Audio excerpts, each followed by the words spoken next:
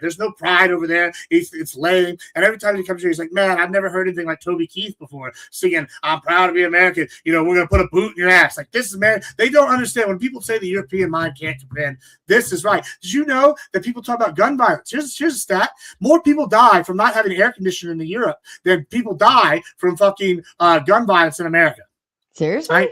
Yes. And if you take out the top 8 cities, which are all Democrat ran by gun crime, by the way, crazy how that works. If you take that top 8 out, guess what? We dropped 139th on the gun crime list. So it's pretty crazy that we can identify certain areas as the problem, and it's not really gun crime. So a lot of these talk boys, they're finding out all sorts of stuff. I've watched my friends here, they come from Europe for this trade. I met how long we took them out to the ranch. They went shooting. They'd never seen anything like this. We took them, let them shoot a water-cooled machine gun from like 1914. They're like, wow, this is crazy. This is from 1914. I'm like, yeah, y'all's great granddaddies are going over the trenches. We're shooting this. They're like, oh man, that's cool. I was like, y'all want to go shoot an artillery shell next? Like, and they're like, what? Okay, so they get to see crazy stuff they never experienced. And this is America. We're the best. We're so far ahead. Iran found out about it. They fucked around. We bombed the shit out of them. We just fight every time they pop outside. It's like whack-a-mole. They don't know what to do, right? The Houthis, guess what? We dropped the most amount of bombs on them that we've been dropped since World War II. We just sent the fucking B-52s in. They could have, oh man, we lost one B-52 recently. Spirit Aguilar. I feel for those guys. But that's because we have so many and we've had them for so long. Some of their grandfathers have worked on the same planes as the people that are piloting them now. We literally have pilots that fly B-52s that were flying when they ran. Now, people go, well, Gibbs, that's a sign that America's in decline. We're going to use old shit. No, that's a sign of American excellence that we've been able to revamp these bombers for damn near 100 years, and they're still flying and being top-tier weapons of destruction. We are the best. We can take our old shit that's better than their new shit. We're seeing this all over. This is the pinnacle, and we're only climbing. We're entering a new golden era on Trump, and I'm excited to see it. Aren't you, Sarah? I am. No, I am. I'm a big fan of kicking ass, taking names, and getting paid to do it. Number one, JD got his new membership. Shout out to you, JD. I believe JD sent a big red the other day, if I recall. But shout out to you, Evan Lord, the big 5. Evan Lord, where the fuck have you been, sir? I'm so glad you're here. I demand you get your ass on panel. It's been too long since we've seen you. And of course, Calvin says, can he talk a tad slower, please? I've learned to, it's like having a friend with a, I don't know, overseas accent. You just eventually figure it out. Yeah. But also, Tom Carpenter sent in $50 and he says, take him to dinner, 40 for yours, 10 for his. That's right. I think I can buy you a glass of water in Vegas. That's good. That's good because it won't be a shot for $10. I'll tell you that. Crowd says, Gibbs, my bandwidth is lagging. Slow down. Yeah, see, the problem is, guys, if I had slowed down, and like I understand we all come from the slow down. I do. And I could be an auctioneer. I got the talent. But the problem is, if I slow down, I didn't even read everything I posted. I let some of y'all read it. I wanted to actually read through every single one just to make fun of y'all because I think a lot of y'all have never read a book ever. But I love y'all, chat. But I wanted to read it. But then I was like, this is taking a long time. So I sped read a bunch of them, and y'all are still like it's too fast. So what y'all would have said if I'd slowed down and read everything would be like, dear God, Gibbs, this is boring. This is really long. Our attention spans TikTok. We do 5-minute gauntlet debates. We're not ready for these long. When do you ever slow down when you talk? Don't worry about it. I don't think you're ready for that information. Well, that wasn't even an option on the table for any of my viewers. At all. Yeah. Exactly. I love you for it, though. I love you. Are you ready to meet your panel? I'm ready to whoop that ass. Oh, all right. Here we go.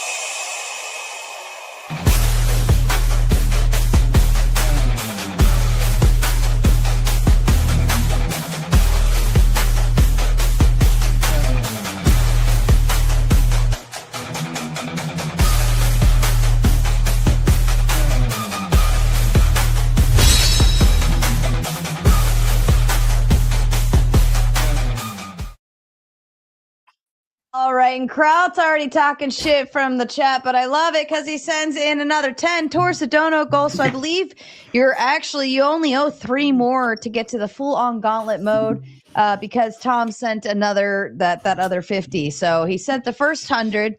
He sent another 50. Now you guys can carry the water for Tom, so Tom can just sit back, relax, and enjoy the show. All right. So you guys need 3 more for full gauntlet mode. But Kraut says, I actually read about 15 books in my life. Fever Dream is my favorite book of all time. I know people that read 15 books in over the summer. Well, I probably read 15 books this week, but that's neither here nor there. Sarah, you can hear me okay, right? Yes, sir, we can. Okay, I'm actually using my PlayStation app. I didn't misspell that. It's actually spelled like that, the book itself. It's from George R.R. Martin. It's literally I probably read more than 15 books, but I can only on the top of my head name the 15 books that I actually read. So I only stated 15. Read that book. I suggest anybody to read that book. Right now, I'm actually reading the Dune book. And Balderson points out a good thing here. He says, #Vegas all of your donos because Mr. Tom Carpenter is matching all the way up until we leave. So keep them coming in. I'll probably do Sleepy Tomato tomorrow night, and I'm thinking full open panel crazy gauntlet mode Friday night for shits and giggles is one final hurrah. But you have to hashtag, all right, so we can get that full 1K match. And of course, Frosty says $10 American. Gibbs, how much do you think the war on the West will succeed and the implications that regular people will ally themselves alongside? Well, I think that's really, really a key important thing, guys. And this I cannot reiterate enough. There's some people here that are gonna tell you to vote third party or don't vote for lesser two evils. I'm telling you right now, boys, this is a do or die time.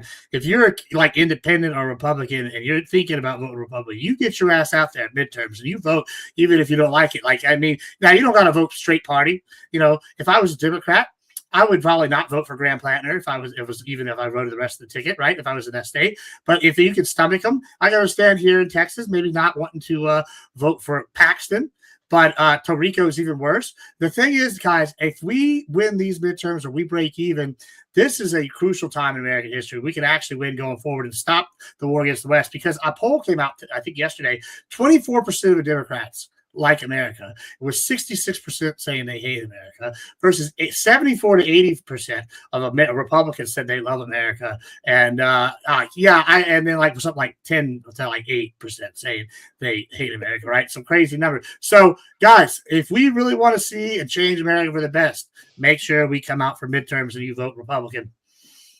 Okay, fair enough. All right, let's go ahead and kick it off. And you were first backstage. What are your thoughts towards Gibbs and Fortress America? Dun, dun, dun. So you're talking about expanding the United States all throughout North and even into South America. Potentially. Yeah. Right. So that's the long-term goal. How long do you see this taking, and what do you think that's going to happen culturally within the country, considering you're blending all of these cultures as you go? And this is really the good news is right now is we're in the early nebulous stages, right? So a couple of things. First, this is a key one, right? Latin American immigration has been dramatically different to America than the current situation in Europe, right? There's a similar culture. We have similar backgrounds. Like Texas is basically got the same background as 90% of Central and South America, right? So does Florida. So these are cultures we already know have blended with America generally. We also know most of these people want to come here and work, et cetera, et cetera. I don't think it's going to take quite the cultural shift that a lot of people think they do. There's also large like colonies of people in these countries that are like from like Spain. There's Germans. There's former Americans from like the 1860s. Well, some of them maybe that were former Confederates, but even then they still keep American values or similar ones. There's a whole bunch of other groups of people down there that are keep similar to American values that are like, well, basically integrate seamlessly. The other thing is I see this taking a long time, right? Just for this portion. I don't have any idea, any illusions that it'll happen in my lifetime, but I could see some of the steps being taken, like in our lifetime. Like we've already seen the controls of the corridors, I think. I'm sort of seeing potentially him trying to get Greenland. I can see us taking Cuba. I could see us maybe like starting the process with Venezuela. Panama basically could get annexed at any time. Mexico, maybe not so much. It'd be a little more complicated. Canada, we can start with Alberta. I think the process is going to vary for each area. Alberta would probably come in as a conservative state, right? They would just come in as their own state, right? And then like after they left, Canada would be bankrupt. We'd probably see the French Quebec want to leave. We annex the failing part of Canada then, and then French Quebec maybe tries to go back to France or something, and then maybe over time we annex them. Eventually, Cuba, same thing. I see this as an incremental process.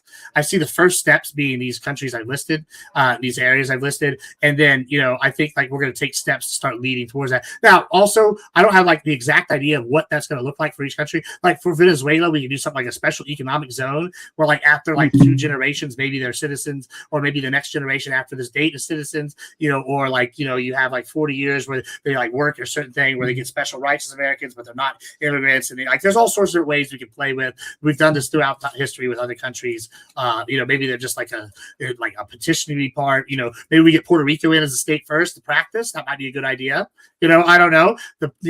What else is there? There's another country I'm thinking is the Philippines. They broke away, got their independence, but they're basically needing our help again to stay independent from China. Maybe we re-annex them after their little dictator or Putin wannabe guy dies. But there's all sorts of scenarios where we expand, and I think that's the key part of this is under isolationism you can only expand so much, and like that was basically Canada, maybe Greenland, right? And now we're talking about taking all sorts of places and controlling the world trade corridors in perpetuity. That's like that in and of itself eliminates the idea that we're isolationists in nature. Thank you, Gibbs. Thank you, Ant. Doc, you're going to be on your best behavior tonight, right? Yes, ma'am. Okay. Yes.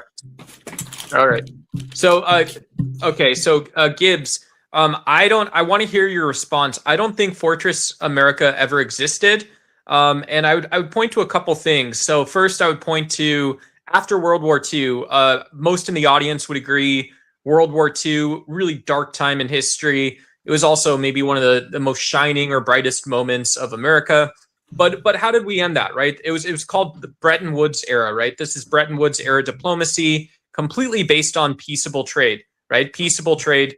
So no Fortress America. And this leads into American values. It leads to a period of global democratization. And then secondly, I would just say, what I think is disgusting is, I would say it's your reference to history and culture.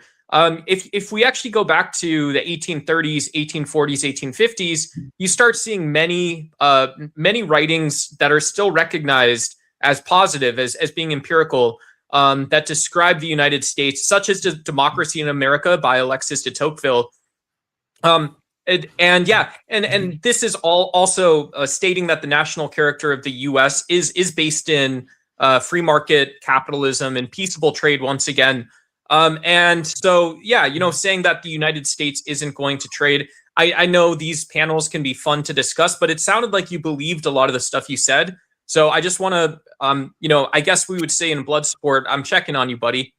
Sure. I mean, you maybe you missed, but I would agree. Fortress America didn't exist after the 30s. If it was after World War I, pre 1941 thing that we had. So 1985. So like 1984 isn't evidence, or like what I mentioned, the Bretton Woods era. That all falls in the neo-imperialistic era. Neo-imperialistic era. Okay, cool. Yeah. Would you? That's new. It would be. I'd have to learn about that. I haven't learned about it. That's new information. Yeah, so I would say from the Great Depression to us, not even the before, like when the other countries were World War I, but us then up to Pearl Harbor is the day that I would say we left Fortress America. We were drug in and we officially committed to not being in the Fortress America. And then I would say World War II is the start of the neo-imperialist era for us, and then that ends. Kind of like things like that ends basically with Trump's first term. But you have several different sections. I've had the slide. If you want me to pull it up again, it is right here. So just to illustrate what I'm talking about real quick, I broke this down. I mean, you could break it down even further, if you really want to get into this. But I did this just for here we go. Gibbs, Gibbs, real quick, it is just weird because you could you know, most people, if you have a passport, and I want to see the slide, but if you have a passport, for example, and you're living in 1960, you could travel to many places in the world that look like trade-oriented democracies. So I'm curious to see what this neo-imperialistic I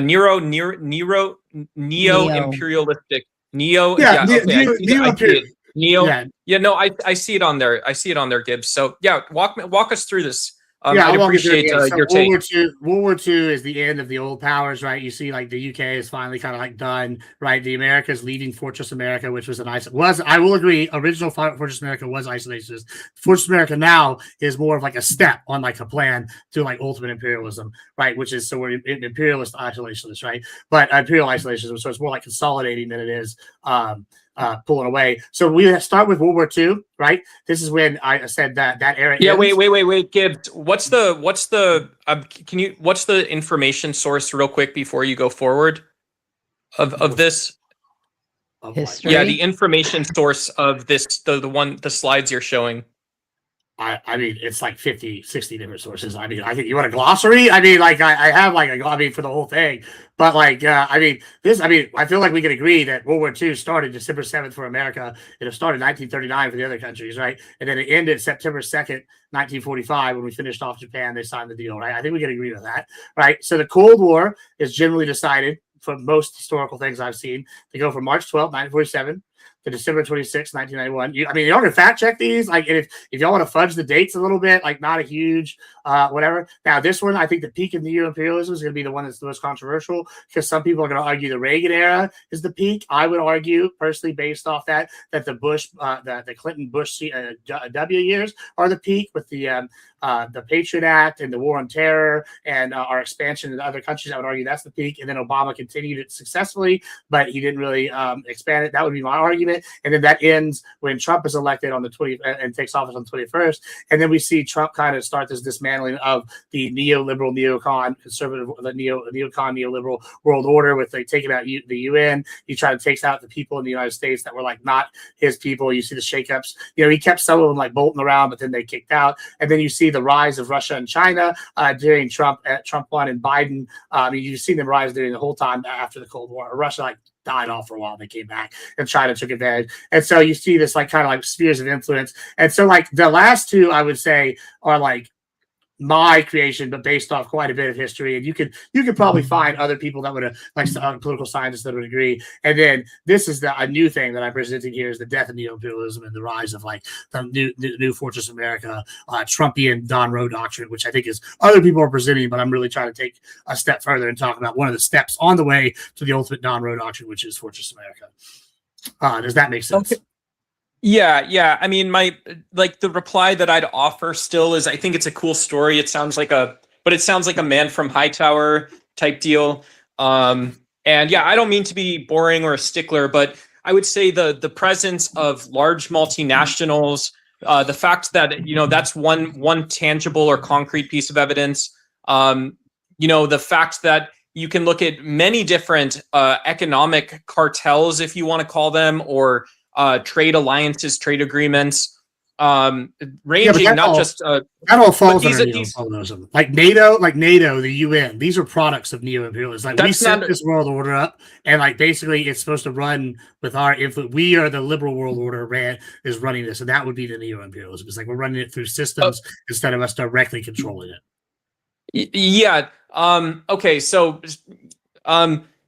yeah, but you do see though that I would assume you're not dogmatic or ideological enough to allow the presence of superseding international organizations such as the UN or a regional group that formed in the 1990s. I'd mention such as the European Union invalidates that again, you could go shake hands with people in many countries, including the United States. That's my point. Is the peak of neo-imperialism, right? So the Cold War is the Cold War is this idea, right? We have two world powers, right, and that ends, and then we have this kind of morphing period where the United States ends, and you bring up the EU, which started what happened in the 90s, right? Or that. So EU starts trying to consolidate, but they're relying on NATO to EU. I did bring up the EU. Right. What does the EU rely on to protect them militarily? Right, NATO. Right. So that's still a system. Well, it's also but it's no. So it's also you could say that there's 2 nuclear states as founding members of the EU if you're talking about military power. But you could also say it's global order, right? Why would we have this European Union conversation after the Cold War in the 1990s if it wasn't the case that that even in a relative sense, a place like the continent of Asia, where there's many different cultures, many forms of government, was existing in harmony, was trading globally as well. And so, you know, I don't know when you say neo-imperialism era that falls as a fortress.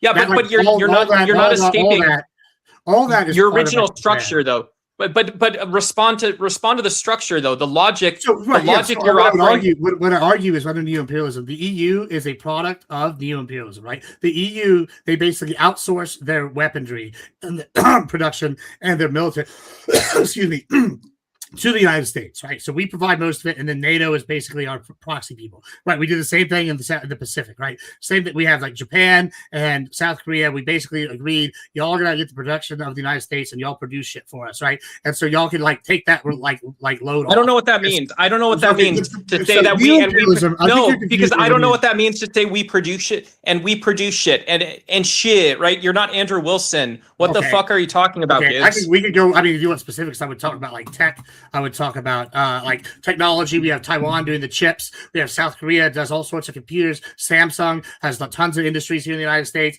Basically, they've tied their economies to us and allowed us to offshoot the protection to the United States, and they buy American weapons. They have joint military intelligence programs with America. They have joint programs where they develop tech. They're basically like our proxy states, right? And so things like the EU is by design neo-imperialistic, right? So we want the EU to exist because they can run their economies under one thing and be one block and be organized, and then they outsource their protection to NATO, which is American-led and American-run, and they provide a certain like basically if a tax or a tariff, or they would provide a tithe, basically, right? So they're 3%, I think was what it was. They had to be at 3% for their total GDP spent on defense for most of them. Most of them weren't meeting that. That would go towards NATO so that we can offshoot some of our costs and they can slightly protect themselves, but we've shovel most of the burden, right? And so you would see that that's part of the neo-imperialistic thing. The UN, there's no logic, but you do see there's no logic. There's no and sorry, I'll wrap it up and give it back to you and Gibbs. But you do see there's no logic connected to a fortress there. That what you're calling a proxy state is still like in shit, right? It's still like in shit. It's still like one of these like ortho bro styles dipshit arguments. Nobody believes you. So the neo-imperialism was not a fortress of America. That was the opposite, right? I'm saying we're stopping that. And we're going to this. This is the transfer, right? I agree. All during that period, after from this. What is the transfer? What is a transfer, Gibbs? What is a transfer? I did you not watch the show? I literally showed all the different economic things and taking over the straits and increasing our military. We're doing direct intervention, but it's short, not nation building. We do have I went through a whole 45. That doesn't answer what I asked about. What one word means? I don't understand what a transfer. What do you mean by a transfer? You don't know what a transitionary period is? It's like a transfer from like neo-imperialism. So you're talking about a period of time. So you're talking about so you're talking about. Let's maneuver to the next person, and maybe we can kind of get a new ideal built into that. And then Duck, we'll definitely come back to this. Mad Mapper, I do see your $10 mute. I will actually apply this when we go into gauntlet mode. During Q&A, we don't apply boots. So I will hold this. And when we move into gauntlet mode, Duck will be put backstage for 10 minutes. Kraut, your question, please, sir. Hey, what's up, Sarah? Boulder, Spin. Again, if I start cutting up, just let me know, and I'll use my my mic that I actually purchased with the laptop. But I like my PlayStation 1 a lot better. So I'll just say right off the bat, all right, cool. I'll just say off the bat, I'm not even familiar with Fortress America. So when I saw the debate prompt earlier, I actually looked it up. And I'm not a hard stance because I just looked it up today. But all in all, I agree with it. However, I don't agree with everything Gibbs is saying, at least what I think he is saying. So if you just want to try to dumb it down for us less educated conservatives. Like, what is your? Yeah, I mean, it's simple. All right, here's like the layman's term is, We conquer all the shit around us that cuts off the other countries getting to us. All right. We control all the main straits worldwide so that all the economies are tied to America's, and America gets to say who does what with the petrodollar, right? All the oil goes through all the straits that we control, and then we're going to control all the straits that are going to open up in the Arctic as well, right?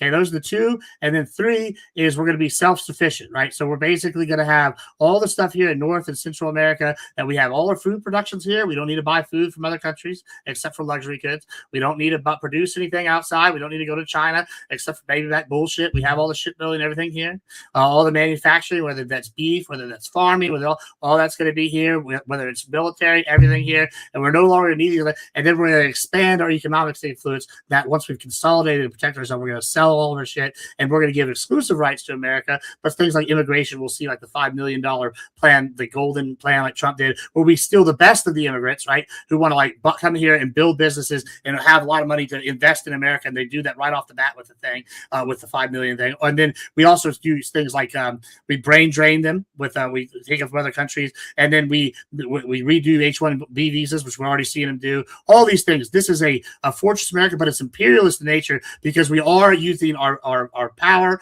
economically, politically, and militarily to intervene in other countries in order to benefit us both, whether those countries like it or not, because we're ensuring our success long term. Okay, yeah. I'll probably agree with you maybe about 70%. My hard press is, well, one of the reasons why I never really liked international trade is it kind of like I looked it up on my phone. Just give me 1 second. I actually have the page. I just got to type in my password. I actually read about American deficit and surpluses like when I was like fucking 20. Yeah, when we buy overseas products, it creates a huge deficit because we buy more overseas than American products. So that's one of the reasons why I think we just need to cut out. I'm basically in agreement with you. And well, that's the goal. Yeah, my major disagreement, and again, stop me if I'm strawmanning you, it makes it seem like you kind of want to have a monopoly over everything over other countries. Yeah, that's right. We're America. We exist because we say so. Look, I'm for you, Gibbs. I think we agree on most shit, but I'm like the equivalent of how Malcolm X was pro-black. I'm pro-America, but that doesn't mean I want to see other countries get fucked over. I don't care what happens to them. They don't have to get fucked over. They could just get on Team America, or they get fucked over. I mean that's not necessarily true because there's laws in the United States to stop companies from having a monopoly. But you yourself just admitted. Yeah, sure, but that's different. Hold up, Skip. Hold on. You yourself just admitted you want a monopoly on America, right? Right, yeah, but hold on. I want America to be the monopoly of the world, and with all these other like corporate monopolies under us, right? I like it because right now, listen, when I have this argument, I get where people come from. Where I was an Iranian, I wouldn't want America bombing me either, right? Like, sure, I understand, and like, there's good to have a heart, and it's good to like want these other countries to be on the level playing field. But like, I got to break it to you guys. These countries, like, they're out for themselves. We're out for ourselves. This is dog eat dog world. China's going to take every advantage they can get to like get stronger. And like, listen, I think America's the best. I want everybody to be an American worldwide. I think that's the secret is we eventually conquer the world. Everybody gets to be an American. It's the best. But in the short term, right, when I'm sitting here seeing hear these people say, hey, I don't want to like be a monopoly in the world. I want us to be a monopoly, right? And in the sense that I want us to be the top tier guys and that we don't have to worry about what these other countries do because these other countries are always trying to be number one. It's lonely at the top. And if you want to stay at the top, you got to sometimes be doing a little bit of bad shit. And I'll be honest with you, we have debates on these panels every night about religion and morality and all these shit. And I got to tell you something, all morality, even Christian reality, Norse, all boils down to might makes right. Guess what? The gods are in charge. They're all powerful. They are the most mighty. They made the rules, and therefore your might makes right. Guess what? We live in the world. We don't see the gods, but we all see humans. And guess what? America right now is the most mighty. So we're making the rules, and I want to make sure the rules stay to where we're always on top. And I know people won't like that, but listen, if you either do that or you eventually go by the wayside. All right. Well, I'll actually, no, I don't have anything more to say. I'll pass it off to the next one. Yeah, Gibbs, like I said, I'm not hard pressed. You might be able to change my mind. Somebody else might be able to make me go the complete other way. But yeah, I'm for it mostly. I yield my time, Sarah. Thank you, crowd. Excellent question. All right. Spin would like to pass on his turn per usual. Clay. Yes. Why are you not cammed up tonight? Are you naked? I am sick. Oh, you're sick? Oh, yeah. no. It's a rare thing for me. Yeah, it was earlier today. I'm getting better, but I didn't want to miss. So, I'm just sitting at the computer. So, that's fair. That's fair. Yeah. All right. Your question to Gibbs. It's okay. Now go ahead. Don't look at me. Don't look at me. Thank you, Gibbs. Thank you, Tomato, for hold on just a sec. Oh, you hit the mute button, Clay. Better get better, prick. I apologize. I had to answer the door for a sec. Yeah, somebody's checking on me. Thank you, Gibbs. Thank you, Sarah, for being here. Thank you to the chat, and I apologize if I do this slowly. I do appreciate you coming up and telling us about your views on the Fortress America. And I actually don't really disagree with much of anything you said. We may disagree on which direction that may go, Gibbs, but ultimately, yeah, no, I see it. I'm kind of curious, though, the difference here between this and just essentially globalism, like the idea that, America rules the world. That to me just is globalism, which I also don't have much of a problem with it in that view either. Is that fair? Fair to say? Oh, you're muted. Say the last part again. You said say the globalism part again. Yeah, so I don't have really that big of an issue from the stance of putting America at the top. And especially obviously we're going to want the military at the top first and foremost, and then trade comes into that. Obviously, you obviously agree with that. So let's move on to the domestic. Now, I want to see where the people fit into this, right? That's a good thought. Yeah, because essentially, you've talked a lot about and been questioned a lot about. Okay, where do we see the other countries and what we want to do with them? These other territories. I love that. But if it is the case that we're moving towards that, at some point we should see taxes go down, because if we're taking and taking and taking, then eventually we should see that the American people are actually paying far, far less for essentially being on the top. I'm so glad you mentioned that, because Clay, you know what? We are absolutely seeing that. Florida getting rid of property tax, Texas getting rid of property tax. We're seeing other states follow suit. Some have gotten. Texas doesn't even have income tax, right? We're having other states. I think Florida might be following suit with that as well. There's several other states that have already had this in practice. So we're seeing states that are buying into this, where we have states like Texas who are booming.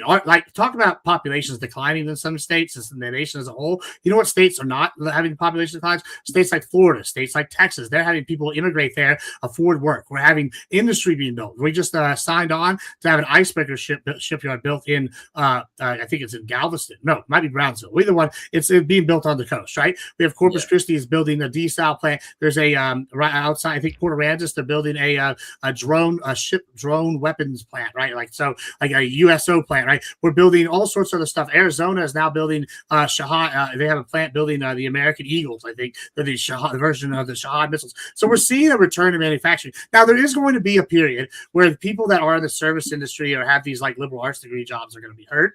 But it's because we switched to a gig economy. Everybody has 3 jobs. But as the manufacturing is built, as the other industries return to growth, we're going to have these people start getting these jobs, move in. Because listen, these are skill jobs. They're not jobs you need to have a degree for. I don't need to have a degree to go be a hand on a ranch. I don't need to be. I might need to go to school to be a welder, but that's a short period of school, right? Like, but these are trade school things. These are things people retool into, and a lot of programs are already out there. I'm not a libertarian. If the government wants to fund a program to get people into trade schools, to get people into these manufacturers, I'm okay with something like that, right? As long as it's monitored. I just don't want fraud. Same thing. Like there's all sorts of things.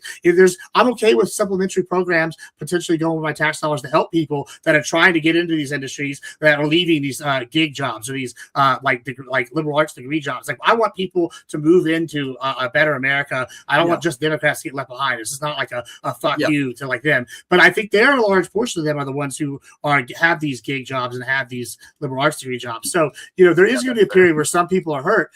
Even Republicans. But it's going to as we transition back to manufacturing and building the stuff at home, I think we're going to see a return, and the GDP might contract for a short period and then restart expanding again as these manufacturers rebuild. So that's the long-term goal. It's the pain that comes before. No, I agree with that. And yes, the pain now, the pain later. I mean, the current system will be pain later too. Yeah, I think the current system is untenable, right? Like I think we're eventually going to have some sort of reckoning with the gig economy service industry. Absolutely. Yeah. Service isn't, it's not producing, it's just that simple. No, and it really, in my opinion, does depend on where we go with those outside influences. So, these ideas, they're good ideas. Now I do have a curiosity on why exactly it was that you brought the Monroe Doctrine up. Now, really, from my understanding of that, that's just essentially a president stating his intent. What is his vision for the future? What are his policies? What is he going to do moving forward? But really, the constitutional power in a lot of these cases still lays with the Congress. So, because of that, I want to know your take on the constitutionality of it, on whether the president essentially should just write an executive order. I know we've had this conversation, but it's your time now. So why it is that the Constitution is king, and that the power that's vested in the Congress, in my opinion, maybe not in your opinion, ought be vested in them. And when I say that, what I mean is some of those things that perhaps in the past hasn't necessarily been respected. And there's other things than war that are congressional powers, right? So there are obviously treaties, we know about that, but then there are some economic things, the foreign aid, right, as well as the immigration itself. Those things actually lie vested in the Congress. So why it's important for the president to recognize his limitation by still trying to state his vision for the future. It's fine that the Monroe Doctrine is applied here. I like it. I like that you brought it up, but just still understanding the constitutionality, the separation of powers there. I don't. Okay, maybe I don't understand the issue that you're having, because I know that you're trying to focus on the constitutionality of the executive, but this is the problem. Always. So the Monroe Doctrine, right, is put forth by two presidents, right? It's put forth by John Quincy Adams and James Monroe, right? Right. All right, okay. And Monroe is also the person, I don't know if you remember this, but he's the one who appointed stuff. And then whenever they had the midnight appointments, basically, and then we had it was Marbury versus it was Madison, right? And part of this just had to do with Monroe, right? All these things. Yeah. These people all that shit happened in all this happened. Yeah, all this happened, right? You remember those. Jefferson, Now, the Constitution states that the president is the commander-in-chief, right? He's in charge of the military, the armed forces, et cetera, right? He's also in charge of executing the laws. And this is part of the reason why I said, hey, make sure you go vote at midterms so we get some change, right? I get what you're saying. However, I got to be honest with you. The Monroe Doctrine has been one of the most pivotal pieces of American foreign policy of all time. We followed that for nearly 160 years. Yes, right? sir. Like 100, like, right? And then we even still refer back to it, right? Regularly, right? Indeed. As a defining principle. So whenever you say, yeah, the constitutionality, I mean, that's great and all, but like the Constitution is just a framework, and there's a reason why we have legal precedents and we have precedents set over time, and then we go back to these over and over again. And the Monroe Doctrine is one of those, right? Just like judicial review established by Thurgood Marshall, right? Is a precedent that's felt forward, set the powers of the judiciary, right? So we have these things that we use over and over and over and over again. And so when you're sitting here worried about like, hey, where these two clash, and like this has been litigated in the Supreme Court many times. Yes, right. This is not something that's confusing. So I like the idea that we have any kind of issue. Legal. Yeah, the idea that we have any issue with the Constitution, the Monroe Doctrine, but it's not law, right? But it's not law, right? It's just a precedent. It's just something that happened, and now we. No, it's just presidents. It's political it's not theory. Law, right? Yeah, it's just theory. It's theory. It's understanding where the vision is. Yeah, so if you come in our backyard, we fuck you up. Like we did. Yeah. Which actually serves the purpose of Fortress America the way that you're talking about. It's exactly what you're talking about. It's the envisioning that you're explaining, which is exactly why you brought it up. I love it. But the Monroe Doctrine is isolationism in and of itself. The Monroe Doctrine is not. He talked about whooping that ass. Right. Yeah, that's a key part there. No, that's perfect. I just wanted to make sure that people understood the difference between the Monroe Doctrine, because you did bring it up, and I love that you did, and why it is important versus whether it's legal or law. It is legal, 100%. It's it's like I said, it's a statement, and I love that a statement is there. I want to hear from these politicians, including the president, where he sees the country going. So this is very good. That's it. I'll leave it at that. And I'm gonna hang back. I appreciate it, Sarah. I'm gonna go lay down. Thank you so much. Yeah, I hope you feel better, Clay. I really appreciate you coming on, even though you're not well. All right. Thank you. Bye-bye. We love you. Better, all right. And by the way, to the chat, you owe 10 more bones. Get 10 more bones so we can go into full gauntlet mode. Bad Gemini. What's up, Admiral? I also wanted to say in the chat, I see you. This guy complaining. There's pop up. Hey, this guy complaining about me talking, but I didn't know that being in the question and answer portion. I guess I could just not answer the questions. Right. You are the featured guest of the evening. The goal is for these people to come ask you questions. Bad Gemini, sir. I don't know what you're drinking, but it looks very tasty. Do you have a question or comment towards Mr. Gibbs on Fortress America? When I have questions, that's normally when I'm dating. But when people talking reckless, I have statements. So when it comes to AG, he can't put Florida in his mouth and be inaccurate. First off, I'm in Florida. These property taxes, they're not going anywhere. Just because they talked about it, tried to push it forward, all that, they said no. So we got these property taxes. It's here to stay. We got two years remaining. Governor's going to be out of there. If he couldn't get it done, it's not happening with a Republican governor.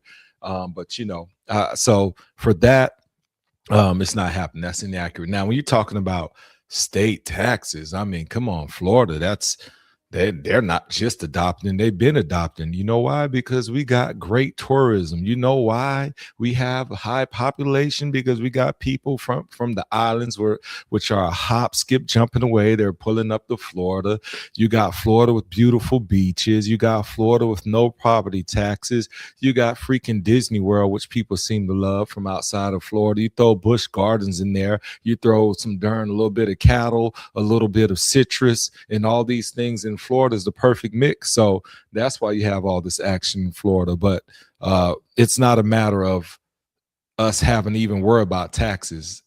2 weeks each year, they do a no tax holiday for parents and their kids. It's like, hey, you can buy these items, and camping equipment is part of it, first aid, newborn stuff, because it makes so much money off of tourism that they can afford to give you a tax break. So am I ego stroking Florida? Yeah, because we get all these Florida man stories, but you have a lot of snowbirds and all that like the frequent Florida. So if you're gonna talk about Florida, you got to do better than that, AG.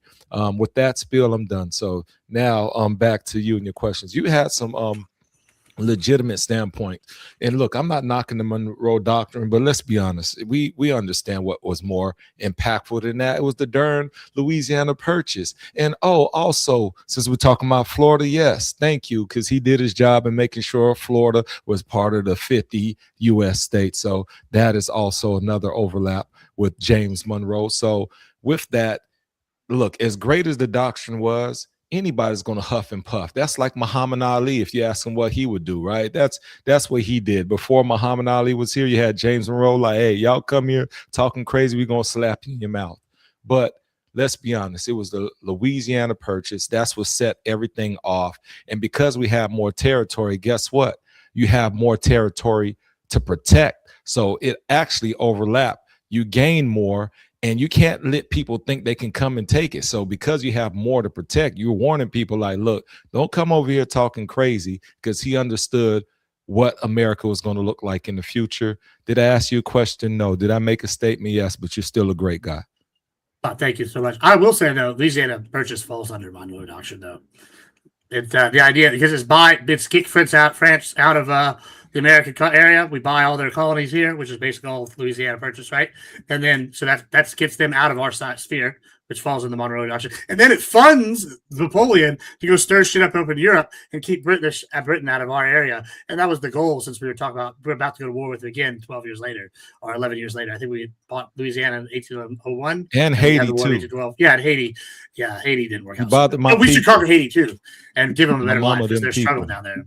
Yeah, Haiti's nice, by the way. If you ever get a chance, I got fed to all my Zos, no lie. You know, I had to drop a little Creole on you, but yeah, they did stir that up. But you're right. You know, it's the shoo and get away. But let's be honest. Did we really need the Monroe Doctrine to do that, when us just rebelling against, you know, UK, Britain, all of that was the first signs, because everybody tried to come back and say, hold on, we can't let this be a demonstration for the whole world. Let's come over here. Let's have this Boston Tea Party. Let's do all this reckless behavior. And so really there was precedence prior to that. Now, was it put in writing? Yes, in terms of the Constitution, but was it more like vocal of like, look, these outsiders, like Constitution, right? Declaration, it's more U.S. centric. But so to your point, well, yeah, that's what I'm saying. Came to the outside. Yeah. So I get that. When you talk about U.S. centric, we had that documentation for days, right? That's the Union. But this was the first time a president said, we're not going to focus on U.S. centric. I think we're okay over here. We're building this thing. We're 250, right? 250 years this year. But it was like, we're going past U.S. centric. So, I mean, that's a good standpoint, because we all pro-America. But in being pro-America, you have to let everybody know you have to get back, because some people are pro themselves with no protection, and then they get slapped in the mouth, and now you're pro nobody. So that's right. Yeah, we're on the same side, I think. Fair enough. Thank you, Bad Gemini. Calvin, to you, and then we'll get Vibe and Mr. Balderson. And then, again, if you want full gauntlet mode, you got to get 10 more bucks in the door. Just 10. Are you going to withhold everyone from this amazing gauntlet content for $10? Seriously? Come on. Somebody's got it. Cough it up, and it looks way better in my back pocket than yours. Calvin, to you, sir. I know you've got something good up your sleeve. Let's go. Oh, Calvin, your mic's not working or something, baby boo. Maybe shit. Yeah, it's your mic. I love you, Calvin. Try again. Vibe to you, sir. How you doing, Sarah? How you doing, Gibbs? Good to see you guys. Gibbs, I have to apologize. I did bookmark you to watch the whole thing, but I didn't actually get over here, so I didn't get your whole spiel. It's okay. Don't worry. This is PowerPoint. You better go back and watch the rest of it. Send it to me. But I do have a question, because based on this, before Trump ever came in, I was complaining to people left and right that one of the downfalls of America was when we opened up the tariffs to the whole world, basically supporting child labor in the 60s and 70s of China and getting all our goods. And we actually went up above our means of living and kind of screwed the United States and screwed the American worker. And when Trump came in and said he was going to do these tariffs, I was like, finally, somebody gets it, right? I was really happy about that. But my first thought, and this is kind of my question to you, you were talking to Duck about this transition period. He didn't seem to understand what that means. But I understand, like, we're doing all these things, which I think are good. I'm also wondering, is it too late? And can we actually make it through the transition period? Because through enforcing these, like these tariffs and trying to bring the manufacturing back here, we're raising costs. We're already at the super high level of living, super high salaries. Like, the reason you can go overseas and to third world countries and buy cheap food and labor, or cheap food and products, is because you're not paying for the rent and you're not paying for the employee. You're actually paying for the product. Versus the United States, we're paying for the employee and we're paying for the rent of the location that employee sits. We're not paying for the product. That means if we were to become this fortress, the citizens have to sacrifice a little bit to get us back to a stable situation. And I'm wondering if you actually think in this transition period, especially like once the elections come back up, if this is a direction we can continue without basically people voting a Democrat back in to tear it all back down and go back to our old ways. Yeah, I mean, well, that's part of it. That's why I said I think the midterms are so important. Yeah, I think I just sent you the slideshow, but I have the if you, like I said, if not, you can just go back and watch it again on Sarah's or my channels. Give us a free view. Give us some ad revenue. Yeah, I think it's key that they are gonna have to toughen out, right? I think they will toughen out. Like, I don't want to sound like a dick, but I am gonna be a dick for a second, and then I'll come bring it back and be the nice salesman guy. But I'm a rancher, and for years I came on panels and I told people, hey, these are the problems we're having at the border. And the lefties told me, and this is a direct quote from at least 4 different panels: fuck you, rich landowner. And I said, okay, I don't know if you know anything about ranching, but we're not making no fucking money, and we're supplying your food. And then they said, oh, well, how many acres you have? And I said, don't worry about it. And they said, see, this is just some rich plantation owner that is making money hand over fist. And I'm like, no, fam, I make money from my other businesses to put into my ranch to break even. Right, like, yeah, it makes a decent amount of money, but it's not operating at any gate fucking like we're like the margins are like this, right? And that's with beef prices skyrocketing to the moon, right? And even then, we're recovering. Like, I'm able to increase my herd size. So this is the thing: I have been told my entire life, fuck you, by the Dems.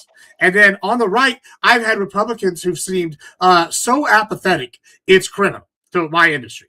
Like, they have not gave a shit, like, for decades. And finally, Trump gets in here in 2016 and starts doing some stuff. And Abbott and some of the local governors got stuff. So, yeah, I think that Americans can go through a lot of things when they put their mind to it. We went through worse during the Depression. And like I said earlier, there's ways that we can get these people from these liberal arts degree jobs, from these like gig jobs, into these like programs where they do welding or they do trade schools or they do coding, or we can do all these different things where they go into production or manufacturing. We're just going to need bodies, because, yeah, AI manufacturing is great, but you need bodies starting out, and then you advance from there, and then you need people to work on those things. So, yeah, I think that we will be able to survive transit. Now, will there be some contraction or slow growth? Yeah, I think there will be. Will some people be hurt? Sure. But the trick is, look, Trump's doing a good job of this. I'm going to use beef again. Like, I've not been a huge fan of him bringing Argentina beef in.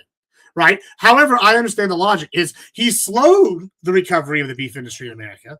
However, we're still improving. And while at the same time bringing beef in to alleviate some of the cost for the average consumer. So we're slowly growing while the consumers are like having some relief.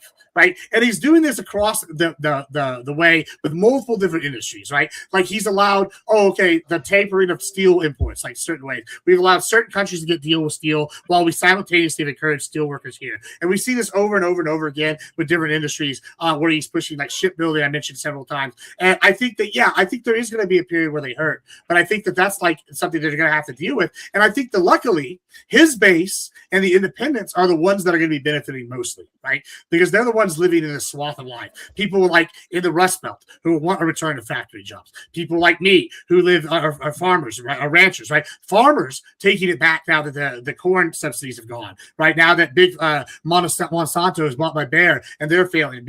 We're seeing these guys start in farms again. We're seeing people build farms at their house and just all sorts of different things. And we're seeing like a return to this agrarian manufacturing. And I don't want to go full agrarian. I want to have like industrial farming and ranching as opposed to that. But I think that this is like, we are seeing this already. And I don't think it's too late, as you were asking. But I think if we go too far down the line, we'll be like, I think we're actually uniquely positioned to take advantage of this, right?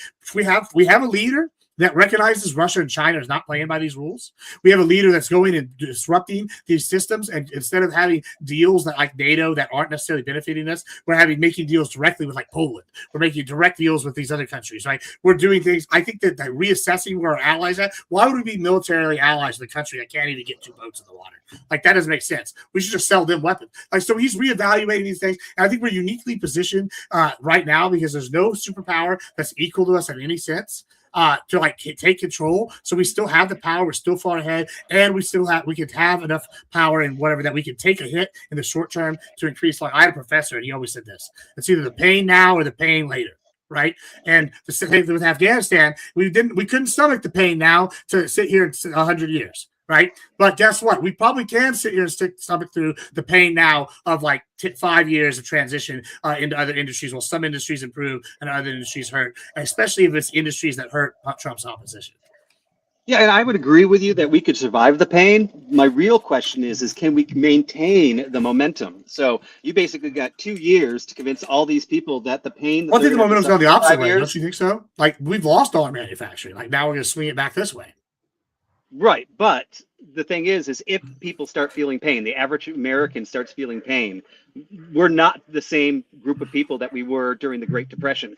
Will this group still like when the vote comes up, and will they still vote for somebody that's going to continue? Because this transition. Well, it depends if their industry is hurting them, right? Like we had what's his name came on here a couple weeks ago. And he's like, I remember looking for jobs in Dubai and I couldn't find anything. I remember COVID. I was working my businesses, but I was picking up gig jobs because it was just everybody was hurting, right? I go do Amazon Prime Flex or something for like a day, be like, all right, this is my drinking money this weekend, right? And like we all did shit like that. Now, like, I don't have to do any gig jobs ever. Like, I probably never will have to again. We know people that couldn't find jobs that found jobs. We're seeing the job growth numbers actually increase, and then they don't have an 800,000 revision, which is basically they lied about jobs under Biden. We had 40,000, which is a reasonable number considering we're talking about millions of jobs created, concentration. So we're seeing like the real numbers. We're seeing the like lies and the Dems. It's a multi-party thing. The liberals had this world order, and then they also had the Dems here had all the collusion and the corruption and the USAID, and all of this is coming down at once. And I think we're, like I said, in a prime position. I think we'll be able to stomach it. I think his enemies will die off and wilt, and the people that are funding these people are going to not be able to keep funding it, or they're going to have to fund more strategically and get smaller, and that's going to allow us to expand. And this is why the midterms are so important, because if they get in there and they slow this stuff down, that's going to be a problem. But if we have at least the Senate and possibly a tie in the House, oh man, Lord, we could get some real change and maybe have 16 years of Republican presidents and really get us back on track like the way we need, and win the culture war and win the worldwide dominance war. All right, you guys heard it from Gibbs. Frickin' pay attention to who you're voting midterms. for. Vote. Get your ass, and don't just vote not knowing what you're voting for.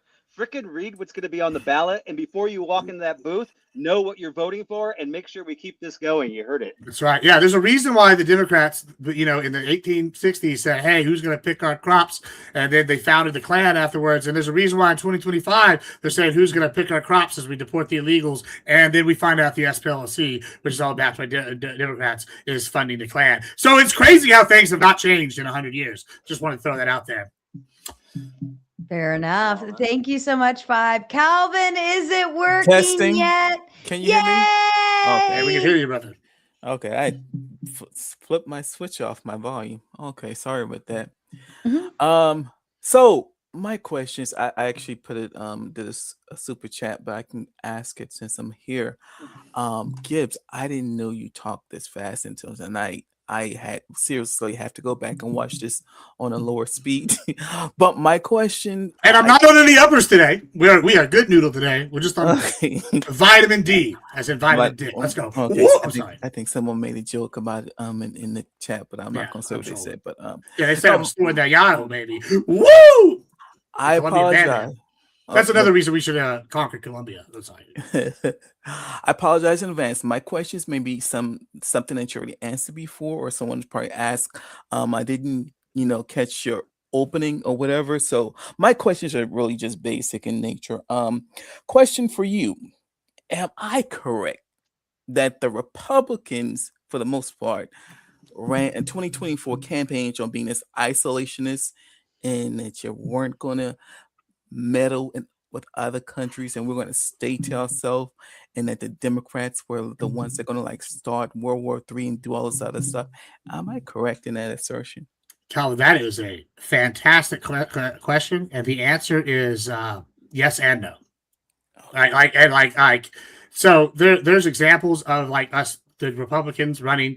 They ask we want to leave certain countries, we don't want forever wars, etc. However, at the same time, there's evidence, like I said, with like Carg Island going back to the 80s, Trump saying that, hey, if Iran fucks around with us, they've been a problem since like 79. They're going to get a whooping. I think that, Trump has been consistent on like doing surgical strikes as opposed to like, we had 13 people dead as opposed to how many people died, both Iraq and Afghanistan, right? These are like targeted. We didn't have anybody die in Venezuela. The idea that we're totally isolationist, I think, is a mischaracterization. I think people don't really understand what he was talking about when he was saying that. He was trying to get us out of wars and then not get us into like long, prolonged conflicts. And I think so far we've seen him be pretty surgical with the military. So no, I don't think he is. I don't think that is totally correct. I think it's not totally incorrect either, because it's more of, like I said, this idea of like what kind of wars we're getting involved in and how we use our military, right, Mike? So to follow up on that, surgical strikes, I can understand that, but you would agree that this current thing that he did is not a surgical strike, right? Sure, but I would also caveat: this is not a new war. We've been a proxy war with him since '79. So that this is not a new war. No, this wouldn't fall into not for me at least. I mean, other people might disagree, and I mean honestly, Calvin, there's a big group of Republicans that feel the way you do and that voted because that. There's also like groups like me who would argue that they're confused. So I think that there's some like truth to what you're asking, and there are stated and some not truth to it as well. It's both. I think you're playing fast with the words a little bit. So sure. Well, I think we all do that. Well, so you saying this is not a new war? I mean, we weren't in war with Iran. Is that correct? Is that a correct thing? I mean, did we ever go to war with Russia during the Cold War? But no, but we were at war with him, right? It's the same thing with Iran. Gibbs, my question is not. It's not complex. It's not algebra. It's basic math. Okay. We were not at war with Iran. Is that a true statement? I mean, we were at war with Iran in the same manner we were at war with Russia during the Cold War. So no, we were not technically at war, but we were at war. So yeah, you're right, and you're wrong. This is news to me. I didn't know we were at war when we were. Would you agree that we were at war with Russia during the Cold War, like in a manner of speaking? I can't answer that question. I apologize. I'm not a good historian. I apologize, Gibbs. Sure, that's fair. I mean, the argument I would make is that Iran has been funding terror groups to fight our influence, whether it's Hezbollah, Hamas, the Houthis. There's other groups. Like the whole time they've been doing proxy strikes. They've taken American ships. They've used the military powers and like economic, coercion against us. I would say this is a Cold War at minimum. I would say it's probably a lukewarm war the way they fund terrorist groups to attack us. And so, yeah, I would say we've been at war with them since '79 in one war in a Cold War fashion. Gibbs, what was for the layman person that's out there, the person, the average. We've been at war with them since they took all the people from the embassy. The average citizen who was voting in 2024 and the average voter who was out there, we understood. Would you say it would be an accurate statement that we understood that we were not at war with Iran?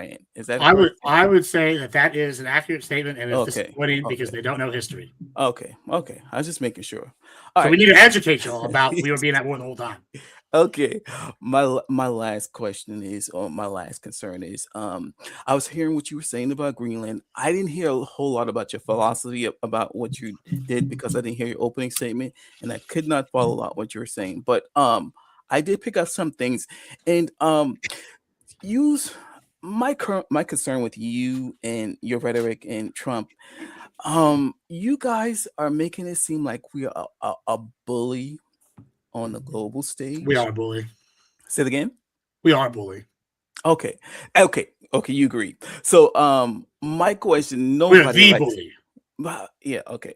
My concern, my concern for America is nobody likes a bully. Nobody likes a bully. They root against the bully.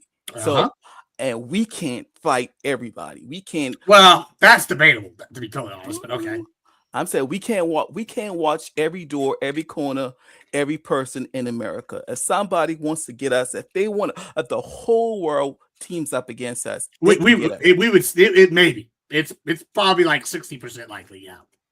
We You don't would think- we would You don't think probably you don't think we would can be probably touched? we would probably end the world before we lost completely. Like that's how You fucking can't. ahead we are far ahead of everybody We else. can't.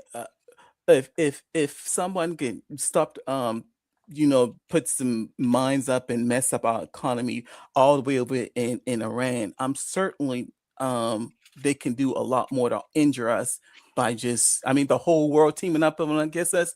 I don't see. I'm not saying we win. I'm saying it's like 40% chance we win, and then like higher percent chance we just take everybody else out with us. I mean, there's not Okay. going to be anybody winning that war. Like, I Okay. mean, we're Okay. that far. But We to can, your we, argument, we, though, we can even win against Iran. We was asking NATO for help, so I don't see how that's safe. well, I did cover that. We tested them because we knew they wouldn't do it, and they failed. And now we're Well, renegotiating our well, alliance with the right people over there that have Well, the ability to fight, like well, Poland. well, aka right. At Little least Texas. if you sitting up there sticking your finger in your friend's eye all the time, every day of the week or whatever, you don't expect that friend to be there for you. You're when right. you And they've been sticking their finger in our eye for years, living off our when fucking goodwill. that's And not now true. they're getting a taste of the dick. No, And they're not liking it. no, That's no, no, crazy. no. That's not the truth. That's not It- the it- truth. it's the truth. I mean, have you It ever is. talked It to a is. French person in France? They're like, fucking Americano. Like, they don't like you at all.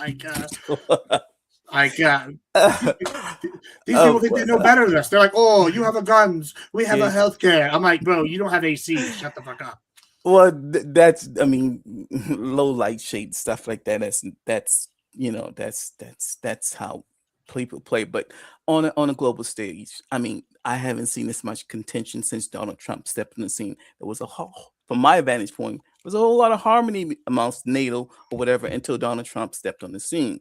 So to say that, I mean, to get mad, I wouldn't get mad at these people for doing that, because if you're gonna talk disrespectful and do disrespectful stuff, like you said, you applauded them trying to take Greenland. I'm just saying you can't expect our friends just to be there for us when we want them if we're gonna talk trash to them like No, that. I think they've done absolutely what I'm prescribing the U.S. should be doing. Is they were getting all their military stuff, like basically supported by us. We were doing all the military work for them, and they had to do the bare minimum. Okay, they were able to have social programs because of that, right? That's benefits to them. More power to them. They were doing the right thing for those countries. However, now we're going, you know what? You've been living off the teat of America for too long. It's time to renegotiate and see who's talking about actually partnering up and doing the things that we want you to do, or who's getting booted to the curb.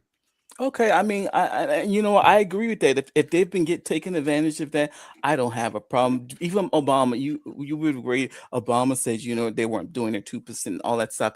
You're more experienced or knowledgeable in this area, so I'll give you that. But I just wanted to bring that up. I guess you're not even concerned about being perceived as a bully, so that was my only. No, I think that back to the bully thing. I think this is the last thing I'll hit you with, is that, like, yeah, we are the biggest bully. We are the bully. But like, if you could tell me one sport or one organization or anything where everybody likes number one, no, most people want to take out number one because they want to be number one. Like, I don't blame other countries for wanting to do this, but the idea that we're all getting along is bullshit. Like, China's going to look out for number one first. Russia's going to look out for number one first. These are the people that are like carving up their spheres of influence. Russia proved with the annexing the Crimea and all the stuff in Georgia that neo-imperialism is done, right? The idea of this world order where we all get along, liberal world order, that's done. China's been doing stuff with like this stuff in Nepal back in the day. They've done other stuff that's threatening to take Taiwan. They're moving their own moves. Like, they're trying to get stronger. Like, these countries look out for themselves, and this idea that we're all getting along is naive. At this point, it's time to stop playing the game like we have competitors that are trying to move up in the rankings, and we do have those. Well, I don't want to hold up too much time, but Gibbs, I would say what you're saying is not altogether accurate. That's not, I mean, at least from my vantage point. Yeah, China is going to look out for China. Russia has been looking out for Russia. But in terms of our allies and whatever, we never had this. Is there a dog running around, Brian, or something? That sounds like somebody needs to put ice in the drink. That's what it sounds like. Look, let me tell That's you what something. I need to do as soon as I Yeah, finish like, here. I've never been ready for a video in my life. I gotta get some ice and take a piss. That is ice. That's what I hear. Let me tell you this, Calvin. Hush your face for a second. First off, when you talk about this bully, hold on, because we're almost done with Q&A, Gemini, and then we go into full. But I was not going to disrespect him. I was going back to AG and stand on topic. I'm behaving. Hold on, but we're only doing just one at a time right now. We lost Brian. Something happened. Calvin, I wanted to give you a second to finish up your thought before you were interrupted by ICE or whatever it was. I wanted to say, Gibbs, I hear what you're saying, but prior to this day, our allies did not deny us access until Donald Trump came on the scene. That's just objective facts. So to say what you said really doesn't add up in terms of whatever. We are becoming a bully more so than ever before because we didn't have this situation with our allies until Trump stepped on the scene. And that's all I'll say. Yeah, I like I said, I disagree. I think that I'm excited to get into this. Hopefully, we get more because, like you said, your perception is like most people would say we weren't at war with Iran. I would think that's a false perception, but I understand why most people see that. Most people, the average person says, "Oh, I don't see direct bombing." I get it, right? But like I'm sitting here seeing a realignment. Like I don't necessarily see the idea that we need to always be friends with the same people that we're always friends with, right? If we maybe came to a deal with, Ukraine now, they're the drone gods of the world. Maybe we make a new deal with Ukraine. Now they're military strong, right? They're pushing Russia out.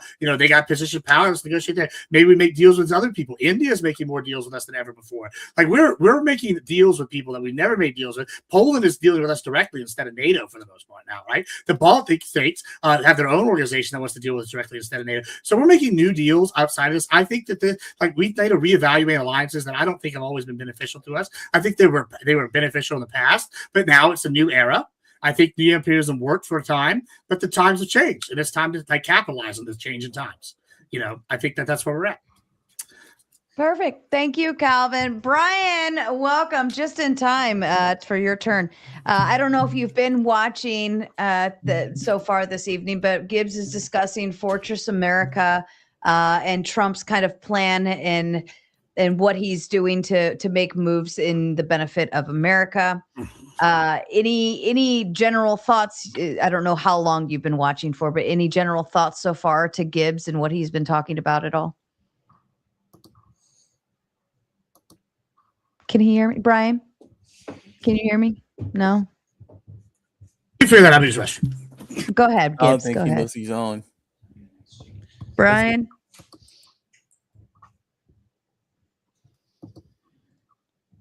Earth to Brian. Earth to Brian. Yes. Hi, everybody. Sorry.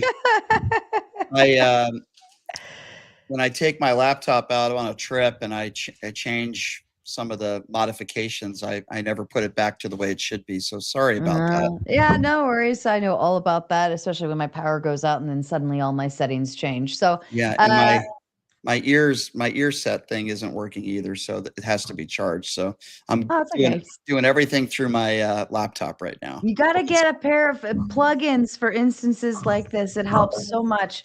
But Brian, I don't know how long you've been watching for, but Gibbs, who just stepped away to use the restroom, has been talking about Fortress America and what Trump is doing to kind of set up America to build on kind of, they're calling it the Monroe Doctrine versus what would have been the Monroe Doctrine. And we're setting ourselves up in ways that America just benefits. We're not necessarily allying ourselves with people, but we're going and making our places out there, like the trades, the ports, and so on and so forth. So I didn't know if you had any initial thoughts of anything that Gibbs has been talking about so far, or if you want to maybe add a thought in, or wherever you are on that. Well, to be honest with you, the last 24 hours, my focus has been on all the breaking news today. So I might be the wrong person, but today I've been talking, of course, about this deal with Iran and how Trump is continuing to fuck America, for lack of a better term. So I don't know if you guys have been discussing that at all. But that's Gibbs, what I've did been you doing. tap into Iran? I think you tapped into I Iran. did tap into Iran, but let's go. Why don't I hear your take? Because I'm ready. I can read up and make sure I'm up to date while you tell me why I'm wrong about Iran and all these good jazz. Well, I don't even know where to begin. First of all, we heard for years about Obama, with this $1.7 billion to Iran, which, by the way, wasn't taxpayer funded money, and it was frozen dating back to the 1970s. But now apparently all of a sudden $300 billion with the USA helping to facilitate that is just fine. The Strait of Hormuz was open 4 months ago. Now they're tolling, and just to open up the Strait of Hormuz, we're lifting sanctions. I say we, I mean the Trump administration, lifting sanctions on Iran, helping to build up their infrastructure again. We're talking $500 billion. And then we're supposed to just believe, oh no, we're not furthering our nuclear capabilities. They provided no evidence to the American people that they have been furthering their nuclear capabilities. It's very simply put, and even people on the right, the far right, agree that this is a disaster. We're basically, rewarding a bunch of terrorists and an evil regime for Donald Trump's fuck up for going into the war in the first place, which he should have never done. We were better off 4 months ago than we are, even if they signed this agreement, which I believe they will on Friday. It's complete desperation on Donald Trump's part. He wants out of this war. It was fucked up to begin with. They didn't think it through. And because of that, now they're going to have, $150 billion in infrastructure, which they're going to rebuild, and Trump helping to facilitate $300 billion for Iran, where I heard for years all these people complaining about the 1.7 billion. Well, Obama, you said that's a good question right there. You bring up 300 billion. You said it's the United States is going to help facilitate that. That seems like an interesting word choice. Is there any reason why you use those words exactly to help facilitate that?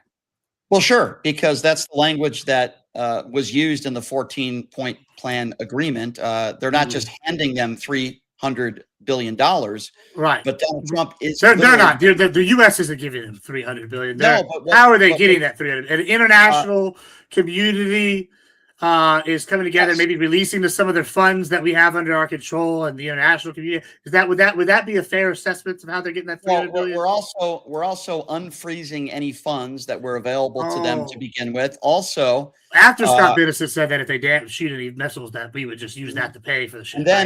And then infrastructure coming out of our own pockets is somewhere estimated between 120 and 150 billion dollars to help rebuild. I also read that we're going to be having American companies help rebuild that infrastructure. So it seems like non-American money is going to help fund infrastructure being rebuilt by Americans. That seems like more money for America coming back. No, it's not more money. Right?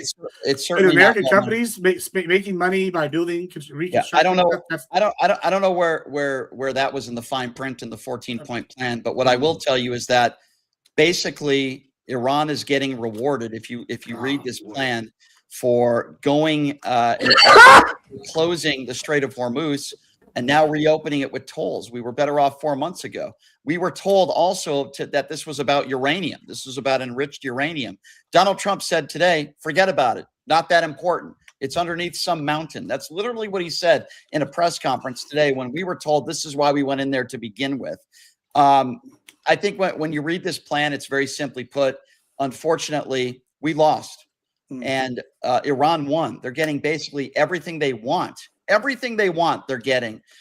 And it's really unfortunate, besides the fact that this is, ruined our economy. You look at gas prices, you look at inflation. So wait, was the tolls thing in fine print? Because it seems to me like that's something that they said they're going to be discussed at a later date, whether them and Oman are going to get control of the tolls, if they're going to get control at all. And if they don't, and then I feel like Trump also said if they try to get nuclear weapons, which they agreed to this, if they're not going to have nuke weapons at all, if they do any of these things, what is going to happen? We're just going to take out their current crop of leaders and put a new group in there. Yeah, that's exactly what we want, right? Yeah. That's how awful that worked out. Donald Trump's been talking a tough game every day, but in the end, he's giving in. And as I mentioned before, the Strait of Hormuz was open 4 months ago. We were in a better position than we're in right now. Iran is holding all the cards, and yes, you're right. In 2 months, there's going to be this reassessment. So what? Who cares? We're taking Iran at their word with anything. And by the way, this also has nothing to do with Israel. Israel's supposed to be our allies, and I don't defend the Israeli government. Do you agree that we're like a net exporter of oil? Yes. Why don't you take a look at? Yeah. So let me ask you a question. If we shut down the Strait of Hormuz and China, who was getting 50% of their oil from Venezuela, and they were getting, or 40%, and then they were getting about 50% from Iran. And then we control the Strait of Malacca, where they get 80% of their oil go through. And they just in May agreed to buy U.S. oil. This seems like that's going to raise the U.S. economy because Iran, their biggest customer, would be China. If Iran's not selling to them, we're taking up their market share. This just seems like, I don't know, the American empire version of Rockefeller economics. And we know that worked out really pretty good for Americans and Rockefeller. And I feel like, why would you not want us to sell American oil abroad? Why do you want Iran to have a bigger market share than America in this regard? Well, first of all, as I said before, Iran is holding all the cards here. They're in control of the Strait of Hormuz, and they have more power now than they did 4 months ago. And I would say, number two, look at where the economy is at right now. If you want to look towards the future and say, hey, this could be good. This could be good for the American economy. This could be good. Everything has been bad since this war started. Inflation up, gas prices almost twice as much as they were when Donald Trump first took office. And every single day, I've heard it every day from Donald Trump, they're begging to make a deal. No, they're not. No, they're not. Donald Trump is begging to end this war. You got the midterms right around the corner, and he has given in. You heard what Mike Pence, and by the way, I am not a Mike Pence fan, but you heard what Mike Pence said yesterday with Caitlin Collins. Mike Pence says, listen, you already made the decision to go in there. We're already in this war. Don't give in. That's exactly what Donald Trump and J.D. Vance have done. They have given in to this evil, murderous regime. Now, I don't think we should have been there to begin with, but this has been a complete and total disaster by every standard. I feel like, once again, by every metric, first, KD ratio, that's a metric most people use, but it's like 1,000,000 to 1. 2, we've just completely destroyed their conventional military, wildly successful. They have all their new tech that China and Russia supplied them has proven to be bogus between this and Venezuela, worthless. That's increased our sales abroad to other countries that are not even in NATO or whatnot countries. When we talk about oil, they're buying our oil, increasing our market share. We shut down a solid competitor and member of BRICS/Sync. This is wonderful news for us, and overall, it increases their power abroad. I don't know why that would be a bad thing. When you say that these leadership has been great, the leadership is gone. The Ayatollah's gone. Arguably, his son might be dead too. Yeah, Listen, we have this. We know that right now. This is a report from 3 weeks ago. This is a report from 3 weeks ago when they were getting attacked. We know that their military was in a state where they had their mid-level people operating autonomously because they couldn't get any orders from their higher-ups because we were bombing them so quickly. This was reported on in the Jerusalem Times. This was reported on the U.S. military stuff. This was reported on in national. I don't know. I can give other sources. I don't know. I don't know exactly what right-wing publication you're reading that from, but let me just give you some actual facts. It's got to be a right-wing publication. This was some. I was about to name some foreign ones, but I guess they're all. I'm sure the Indian Times is definitely a right-wing foreign publication. One reasonable human being that can read this 14-point plan and look at me with a straight face and say, this is good for America. This is wonderful for America. This is a country ass whipping. Well, I think you're crazy. First of all, this is basically. I may be crazy, but I'm correct. So this is basically No, you're not. This is basically exactly what the JCPOA already did. But you could also make the argument that this is much worse, with now $300 billion to Iran for all the damage that they have caused. We've spent $200 billion bombing them, and now they're going to be rewarded with $300 billion. Not of our money, though. Now they've used the Strait of Hormuz as leverage. It's leverage for them. They hold the cards, and then we're supposed to be on an honor system. Oh yeah, by the way, in 2 months we'll assess. You know what they're going to do with that money? They're going to continue to hate America. They're going to continue to threaten the world. That's what's going to happen to this. They are going to continue to hate America, and then when they act up, we're going to bomb them again, and then $300 billion at them is going to make it worse. They're going to have more power. This is not our money, though. Listen, it's not going to be more powerful. How is it more powerful? They're going to listen. If they spend $300 billion, they won't even be back to where they're at right now. We have completely decimated. Like two of these radar systems cost like several, like 30, 50 million. Yeah, we know this is true. We know how much these radar systems cost. We know what China and them are selling. The same language. We know the Shahad missile costs $40K, right? No. If we times that by like 5,000, right? That's like several million, right? Okay, boom, right there. We're already had like a chunk of the way through the first billion. Like it's not going to take. It doesn't matter. They have to rebuild their infrastructure for their people. They have to rebuild their military because it's decimated. They're going to have to give their proxies their money. It's not our money. That's clear from the reason why you said facilitate. And I made sure to ask you that because once again, it's not our money. It's going to be other people's money and their money. money, and if they bomb other people, we know Scott Bennison said they're not going to get as much of that money. These are all things we know happen today. Okay, I mean, you can try to spin this however you want, but these I'm not okay. Here's what I would ask you to do. I'm not trying to spin anything. I read the 14-point plan. Apparently, you didn't read it. I'm not talking about the $300 billion. Other than the $300 billion, there's also around between $100 and $150 billion that is going to help them with restructuring. That's what I was saying. And listen, that verbiage that you're using right now. The verbiage you used that verbiage. I was just quoting you, and I asked you specifically why you used that verbiage. I didn't. It's a good tactic, though. No, facilitate. The facilitate word was used when it comes to the 300 billion. I'm talking about a completely separate entity, and I think you're confused. The 300. No, you are. The $300 billion that I'm referring to has nothing to do with infrastructure. Okay? These are once again your words. We can go read back and watch the tape. I mean, they're like the 150 billion is another thing, which I refer with this one right here today. That just happened in the last 5 minutes. We can rewind. We can rewind. Good words. See a clip coming. Let me put a little pin in that, and I will 110% let the two of you get back to your battle zone here shortly. Balderson, I wanted to confirm, sir, because I know you've lost your voice. You don't have to say anything. I wanted to give you the opportunity to either pass or ask a question, but I don't want to force you to talk because I know you're all you need your singing voice. Yeah, my voice is wrecked. I was just going to say that was the best impression of Oh Father from The Boys that I've ever seen, Gibbs. Very good. Very good. Thank you. I was going for it. All right. You know what that means, folks. Number one, you have hit your dono go, so we will move to the gauntlet here in just a second. So let me read this. Bad Gemini, is it your birthday today? No? 2 days? Tomorrow? Why are you not talking? Is there a dick in your mouth, sir? Of all the people, you can do that, especially because they already addressed me as looking like an R&B singer from the 90s. You don't have to add questions to my legacy. But no, that is not. Don't confuse the people. Hey, no, I just gotta say real quick. It's prerogative. Birthday was 2 days ago. Oh, 2 days so ago. you know. Well, Happy then birthday. I will give it to you. Ready? Are you ready for it, Gemini?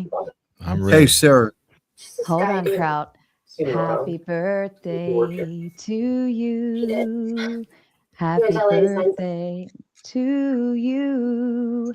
Happy birthday, dear Bad Gemini. Beam, beam, beam, beam, beam, beam. Happy birthday to you. I always feel like I work at like, I don't know, what is the Applebee's or something. Like, let's sing happy birthday. All right. Kraut makes it in the Big Ten, says hashtag Vegas. Yes, keep hitting the hashtag Vegas. I think we can get rid of about 70 people, maybe 80% of international trade. I also have a counterpoint for Gibbs on his proposal for America holding a monopoly on trade. All right. Hold that. Put a pin in it. Kraut, and we'll come back to it in just a second. Calvin says had mic issues, but I do believe, Calvin, you did ask these questions though, correct? You were able to, we were able to get through them. And of course, Calvin says, Iran got trumped by the balls, hashtag sad. All right, I'm going to go ahead and kick off the gauntlet. Kraut, why don't you kick us off with a thought? Everyone can start chiming in now. We are officially in full gauntlet mode. Who's got something in the background? Oh, Kraut, you got someone in the background. Effigy is hanging out backstage. If you'd like to get his ass up here, you know the drill. I am putting Brian and Gibbs, of course, already has immunity, but I'm putting Brian on immunity status as well because it was a personal invite to come hang out with us. And if I send you a personal invite, I imagine you would probably not appreciate you getting booted from the scene. So we also need lefties. I don't want to just argue with the righties all night. That's lame. True. Is that better still? What's that? Is that better in the background? Oh, yes. Thank you. I don't know. Were you watching porn in the background or something? Nah, my wife was home. She was watching TV, but her ass has to wake up at 4 a.m. So I told her to get to bed. But anyway, so two things real quick before I bring up my point I mentioned in that. First of all, Bad Gemini, May 22nd, bro. Second, you just made the cut. Yeah, bro. You look like Michael Jai White, bro. No lie. Anybody ever tell you Look, that before? I get called every black person, so He thank you for does. adding me to the Every list. time No, he I ain't joins, gonna call you no every Shaq time or Gemini- freaking Flavor every Flav, time- but you do look like Michael John. every Listen, I'm time about 58 Gemini on my joins, list. it's always Thank you. like Denzel Washington. Like it's like they go down the list of black men to say that Pat Gemini looks like. Yes. R. thank you. Kelly. R. Oh, Kelly, God. Uncle Luke, all of them, whoever you want to think about. Thank you for giving me the 58 different name. I feel flattered. Do you have a list? I'll have to go with Brad Pitt next time. Oh goodness, That's more there you accurate. go.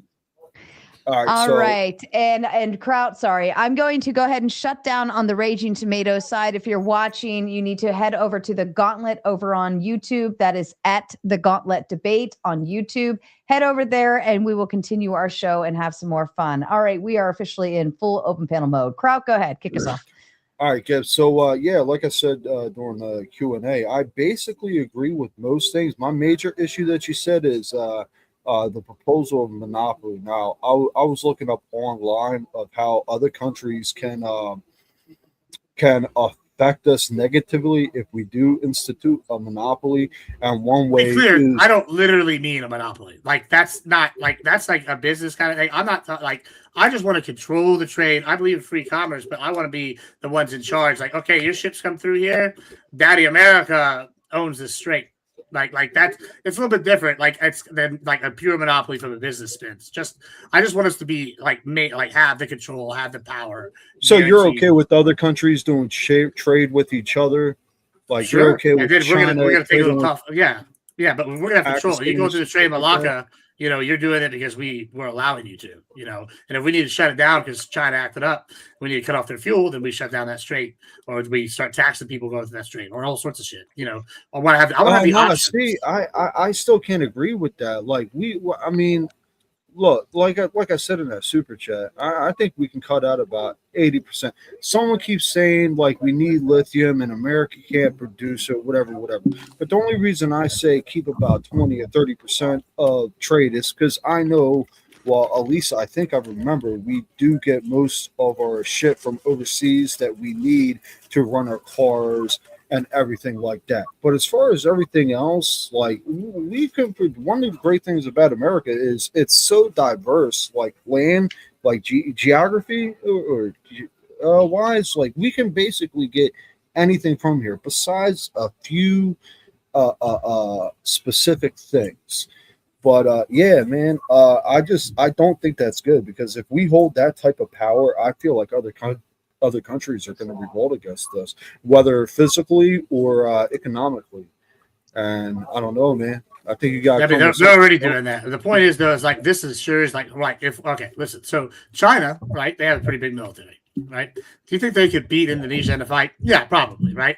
But this way, Indonesia, who actually controls the Strait of Malacca, right? They have the U.S. providing security that stops piracy, that gives them control. Then they can sit here and tax the boats that they now secured. That gives them money, and their economic prosperity improves. And then the United States improves directly because now we control the supplies to China. So China acts up. Listen, I'm not saying we need to go and be unfair with them, but if they decide they're going to do something we don't like, we can now tighten the purse strings on it, right? It's nice to have the options to be able to do things, as opposed to sit here and go, oh, I really hope that Indonesia can enforce our will abroad or our proxy. Like, it's much better when I'm like, hey, I don't have to worry about Indonesia having a rebellion by like some group and then them losing power, or then Indonesia having this, when I could just send in my troops directly, be like, yeah, okay, we got this, buddy. Thanks for letting us leave our shit here. Thanks for agreeing Also, internationally in the right to do so.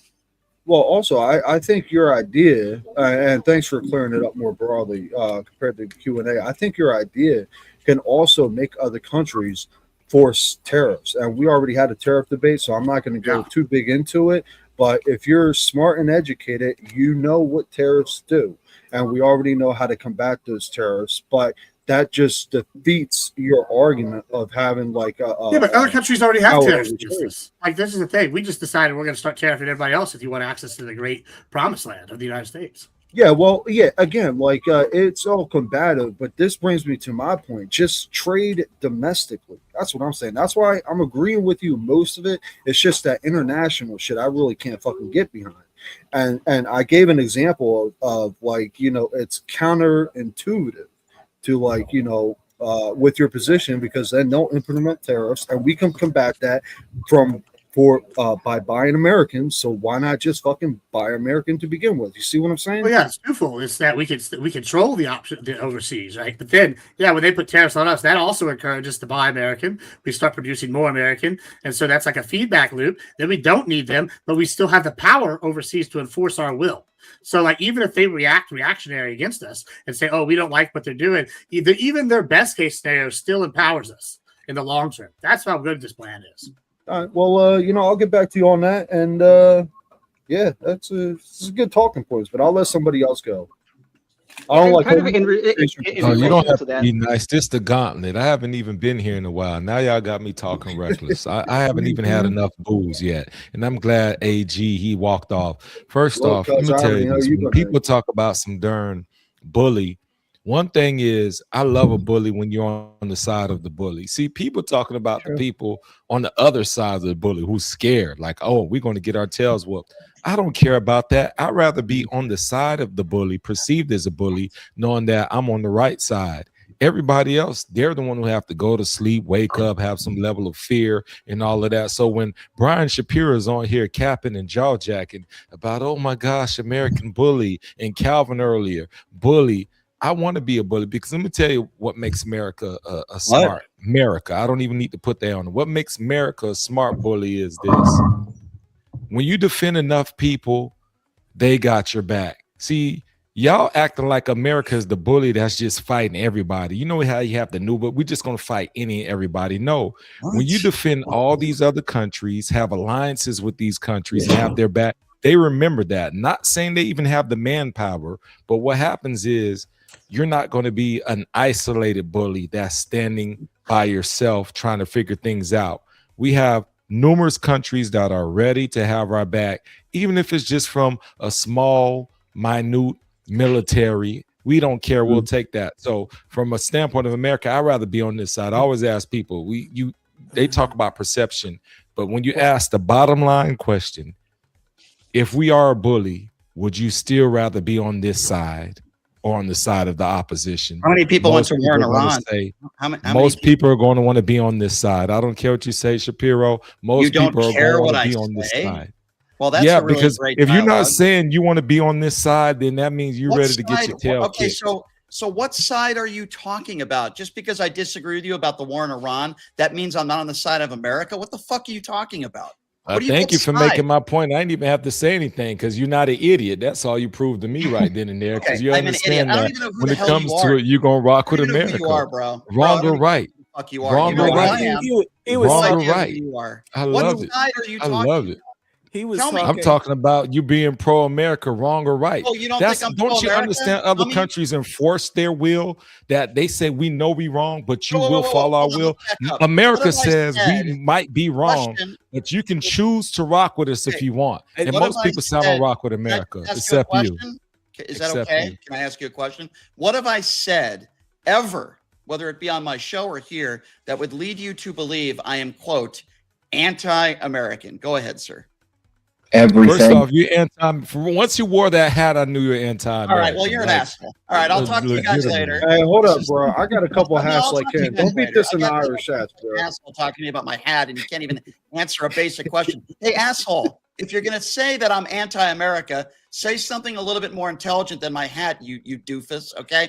I'm asking you a serious question. You said I'm anti-America, okay, dummy? Why don't you tell me what I've said that's anti-American? Look at all the names you're calling me. See, I didn't even call you. I was talking about your standpoint. You're calling me doofus and dummy. I didn't even talk about you. I talked about your hat. See, this I'm well composed at this point. So just relax. Simmer down, sir. Simmer down, sir. What you said is, okay, you settle down. I'm going to tell you, first off, your standpoint was 4 months ago. Okay, Strait of Hormuz was open. Look what we did. We're making bad arrangements, bad deals. But basically, you're questioning our president like you have the right to, but you're pretty much saying our president's incompetent. But at the same time, you're saying at the end of the day, I'm still pro-America. So what are you saying? Do Okay, you sure. like Trump Let's or talk not? about that. Sure. So you think me saying that the president is incompetent means that for whatever reason I hate America? Let's talk about all the people on the right that said Joe Biden was in the bunker and he was incompetent. Are they all anti-America too? By the way, Donald Trump is the guy who said you need ID to buy bread. Donald Trump is the guy who said that Jeb Bush got us into the war in Iraq. Donald Trump is the guy that said he defeated Barack Obama in the elections. So don't spew me this bullshit just because I say why I believe Donald Trump is incompetent and I criticize a politician. That means I'm anti-America. Hey, dummy. Yeah, I'm going to call you dummy. I love America, and there's no other country I'd rather live in the world. But that doesn't mean we don't live in a democracy. It doesn't mean we don't have freedom of speech. And it doesn't mean I can't disagree with the president of the United States, who literally doesn't like people who look like you. It's make America white again, not make America great again. Okay, pal? So if you want to frankly, that's fake news. He's won a lot of awards from African Americans.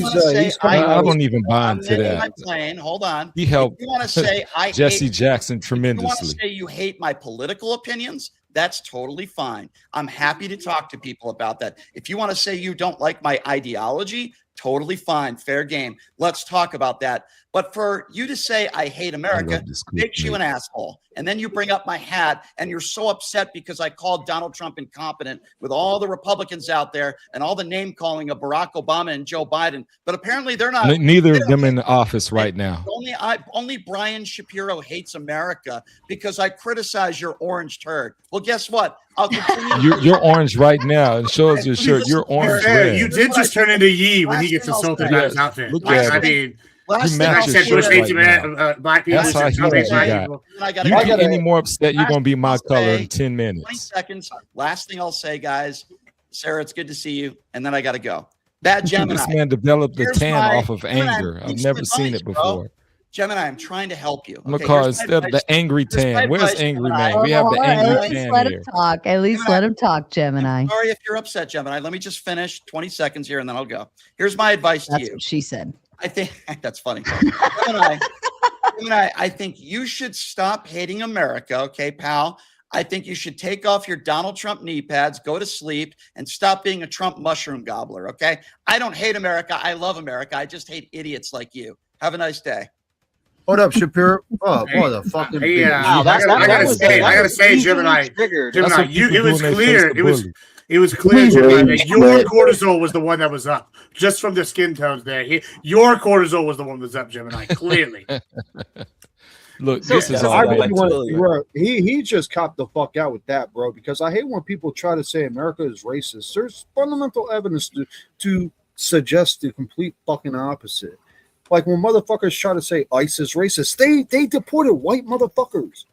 White people they deported. I don't think ICE is racist if they're deporting white people. It's a dumbass argument. And he fucking left because he didn't want to be argued upon because he knew he would get fucking destroyed. Interesting. Sorry, Effigy. I got you. That was a dumbass argument because a racist cop could also go and be shitty to a white person. That doesn't negate the argument at all. No, hold up. You proved my point, FG. There are racist ICE and there are racist cops. But to say cops are racist or ICE is racist. ICE, the institution, it was literally granted by the Supreme Court to be able to profile people by their race. He's not saying that the individuals can be. They're saying that they're enacting racist policy. So are cops racist? Are cops individual racist? Cops? Sure. So your argument would have to apply to ICE too, because they're essentially the same organization, different system. Or I might have that around. Same organization at all. Whatever. I probably have that backwards. But you can't sit there and say ICE is racist. They deport white people. It goes against your entire fucking they were logic, literally bro. sanctioned by the Supreme Court to literally. I don't give a fuck what they were sanctioned for. They were fucking skin. Bro, they were sanctioned to deport illegal motherfuckers and people that overstayed the they can visa. do whatever they want to get to that goal, right? Doesn't matter about anything. Doesn't matter about the Constitution. Doesn't matter about anything, right? We can break all laws, all norms, all morals as long as we get out the brown people, right? I'm not saying that, effigy. Listen to what I'm Then saying. stop saying it, dipshit. Do you want to dismantle ICE? Yeah, I think we would fine without ICE because ICE was just created in 2003. Then you want to dismantle the cops. By your logic, you want to dismantle the cops. We existed for most of this country. I want to dismantle the ATF, but that's you're a fucking idiot. Racism is not a huge factor in America. You fucking liberals make it a factor. That's He's right, because the SPLC was paid by the Democrats to fund the Ku Klux Klan and the Unite the Right rally, so they fabricated the racism because there wasn't enough racism out there. And then they said every conservative creator was a Dixiecrats, yes. And then they said every conservative was a racist. Gemini, do you feel like America's out to get you because of your skin color, bro? Man, let me tell you. See, I'm gonna say it real simple. I ignore racism, but it always finds a way to knock on my door. That's how I am. I'm minding my business. I'm in my house. When I'm not thinking about it, it's like, you know what? Let me knock on this door and remind you black. So that's how I feel about racism. It's not people going out their way to do it, but when you just mind your business, subtly something happens very casually, knocks on your door, and it's like, by the way, I don't like you, right? Does it happen every day? No. It's like the freaking, who do you want to call? When the Mormons, they come knocking on your door, right? They don't come every day. They know them, but they may come. And when they knock on the door, and I'm like, yo, I want no part. So that's how I feel about racism. Ultimately, I don't look at it in the way that other people look at it, because I think I'm okay from where I'm at, my mindset. Because if you're doing debaucherous things and you operating in low-level mindsets and low-level activity, then yeah, you're going to typically find things more racist, because the law says we're going to be the law. And if the majority of the law is enforced by people who are not your color, you're going to perceive it as racist, where they're like, I'm doing my job. So I'm not in those situations. To point out really quickly that before I get put in the back, that this was not my topic at all. This was, you guys were talking about this when I was brought up. And before I leave, Sarah, I'd like to say one thing. I would like to just quote, to get us back on topic before I get booted. I'm going to quote Republican Senator Bill Cassidy on Trump's 14-point plan. Reagan is rolling over in his grave. Iran's nuclear ambitions were not curbed, and they learned that threatening the Strait of Hormuz works and will undoubtedly leverage it in the future. Now Iran gets to build brand new infrastructure under this deal. Before the war, the Strait was open. Iran was being crushed by sanctions, and 13 service members were still alive. Now 13 Americans are dead. Families have paid billions at the pump. Sanctions will be lifted, and the bombing is stopped. This is the worst foreign policy blunder in decades. That's a Republican senator. Quick answer to that. Bill Cassidy. Yep, you stay on. Yeah, Tom. and you have a $10 credit, sir.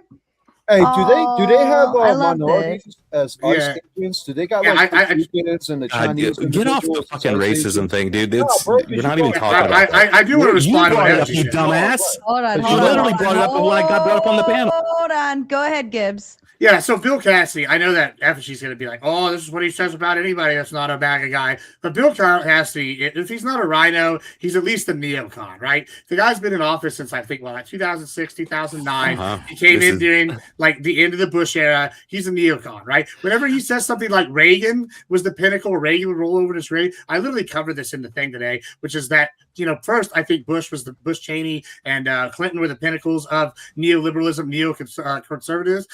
But a lot of them, the other group of people that think that the pinnacle would be Reagan, right? And Who cares? It's just a Republican and showing you that even your own kind are eating each other over this. Yeah, but so is Massey. Massey voted against Trump on all the major bills. Yeah, but then this is the purity churn. It's not a purity churn. But if you have guys that are neocons, that's his base. Are not Republicans when they've been there. I'm not saying they're not Republicans. I'm just saying he's a neocon, which is what Trump is trying to do. Overboard every time they disagree. Just throw them overboard. Are you disagreeing that there's different factions within both the Republican and Democrat parties? Sure. Yeah. Okay. Would you agree that this guy's a neocon? Yeah, I think you'd be classified neocon, sure. Okay. Would you agree then that Trump, has ran pretty much from day one Trump all the way back? No, Trump just fulfilled the neocons' dreams. He just fulfilled their fucking dreams. They were trying to get to Iran the whole time. He's been gutting the neocons, and he didn't do it the way he wanted the neocons wanted. Sure. The neocons wanted to go in there and build our infrastructure, let's stay, and then nation build. He went in there surgically and guaranteed the Strait and all sorts of other good shit. Wait, isn't that what's about to happen? No, totally. Yeah, well, not the same. Not the same. It's totally different. Yeah, sure. Totally different. Yeah. One of them was like totally us being there with troops on the You're ground. Just fulfilling the neocons' plan to the T, and it's totally different. Yeah, because the neocons' plan was to have the Iranian regime paying U.S. companies to help rebuild their nation. That's the neocon plan. Also, the point is that there's different factions, and Trump has been trying to get rid of the neocons and neolibs since back in 2016. So I don't know why you're surprised whenever a neocon speaks out. They're a different faction within the Republican Party. That doesn't mean anything. I'll just point out that every single time a Republican breaks ranks and criticizes, you guys throw them overboard and be like, they're just a rhino. They were never I'm not even saying he's a rhino. I'm just saying he's a neocon. Like, I mean, you it's can happened argue he's so a many rhino. times at this Massey was a point. rhino. It's cliche. It's just cliche at this point. I mean, Hey, leave my Republicans alone. I'm a new Republican. I'm a baby Republican. All right. He's got to get the great time to join, buddy. I voted Democrat for probably what, like jumping on the Titanic after it hit the iceberg. No, we're like jumping on Elon's rocket ships to the moon. Shout out to Tom Carpenter, because he can and will hashtag Vegas his own super chats and then match them later when we're all done with them. Because it's Mr. Tom. We made the rules. We can do whatever the fuck we want. Love you guys. All right, keep going. Effigy, I stop it, don't remember Wesley Effigy is being a Clark hypocrite. putting I gotta Iran say in this the real quick. countries that we were going Effigy is being a hypocrite. Hold up. It's real quick. He's complaining that's all we do. We call Republicans to switch sides, rhinos. Bro, your entire argument is racism, racism, racism. That's all you fucking do. Stop being the racism think outside the facts, bro. No, I'm pointing out your hypocrisy. Not even being a hypocrite. That's not hypocrisy. Explain how it's hypocrisy. Your entire arguments are racist. Those are two completely racist. different subjects. How am I being a hypocrite really. about not the argument you're talking about? Do you know what words mean? I know a lot more words. Effigy just revealed the racist that you are. That's what he's hinting at. For some reason, he must have some insider I hate information. everyone He's waiting for you who's to not drop some orange. N-words on me. He's waiting for you to just go Cold War. I mean, the Effigy's past that. He's like, you keep bringing it up. He would have already called me the N-word twice. And he may say it on a notepad Liberals are that no one is closeted reading, racists. but he's not doing it now. So Oh, yeah. shout out to we're Effigy. the real secret racists. Yeah. I mean, considering We're so good at being the secret racist. SPL that we can is miss all the black people. Who that up can be there on our got crowd? side. Hey, let me go fund the KKK's cross burning. That's not racist. Gibbs and Yeah, I will those be conservative out in Dixiecrats who are all now Vegas, Republicans. ready to kick ass and take names. We're going out there to Digital Social Hour podcast for a debate. So be sure, because we have to fund this. Okay, this is the only way that I get places and do anything is because of you guys. So fund it and continue doing hashtag Vegas and all your donos, just like the Darlene, Texas bully mom. Gentlemen, I really want a sandwich. Would any of you be bothered if I step away for a moment to go make a sandwich? Go eat. Hey, a greedy woman. Hey, go ahead. I don't mind a greedy woman as long as it ain't for money. For food, I can feed you, but I can't give you my money. I'll So, take it. have I'll at take it. I'll be right back. Hang tight. But you guys continue. Mr. Balderson's here. Now listen, Mr. Balderson does not have a very strong voice right now. So if he so much as whispers into that mic to shut the fuck up, you will all shut the fuck up. Thank you. I'll help you, Baldy. She's leaning on your strong beard. That's what it is. It's like, yeah, he has no bass in his voice right now, but he's going to intimidate with his beard. Is there anyone besides Gibbs that thinks favorably about this memo that was just released? I haven't read it. Okay. What about you, Vibes? Did you think we got the best end of the deal? No, well, so the deal isn't officially signed. There's still some negotiation in there. Where it's at right now, there is enough. Actually, it wiggle was room signed that- 2 hours ago. Is what Oh, was Axios it? was reported. But No. I mean, I could be wrong. It's the But Axios agreement is- to negotiate the agreement. That's what was signed. Okay, Yeah, sure. and there, this could be really good for us, depending on how we decide to interpret it. But the problem is there's enough wiggle room in there right now that I don't like the 60 days, where we can, without actually having, like releasing funds to them prior to actually settling some of these things in the 60 days, right? So this deal, the way I think it's structured right now, could go great for us. So in 60 days, Gibbs and I could be sitting here going, see, told you motherfuckers, but there's enough wiggle room in there where Effigy could be going, you dumbasses, you guys supported this shit. So I'm not totally comfortable with it. what do you expect to happen in 60 days? What do you? Yeah, I mean, I would like to see, like, in the next week that we do something on better negotiation on knowing exactly what the nuclear deal is going to be. And actually, I would like to have full control of and basically a seat on the board of the company on what happens with the Strait of Hormuz and not giving them the full control back on that. I don't really care about building their infrastructure. I agree with Gibbs. The amount that's going back is nothing compared to what we've already taken. We can always go back to war again, but I'd rather not. I'd like to get it settled up in this one. But yeah, I feel like we could have been a little bit more strict on this, and I think we should have bombed them a little bit more for a better contract, personally. Well, that's the problem, Vibe. This was not unilateral. This was a bilateral agreement. We did not impose our will on them like you guys said we were. That's not what happened. This is a bilateral agreement. That's why we did not get everything that we wanted, and that it's really favorable to Iran. Yeah, well, and I mean, I think it doesn't need it. I think it could be more equal. I think it's more favorable to Iran right now. But at the same time, one of the concessions that is in this deal is essentially saying we don't want another Iraq, right? So like, if we do continue going in there and interfering more, we're then going in for the long term to take over, basically rebuild the government there, right? This deal right now allows them to maintain their sovereignty and maintain their government, which is a good thing.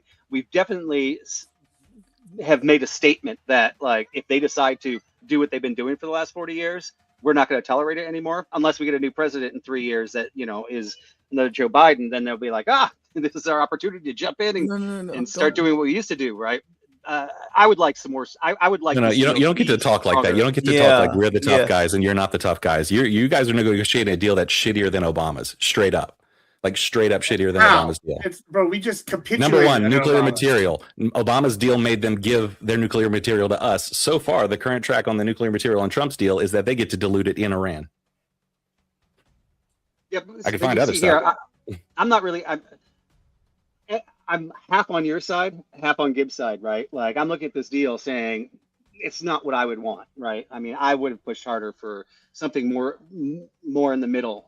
But I wouldn't want to push it too hard to end up having us. You want my real opinion? My years. real opinion is that none of this is going to matter, because I don't think at all that this is going to last. I don't think it's going to last 60 days. I don't think this is a permanent thing. I think this is biding time to rearm and move forces. I think there's going to be an incident that happens in the Strait where a tanker gets blown, and then all of a sudden, hey, looks like we have to go boots on the ground and invade a country of 96 million people. That's what I think is going to happen. I think this is all built for pretext. Conspiracy theory. Well, I don't know about. Hold on. I agree, but that's where I am right now. That's where I am. But hold on, let's just make one correction. He's talking about the de-enrichment of the uranium under the JCPOA, right? Well, here's the thing: how were they able to immediately, as soon as we exited, within a week, have their shit 60% enriched? How come UN reporters were saying they weren't letting them see everything under it? And then Obama's deal was one of the worst capitulations in history. We gave them billions of dollars, we didn't have to, in order to sit here and have them be able to make their uranium. No, hold on, we do get to say that. 1.7 billion, and now we're giving them hundreds of billions. It's not our money. It's not our money. We had their money directly, and we gave them our money that we basically took from him. That they took from us during the country. Oh my God, they were UN inspectors, and they were they were getting lied to, and we know it. This is why they were able to go. You guys to are just going to eat that shit sandwich and call it a first step. I mean, honestly, you want to let me give you my hottest take. I mean, my hottest take is, he's destroyed the conventional Navy. We've already been sending ships through. Like before this, we announced that, and then other countries followed through and admitted that this was a true statement. So basically, we have control over the statement, over the control of the strait, like they said it was. And lastly, don't be surprised if this does happen again, or we go to war immediately after midterms again. I think it's absolutely market manipulation. He's gonna see if they'll play ball, but if the people in this charge of this regime currently don't play ball, we're going to be right back in there right after midterms. And I mean, the real thing is we're talking about the economy. Oil's down, China's buying oil. This is huge wins. Y'all are trying so hard to spin this badly because you're doing the same thing Shapiro did, saying facilitate. No, it's funding, other way right? around. Like, it's not us spending the money. There's a reason why y'all have to use certain language. Your party facilitate. So Effigy, you would not agree that it is Iran's money that we took. So we're just giving it back to them? Yeah, those are separate funds. So just like the how is that a separate fund, libtard? I was in the middle of explaining it, you mush brain. And where's the proof? Where's your proofism of it? Show it to me. God, Spin, you don't know what words mean. Yeah, I know what words mean, and I know who you are and what you are. You're a fucking libtard. Literally, all you do is insult. If we could take away all your insults, you Oh, would literally just shut up all for I do hours. is insult. Well, don't be the libtard, and I won't insult you, dumb fuck. So both deals, increasing of assets in there. Cry some more, Both deals bitch. I'm literally explaining what you asked. I know you don't want to hear it because you don't care. Explain it in the libtard way so your libtards can understand it, but the real people and the realists and the real constitutionalists and the real Americans will just laugh at you like they do every night, dumb fuck. Right. So yes, both deals had unfreezing of assets as part of it.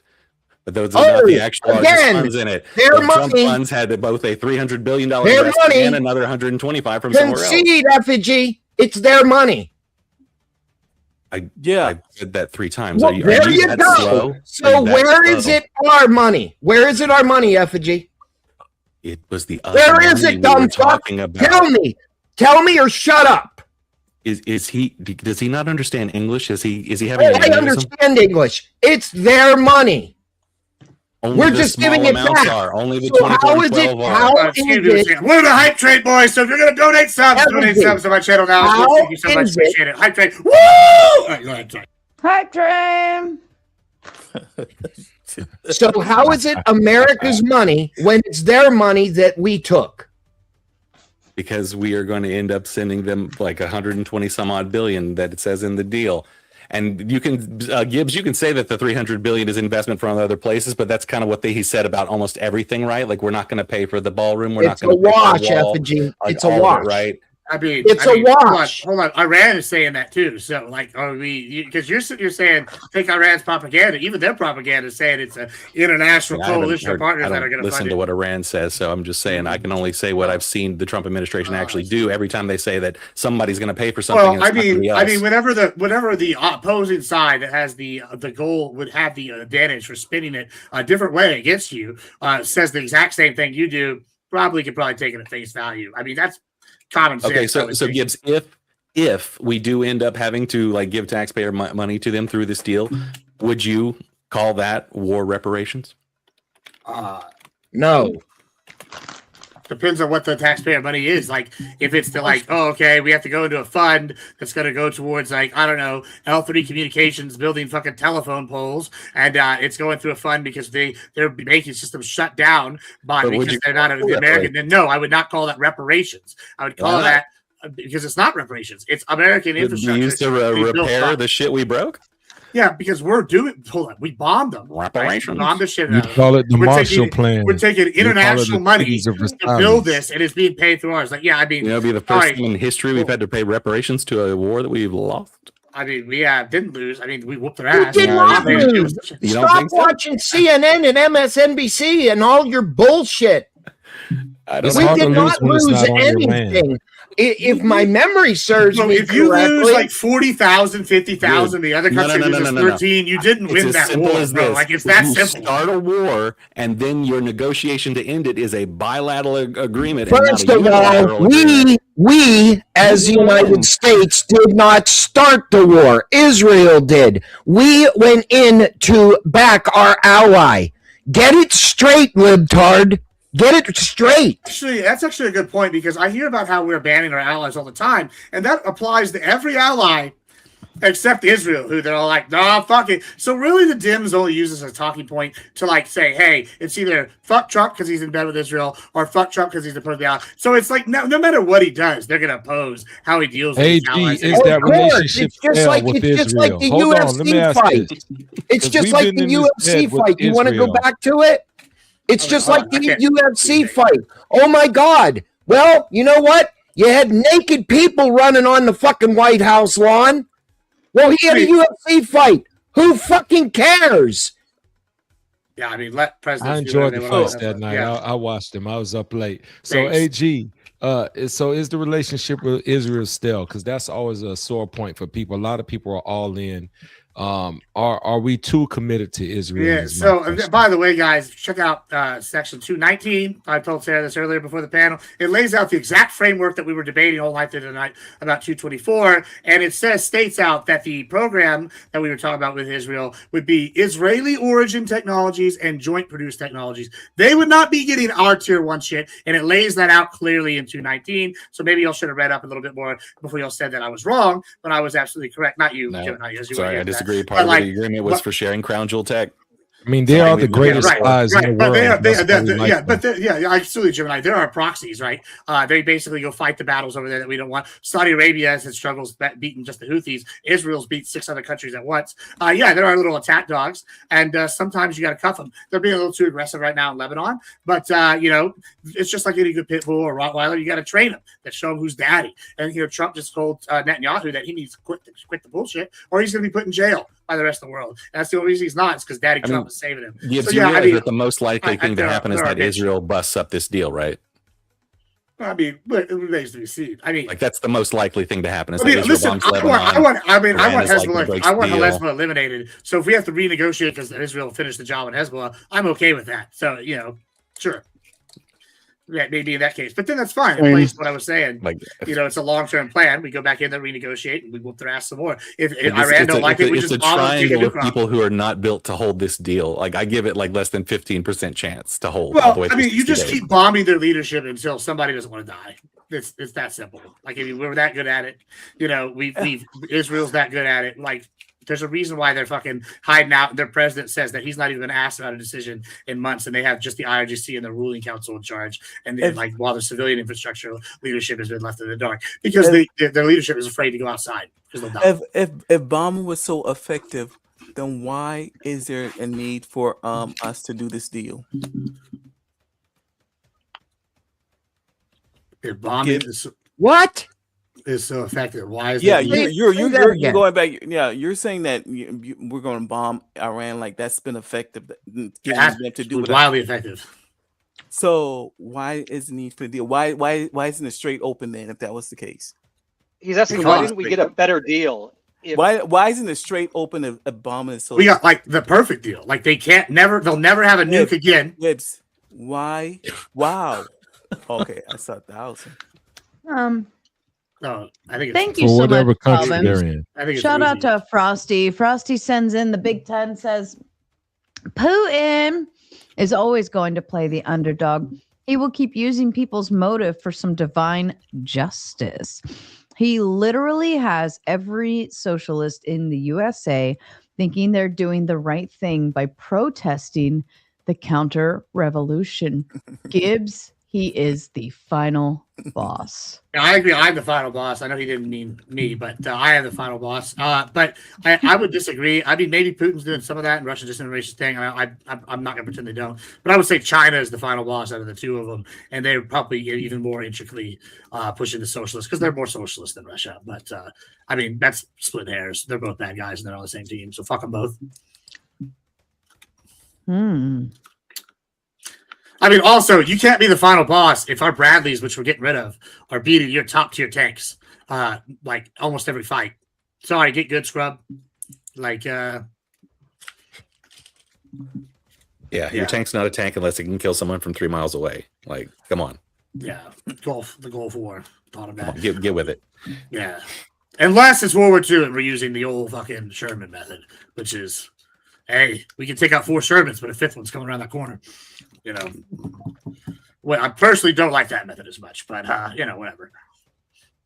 So what? So Effigy, your side of the aisle. Yes, and keep embarrassing yourself. Go for it. Keep embarrassing yourself. You just conceded to me. Shut up. You just repeated literally what I just said. Come on, Much Brain. Come on, you got it. Come on, let's go. You can faster than that. Come on, use that wit. So your side of the aisle wants to give money away and just don't care where it comes from. That's so right. We why just would you dump trucks into the street? We're like, dump it. Can I get the thought out after me? No, because you just are full of random straw men. You're like, your side likes to. I am a random no one straw man. said. Oh no, That's what I'm a straw calling man you is. out on You your keep saying bullshit things that other FG. people aren't doing, then you point to that thing as though it's true. That's what making a straw man is. That's all you ever do. Whenever you start a sentence with, so you like to, so your thoughts are, so your beliefs are. No, I tell you what my beliefs are. Every time you try to tell me that, you're making a straw man spin. I'm trying to help you. Oh, This is me helping you grow. Here, I'll help you out. Your side of the aisle wants to give money away. The conservatives are trying to save money and stop giving it to stupid Republicans people. raise the So deficit why would way you more. care Trump is if responsible we are for giving 1/3 of the national debt. reparations? 1/3 of the national debt is Trump. 1/3. Oh, and Jesus, 1/3 of people the are debt stupid. wasn't Biden either. No, Biden is nowhere near 1/3 of the national debt. Are you dumb? I am far from dumb, sir. Far from No. dumb.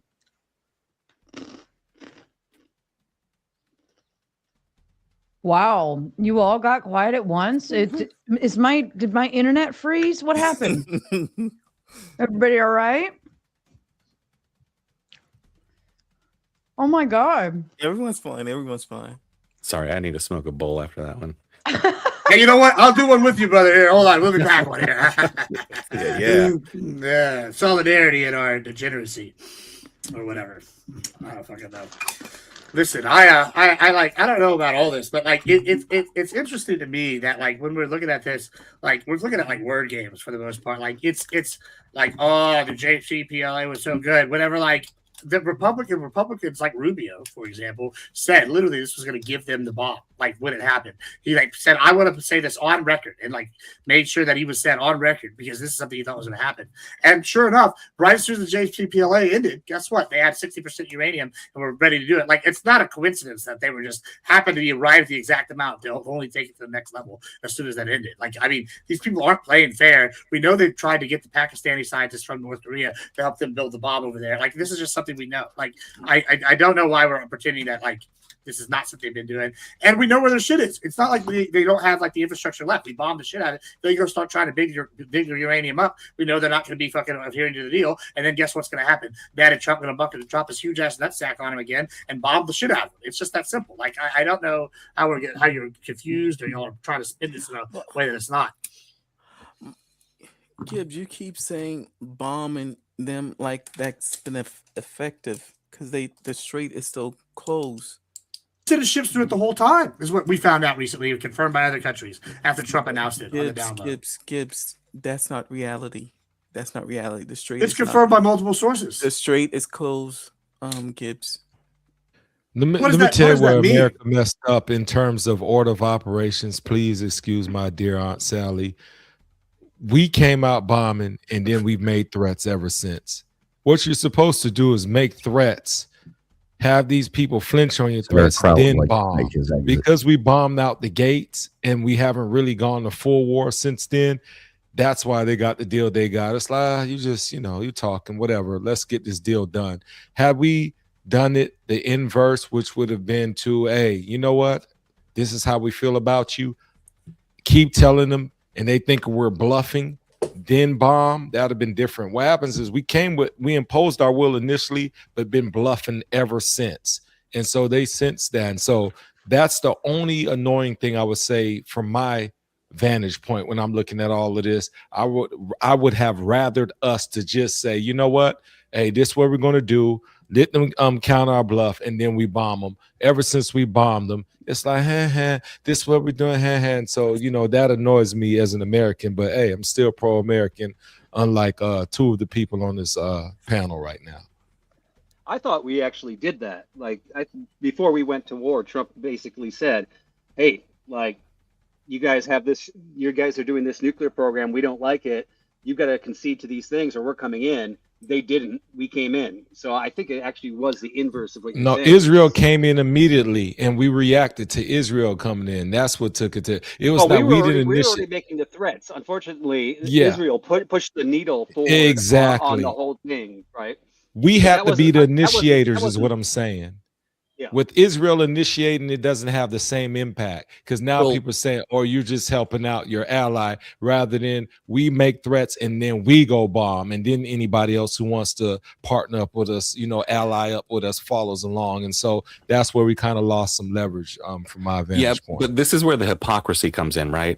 So under the Nuclear Non-Proliferation Treaty, countries who sign that are allowed to enrich uranium for like electricity purposes, for nuclear reactors to make electricity. Everyone who signs the Non-Proliferation Treaty can do that. Israel never signed that, refuses to sign it, refuses to disclose their nuclear weapons, all of that. So we're sitting here poking our finger at Iran saying, why aren't you doing the thing? Why aren't you being good, a follower of the rules and stuff like that? And the people we're essentially teaming with against them don't follow the rules either. So there's no good way to sit here and wag our finger at anybody because no one's following the rules that we made. Well, and I know that's like splitting hairs a little bit, but that are actually following the rules. The United States isn't following the rules. China's not following the rules. The Soviets aren't following the rules. We've got a bunch of big players out there, and granted, Israel's kind of small to be one of the guys not following the rules. But really, it comes down to is who is. So, Gibbs made an interesting statement. He said, might makes right. And this kind of goes into like Kraut's thing on monopoly. And it even actually goes into this conversation because I don't necessarily agree with might makes right. Because when we were talking about the monopoly, like Gibbs even actually kind of conceded in the point where he's like, yeah, if we have control between Indonesia and China, we're not going to be unfair. But we're going to use those as strings. And I personally think right makes right. I think the reason the United States grew to the way it is because of our morals, our ethics, the way we handle things. We have the might because we've been right. And as long as we keep on doing the right things, we will continue the might. Might makes right. It actually keeps women enslaved in the Middle East but what happens is there's a migration, and you see Middle East people, especially once they start making money, migrating over to our side. Because we're the right, and our might keeps on growing because of being right. If this doesn't go right, and if it doesn't go good, then we will start losing our might, right? So, and I don't know if Gibbs agrees with that. I actually am more that right makes might, and that might continues that right, and you will lose that might if you're not behaving correctly. I behave. I agree. Like you behave, Sarah, to some extent. Like it's a yes and no. Hey Gibbs, I'm going to get off. So let me say a few words before I get off the panel. Hey, real quick, Vibe, did you just kind of agree with me, or at least understand where I'm coming from? Yeah, if we're gonna, because you made a good point. I like that because I know you're a big time YouTuber, so always, I'm trying to break out in this fucking world. So it's the big time, boys. Hey, whatever. But I appreciate You're that, man. Big time. But you're all big times. I actually raise a toast because I'm about to agree with Effigy, and then I'm going to disagree with him. I agree with Effigy about he basically said like nobody's following the fucking rules and this and that, and I totally agree with you, Effigy. So people can run statistics all day long, and that's what these young fucking liberals fail. You can run statistics, but you also have to have experience and know history. And history shows us conservatives, for the most part, they want us to earn our fucking money. Democrats, or I'll say liberals, the far left, wants us to fucking hand shit out. Free shit for everybody. You get a car, you get a car, you get a car. Actually, both sides want to hand out free shit. It's who they want to hand it out to. True. I'll look that up. As far as what you were saying though, Vibe, I agree in the sense that like I think the system we've discovered is the right. Like I think the manufacturing, the logistics, like there's no country we have examples from World War II and other examples where Rommel, I think Rommel, one of his aides said, "Oh, I knew we were going to lose when we were scavenging for food and taking it from areas." And in the United, we saw some kids in the United. They said, "Where did you get those candy bars?" They said, "Oh, the U.S. soldiers were just giving us candy bars to get our buy our goodwill." And he goes, "What do you mean?" He goes, "Oh, they were giving all sorts of stuff away." And he goes, "Oh, if they have this kind of logistics, we don't have a chance." And same thing. We have other examples where throughout times where they find our logistics on the other side, and they knew we were going to to win once we got there, right? I think that we've created a logistics and technological monster and a professional military that's put us ahead. In that sense, yeah, I think that is the right. Just like the Romans had the right where they would adopt like other countries' tech, like the Iberians, where they would do the exilia and they'd send them. I think those were right systems, right? Mongols had a very liberal style of like leadership. You could be any religion under the Mongols, right? As long as you paid the tithe. But if you fucked up, then they would wipe you out. Like I think that was right. Like so, I think there are systems that are better than others. Luckily, that there's biological systems because the Aztecs, if they hadn't died off of the shit, they would have gone over there and probably had a different sort of what was right and might because they outnumbered the Spanish 1,000,000 to 1. But since they kept all these people oppressed and the Spanish were able to do this, the disease ravaged them. Also the agriculture shit, they weren't ready, right? They couldn't do it, so they got lucky, right? In this kind of sense. So I don't always know that the right always wins. I think arguably they had better techniques and they would have won if they didn't have a bunch of contributing factors, kind of thing. And then we might have a whole different history where we're all getting crusaded by bloodthirsty cannibals. That would be totally different. So I think right now we're having like a kind of an example of like what is right. And I think right now the United States, our morals are getting put on stage, and our morals are America plays by the rules until we don't, and then we just whoop your ass. As all these other countries find out, you fuck with our boats, we'll unleash the sun on you. You fuck with our pipelines, we take out all your fucking shit, and we bomb you until the new leadership agrees to our shit. Oh, you try to which creates a more chaotic world. I mean, yeah, but chaos creates cash. Controversy creates cash, bro. This is something anybody knows. That's the point, though. Like, we've been trying to get away from the might makes right world. We want to get into the social contract and it's failed world because Russia and China is not following that. I agree. Which doesn't work to some extent. Yeah. So that's where we're going. We're not going to revert back to the might makes right world. We have to have some kind of Russia's annexed more land than almost any other time since the Cold War, right? Like, and then they've taken parts of Georgia. They took Crimea. They've invaded the Ukraine. They weren't going to just give the Ukraine under a different leadership. They were just going to annex it or put a puppet government in. No, what's happening is like you're not going to go into this like big one world thing. What's happening is like the regions are starting to solidify. Like the region around China is solidifying. Yeah, I agree with you. Oh, okay. Yeah, I mean, when it really comes down to it, Effigy and it's the systems. I am a citrus. Gibbs actually kind of said it. Systems, though, not the strength that makes the right. The system that we make is the right, which is reflective of our morals, not our ability to do violence. To agree with you on that, because in a sense, the right is like water, right? None of us knows what it is, but if the Atlantic Ocean is higher and the Pacific is lower, it's always fighting to level. If there's no disturbance, it'll eventually level, right? Yeah, but empires fall when they forget who they are. We're the world's arms dealer, and we're manifest destiny imperialist power. What happens? No, over empires time, just fall. If might, there is no empire that's never not fallen. If might forces the right.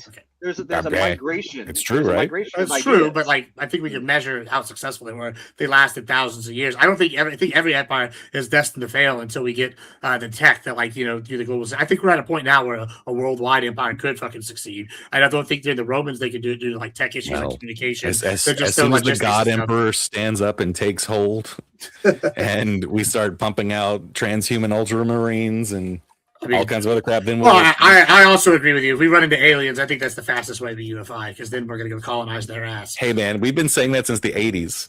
Ronald Reagan in 1987 said that multiple times, actually. That was 2 years after Watchmen came out in comic books. Just want to say that. Do you disagree that the reason the empires eventually fall is because they don't have the logistical support versus like now we're the first time we're like a logistics-based empire? Historically, it's usually they always overextend themselves. That's usually what it ends up being. Right. And why? How do you overextend? You don't have the logistics. It's built in. Logistics masters. They built roads that are standing today. Right, and part of the reason they fell is because they stopped expanding. That's arguably a reason, as well as internal struggles. I think. I don't see America like other empires. Like one of those is about the upper class has always become ridiculously decadent in empires, and they end up starting fucking shit up because they're so insane. See, we're different because our empire is upper class during the imperial age. Like they are. Our empire has 50 states. Poisoned with lead. That's the difference. Our empire has 50. So what other countries would have had to set up like Africa if every country agreed and combined forces in Africa, that would be an empire, right? But it's a continent, but every country is doing its own thing. Then you have sovereign rule from places like France. You have South Africa that operates differently. You have North Africa that, even though you have Egypt, you have people like from Saudi and all of that from other regions taking over. So with America, I don't see it as an empire, because who was in Britain? They were an empire, going to all these different countries, territories, colonialism, dominating, taking over. That was a true empire. They went outside of their origin. America, for the most part, yes, we have places, that we have allies. We set up bases, and we say we're there for military purposes, but we have not enforced and imposed our will to be an empire. If anything, I'm more concerned about China, because they're buying up more foreign territory than we are, and that's the difference. So if you were to say who would creep up and want to be empire, it'd be China, who's in South America, China, who's in the islands, China, who's in our companies, all these infrastructures slowly creeping up. And guess what? We're loud.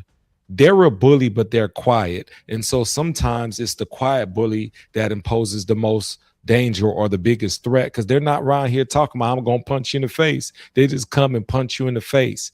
Not saying I'm concerned about China, but I'm saying if we had to look at it, the USA versus China, what is more built in terms of being an empire? They're doing it differently. We talk the talk, but we're enclosed within America. We haven't really gone out and said we're going to set up, because if we were empire, guess what we would do? We wouldn't be having this discussion about the Strait of Hormuz. It would have been over with.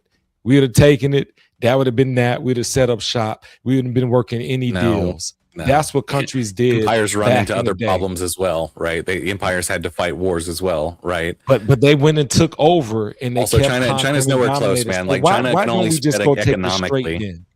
So why don't we just go it would right now, F-G? Because you would sit there and have to occupy it, and the strait doesn't matter against Iran. Yes, it matters anyway, because it's up against the mountains of Iran, and they can just sit in those mountains and lob missiles down on our ships all day long. And you want to just sacrifice American lives to do that?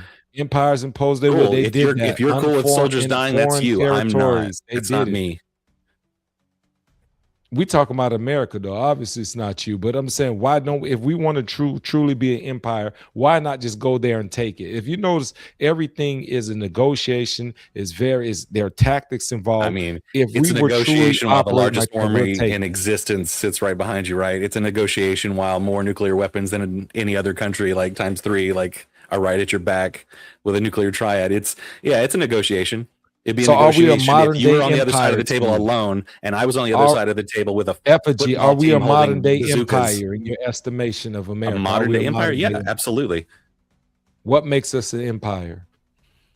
Our influence extends pretty much the entire globe. We basically run protection on trading routes. We have toppled and installed people in countries that are not even in our sphere of influence. We dictate trade terms to almost everyone that's in our sphere of influence. I mean, do you want to go on? The Romans built roads. With all that said, does that mean we control the world? Britain controlled the world at one point. Does that? You could say that we're a benevolent empire. I can agree with you there. Do you think U.S. controls the world? Influence is different. I'm talking about control. Yes, we understand the influence we have. No one has controlled the world. You get that right. Just like it sounds. That's what empire. The Roman Empire. The Roman Empire didn't control the world, buddy. You get that the Roman Empire was only around the Mediterranean, right? Like it wasn't the world. I'm listening to you. There's no empire that's ever controlled the world. So why would the British Empire have? You think no one else existed when the Romans existed? You think China didn't exist? Why would they have it in South America? Why would they have it throughout Europe? There was a different mindset. Why would the Roman Empire extend even? Do you agree that every empire in history, basically the ones we're talking about, they've all gotten bigger as time has progressed? Like the British Empire was larger than the Roman Empire. Yeah, America's empire is larger than the British Empire. Correct. They got bigger and collapsed. So are you saying our empire, because you call us an empire, is bigger than those empires? Oh yeah, vastly bigger. We're not as shitty either. I mean, you could, like I said, you could call us a benevolent empire. I think the Mongols might be the biggest, but yeah, I mean, I think like even maybe the British, but even then, I think the important horses don't run on water. Well, sure. I think they just had a landmass. They just fucking Most of this earth is regardless, water, buddy. I'm about to give you credit though, Emchi. I think well, the British did. I was just saying, like, I think that like the argument is we would influence the most, but nobody controls the world because Vibe, are you heading out, sir? Like, I don't know. Oh, I did want to respond to Vibe, but are you leaving? Vibe? Oh yeah, I am heading out, but go ahead, respond. I've got time. Yeah, it's only noon here. And before you do, just a quick update, you guys. We just need 3 more donos in the door. I know the goal doesn't reflect that, but you only need 3 more, and we're gonna keep on going. But yeah, go ahead. Get those donos in. So you guys can get those 3 donos in the time that Gibbs responds, because it's going to take with hashtag Vegas on them, please. Yeah, I just understand like the kind of what y'all were both saying with the like the might makes right and the like moral and shit. Like, I mean, listen, F&G said what benevolent empire maybe. I wouldn't even go that far. I mean, I think that like maybe we're nicer than some. We're not out there like crucifying people, like regularly. But like you got to remember, the British and the like their allies at the time, Russians and whatnot, they were doing night bombing. You know what we did in World War II? We invented day bombing, which is where we took a bunch of fucking souped up cars and basically put a bunch of armor on them and put them in the air and said, shoot this shit out of the sky. They're coming anyway, and just bombed the shit out of them, like through carpet bomb them. Like literally all throughout the day, all throughout the night, and just bombed them into fucking rubble, right? And then for Tokyo, what did we do? We said, oh, they're all wood. What are we going to do? We're going to fucking we're going to invent napalm, and we're going to drop it on Tokyo, which killed more people than the Nagasaki and Hiroshima, right? And so then we did Nagasaki and Hiroshima because we were like, oh, 2 million projected, necessary 8 million to invade, 2 billion projected to die. And you know what? We're just going to bomb the fuck out of it. And like the United States is all this moral empire. And so we're like, and then we're not, and then we do shit, and then we go right back to being like, well, we can do this, but none of y'all can. And like, I just like, I think that like when you say might, like when I say might makes right, I think that's true of every empire. And I think the big difference is now we have the tech and the logistics to be a world empire. I don't think it'll happen overnight. I think it'll take centuries maybe, but I think that we're on the path to do so, especially if we start space. No, we're off that path now. We're all agreed. We've had our time as the single hegemony. It's over, man. It's going to be regional power now. We have the might right now, and we can do not right. Now, as long as we keep on doing right, what we'll see is people will continue migrating to us because the world believes that we're doing right. Like we have the largest like immigration coming in here because the world, whether Americans think we're doing right or not, the world thinks that we're doing right, and they want to be a part of it, right? Now, when we start doing wrong, we're going to start seeing a migration. Wait, and we saw are you saying migration people come here because we are good people? Hold on, we'll see a migration of both ideas. We'll see a migration is mostly about economics, right? Yeah, vibe, but like where's the worst prison in the world? It's in Rwanda for people. I don't even know which side is which, but the Hutsis and the Tutsis, whichever side committed the genocide, most of them are in what they call the worst prison in the world. Go look this up. There's some YouTube videos on it. Terrible, terrible place. Looks awful. Yeah, but where's the highest per capita prison percentage? Well, that's true, but hold on, that's a whole different point. But Rwanda, Louisiana. That's true. I'm not going to argue that. That's a whole different argument. But Rwanda has the worst prison in the world, right? Rwanda is now taking over all the contracts for France in Africa. They've taken over U.S. defense contracts, and they've now signed a bunch of deals. And they're like coming to an economic golden age for Rwanda. These guys are basically just they're not the side that committed genocide, but it's the other side that got was genocided. Then they took power and they basically, instead of killing everybody, they just locked them all up and they funded a bunch of terror groups. But there are pieces of shit. So you see, like time and again, we ally with awful groups that like are basically like, hey, you're on our team, and then their might gets stronger and it makes like them like empowered, and then they write the history books, right? Like, but over time, there is a time period where that will fail. So that's not might makes right. That's might makes. When is that time period? Yeah, but how do you apply this to what we're doing right now, right? Like you're coming at it from the might makes right thing, and then what, you stop and negotiate? Like, what is that? Like, what is that? What's going on right now? Like, how do you think it would have gone better if me and you had to negotiate something, if I just talked to you face to face and negotiated it, or if I punched you in the face, broke your nose, and then said, hey, let's sit down and negotiate? Yeah, which one would end up better for me? But this is like market manipulation. He like controlled the oil. He stopped China. They're buying from us. He stopped the thing. Like, this is like a long-term goal. And then on the way back, he's already saying the troops are going to stop at Cuba. So like, this is like all part of like a long-term plan. It's like, since we're over here, we get the market on our side. We're going to get these deals done. And then on the way back, we'll take out another enemy. Like, it just seems like it's all planned. It's all organized. Yeah, I would say it's been planned for quite a long time. There's definitely a bigger plan since before Trump. I know Calvin needs to leave. I know Vibe wants to leave, but you have 2 minutes to griff. Bad Gemini, tell him really fast, super speedy. They owe 3 more. Hurry, we don't have a lot of time. We gotta get around the room. Let me tell y'all something. Run, Sarah. Look, let me tell you, this woman, she cute, she fine, she do her thing. She out here in these streets, YouTube streets, Spotify, Apple. I don't care if she's there or not. Just look for her there. She'll be everywhere you want her to be, because that's what a great woman does. Run us this money. We need it ASAPidly, right? That's right. I added a whole extension on it. Run us the money. Vibe, tell them they owe 3 more. Let's go. I already said it and you guys failed. So that really sucks because I had higher expectations of the maters out there.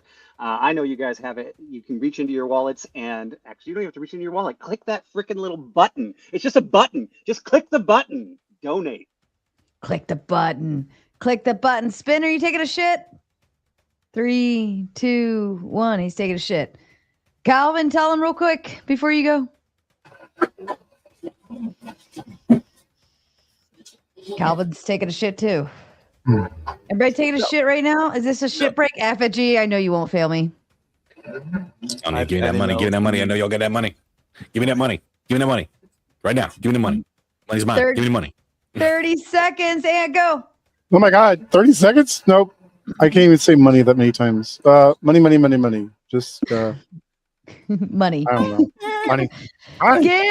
I came on here and debuted my theory crafting segment right here. Y'all got my first theory crafting special. You even got a slideshow. Y'all got to open up them pocketbooks, boys, and give money now. Right fucking now. I'm tired of this shenanigans. It'll take it too long. Too fucking long. Gibbs doesn't want to go anywhere. This is his show tonight. I'm going to whoop that ass all night long. And we were supposed to have the show last week. Oh, they failed. All right, we're going into hit it or quit it mode. You have 15 minutes to get one big fat red dono on my screen or bust. All right. Okay, I'll give grace here. Motor City just sent 10 bones over on the Cash App. Okay, so if somebody drops a 20 in the next 2 minutes, I will give grace and I won't require a full 100. You're almost there. All you need is $20. I don't want to put it on you to pay 100. So I'll give you 2 minutes. 2 minutes. All you got to do is 20 bones. That's it. You hear that, guys? You can get grace for $20. That's probably 10 more than anyone's paid for. Wow. Man. All right, we got 10 in. So all we need is 10 and it won't talk back. 10 more. A minute and a half left. You can do this. We're almost there. Calvin says, Gibbs, you have a very active imagination. I wish you spent more time in reality. Walk to the light. I tell you what, those 1 hour smut reads that I used to write for, apparently you wrote them and they bought them, and you know what? Apparently the imagination was just right for them to sell. Just right. All right, all we need is 10 more. You have 1 minute left. Just send it. I'll read your message after. Just send it. Just hit send. Don't worry about the message. Just hit send. Just fucking hit send. You can type it all in the chat after. I'll read it out loud. Just hit send. 10 more bones. 10 more bones. Probably less censorship that way. Exactly. Oh shit. I don't want to go into hit it or quit it mode, guys. I'm giving grace. 1 minute. 1 minute left. You just need to get 10 bones. There it is. Jason comes in with the savior mode, says it's been a while. Shout out to Jason. It's been a while. You can all say thank you for Motor City, Calvin and Jason for the final savior points. Shout out to all of you fine motherfuckers. All right, let's keep going. I don't like that Jason wanted to short you a penny just to prove a point. We can't be doing that. Like, now I got to find in the streets. Like, we're not going to do this. Like going to the store, $29.99. Like, put some tax on it. Going to do that might be the YouTube's fault. I've tried to donate it. It's just that $9.99 sometimes on that. If you go in through, if you're on the phone and you do it, it'll do $9.99 or $4.99 or They're disrespectful. $99.99. But if She's you a do it good on person. the desktop, you can select the exact price. So it's not a him problem. It is a YouTube app problem. Y'all So, do right yeah. by my girl. A penny short, dollar late, a penny short, all of that. Yeah, I remixed it. You know, in some countries, it's illegal to not include the tax on the price. Really? Yep. You have to put the price tag on the shelf. That includes the whole amount that you will pay. I don't want to pay the Sarah tax. It's just like, yeah, we need to buy Sarah in Florida. We can't be paying your prices up north. It's overinflated. You're not worth that much. Not saying you're not a decent person, but I refuse to pay full price for you. You're welcome. Well, but you're paying for the show, okay? I just so happen to be here and benefit from you paying for the show. My sponsorship said I can't say anything flattering to you, so I guess we got to get back to political banter. All right, go ahead. I'm listening. I love you guys so much. I'm so excited. Gibbs, are you excited for Vegas? I'm so fucking excited. I'm always excited, first of all. Second of all, yeah, listen, I'm more concerned that I'm gonna try not to die.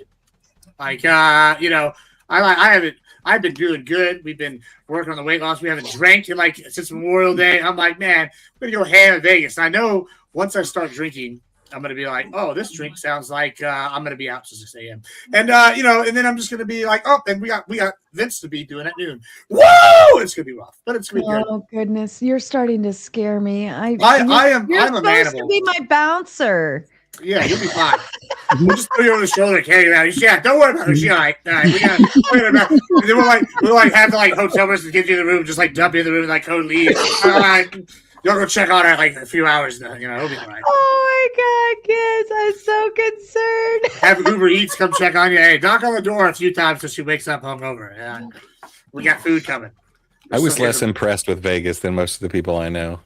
By my second Everybody time was I like, ever we went, can walk around with our drinks. And I was like, I'm from Louisiana. We have Yeah, drive-through no. daiquiri shops.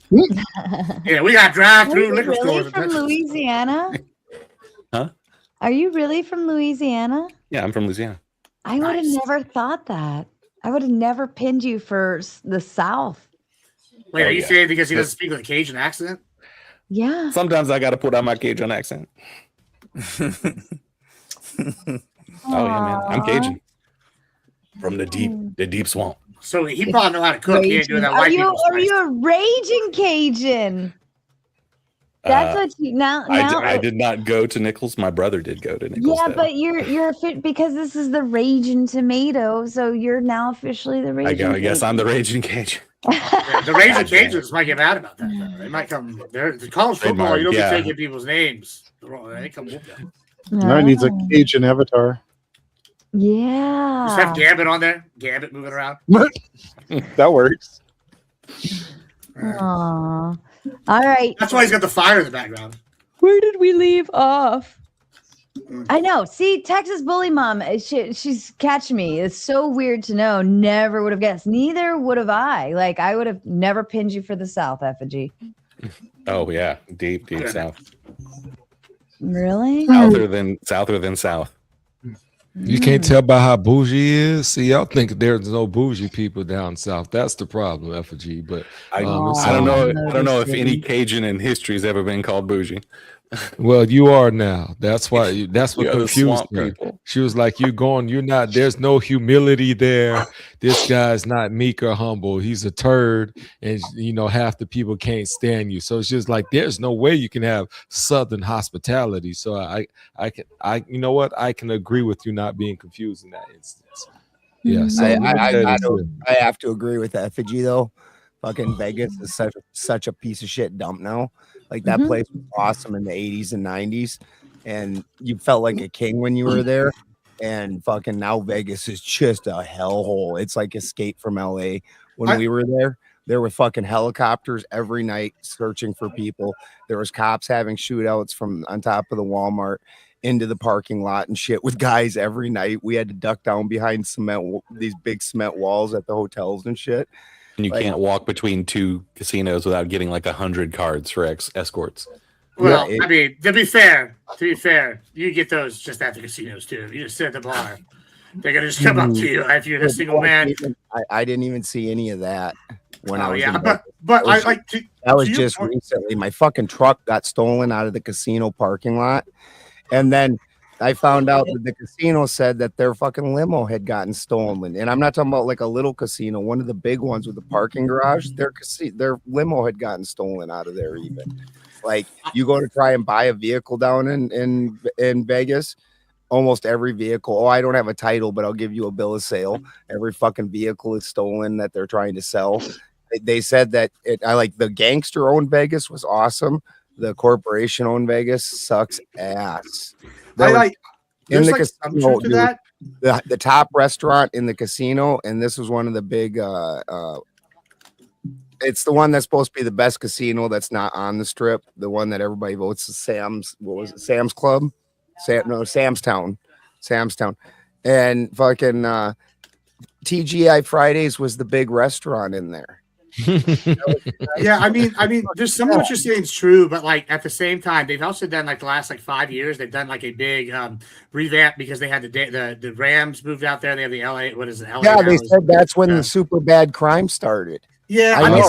I've been there since then. I haven't had any issues with crime. I got stabbed in San Diego. Without telling us. Yeah, the Raiders. I don't watch pro football. You're 100% right. Nice, You're right. I don't watch pro Ram. football because I'm not gay. I watch college football because I'm a man, and that's all I give a shit about. Like pro football is all fucking rigged anyway. But I like when I'm sitting here when you're saying this about Vegas, it's like.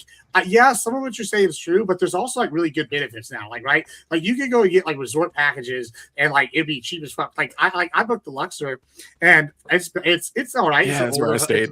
Yeah, it's an older hotel, an older casino, but they've even done revamps there and like all sorts of shit. And you can walk anywhere, and then they have trams that'll take you down, and like you can avoid the whole like being outside. And like if you want to go to any of the MGM properties, they like will take you right there, and they have like packages, and it's so much cheaper. Like I could have stayed like the same night at the Bellagio was like $700, which is still pretty cheap. That's cheaper than what I'm staying for TwitchCon. And like it's like okay, like and then you get all the perks. And then the other thing is, if you know people there, it's like obviously it's always like who you know, right? Like I know my friend Barbie, she's like a women or wrestling person. She does like promotions for the club. So it's like I just told her to put me on a list, and it's like okay, and then it's like oh, all these other content creators live there. Like there's so many, and then all the MMA guys live there. So like as long as you're like in areas where it's like safe, or you're like in with groups of people that are like out there, it's really a fun place, and probably cheaper than it used to be, right? Like and it's a food mecca, even if it's not like the Pinnacle it wasn't or the Mob, you know.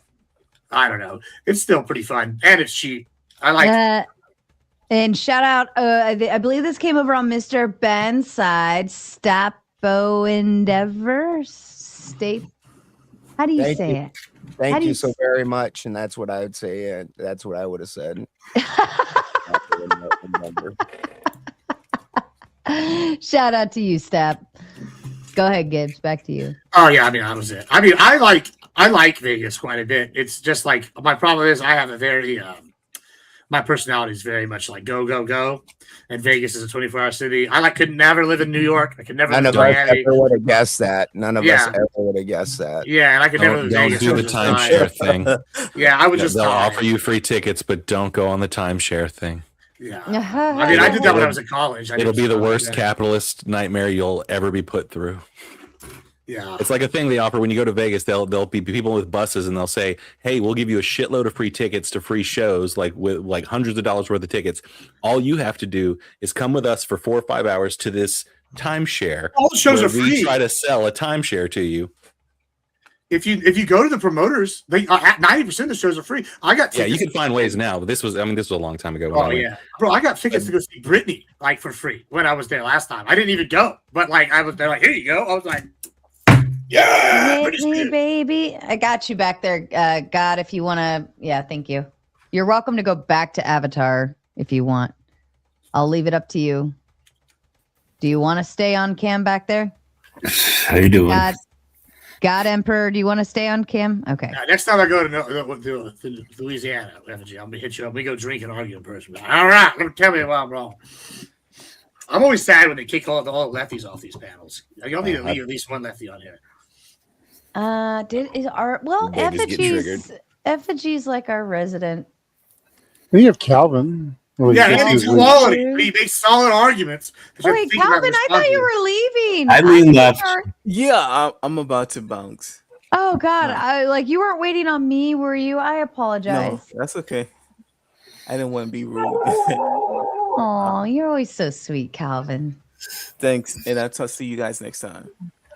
Good night, Calvin. Good night, Calvin. Have a good one. AG, I'm a borderline lefty. You know what I'm saying? So don't get it twisted. Yeah, I'm a borderline lefty. So you That's got one me. here. That's me too. I'm borderline left. Listen. We're gonna convert you. We want you over here on our side. Come on. No, let me tell you, I'm bored of lying about being a lefty when I know I'm on the right side. So yeah, that's what I meant when I was saying I was a borderline lefty. Nice. I'm That's a sorry good I didn't clarify that earlier.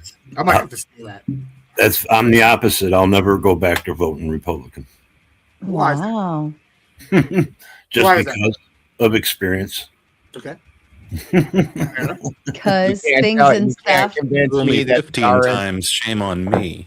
You can't convince me that the RNC and the Thank you. DNC aren't the worst things in America. So I wouldn't touch either one of them. I don't like either political party when it comes to politics.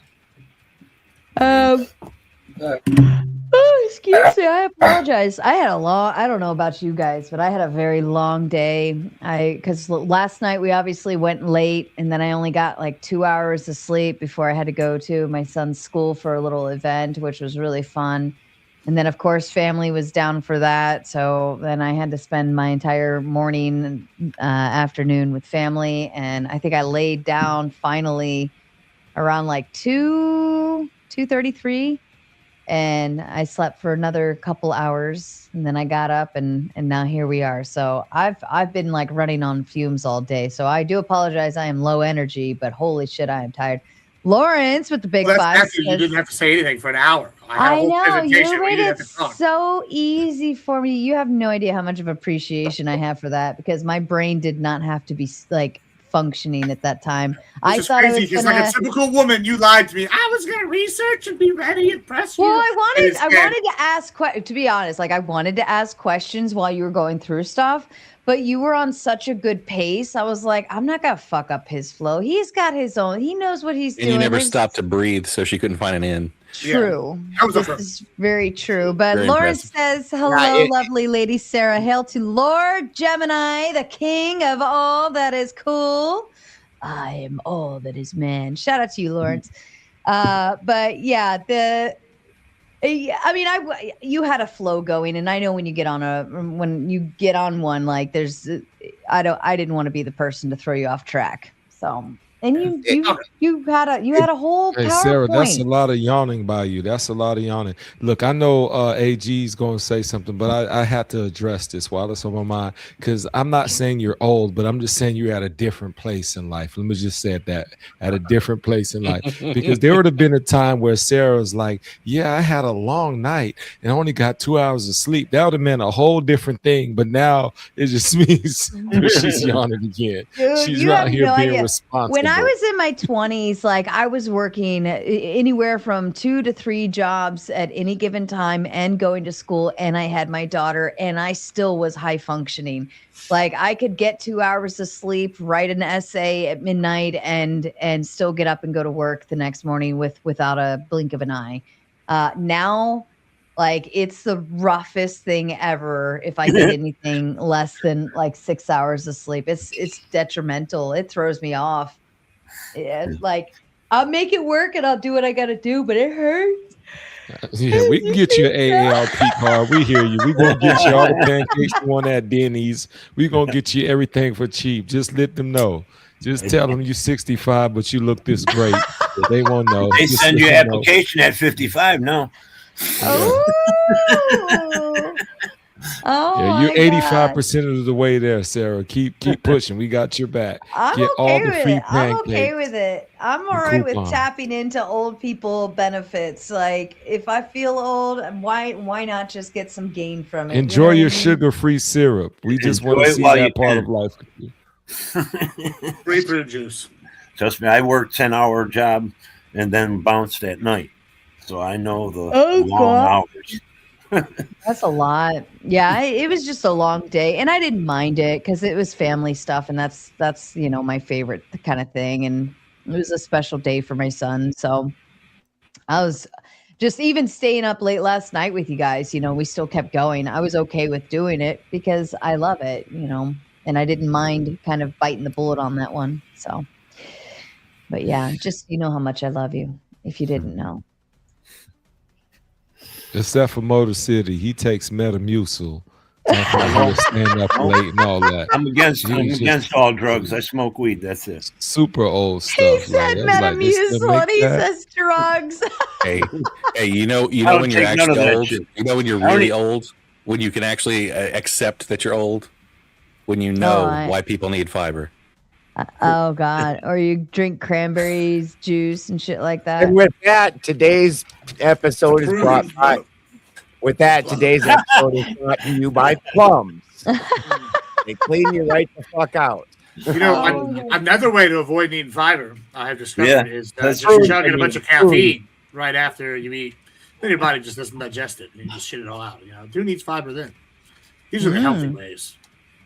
Yeah. Coffee does its job. I will give you that, especially after having a cold glass of water. You wait a little bit, then have the coffee. Yeah, that's science.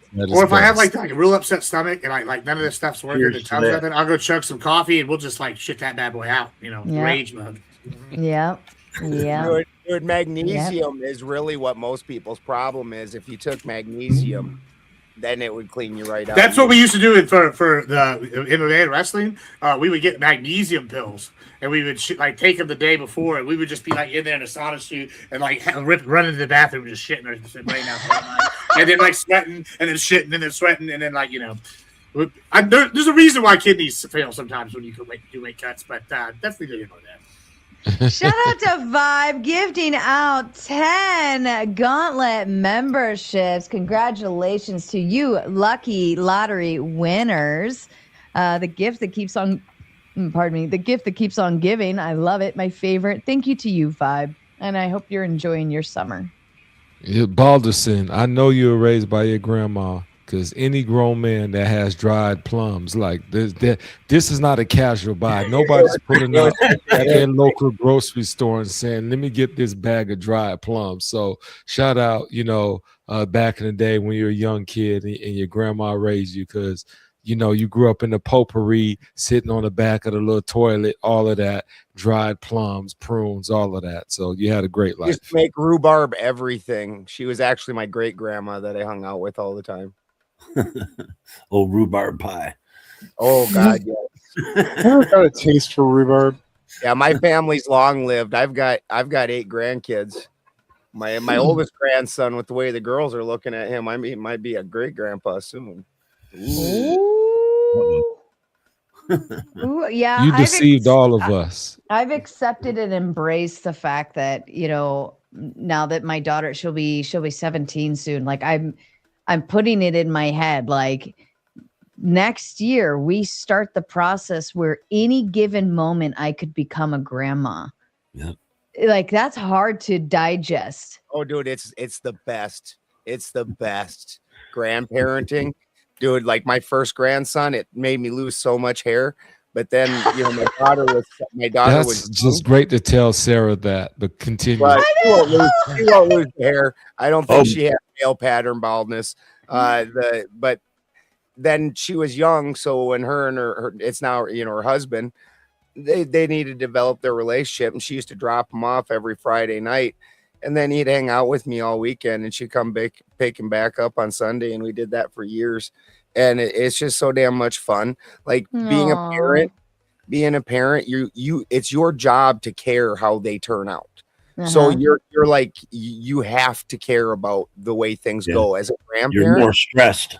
Yeah, and you're tied to the way they turn out. As a grandparent, you just appreciate them for who they are. Not to mention, you get to watch your child go through the things you went through, and you get to spoil that grandchild and send them back over.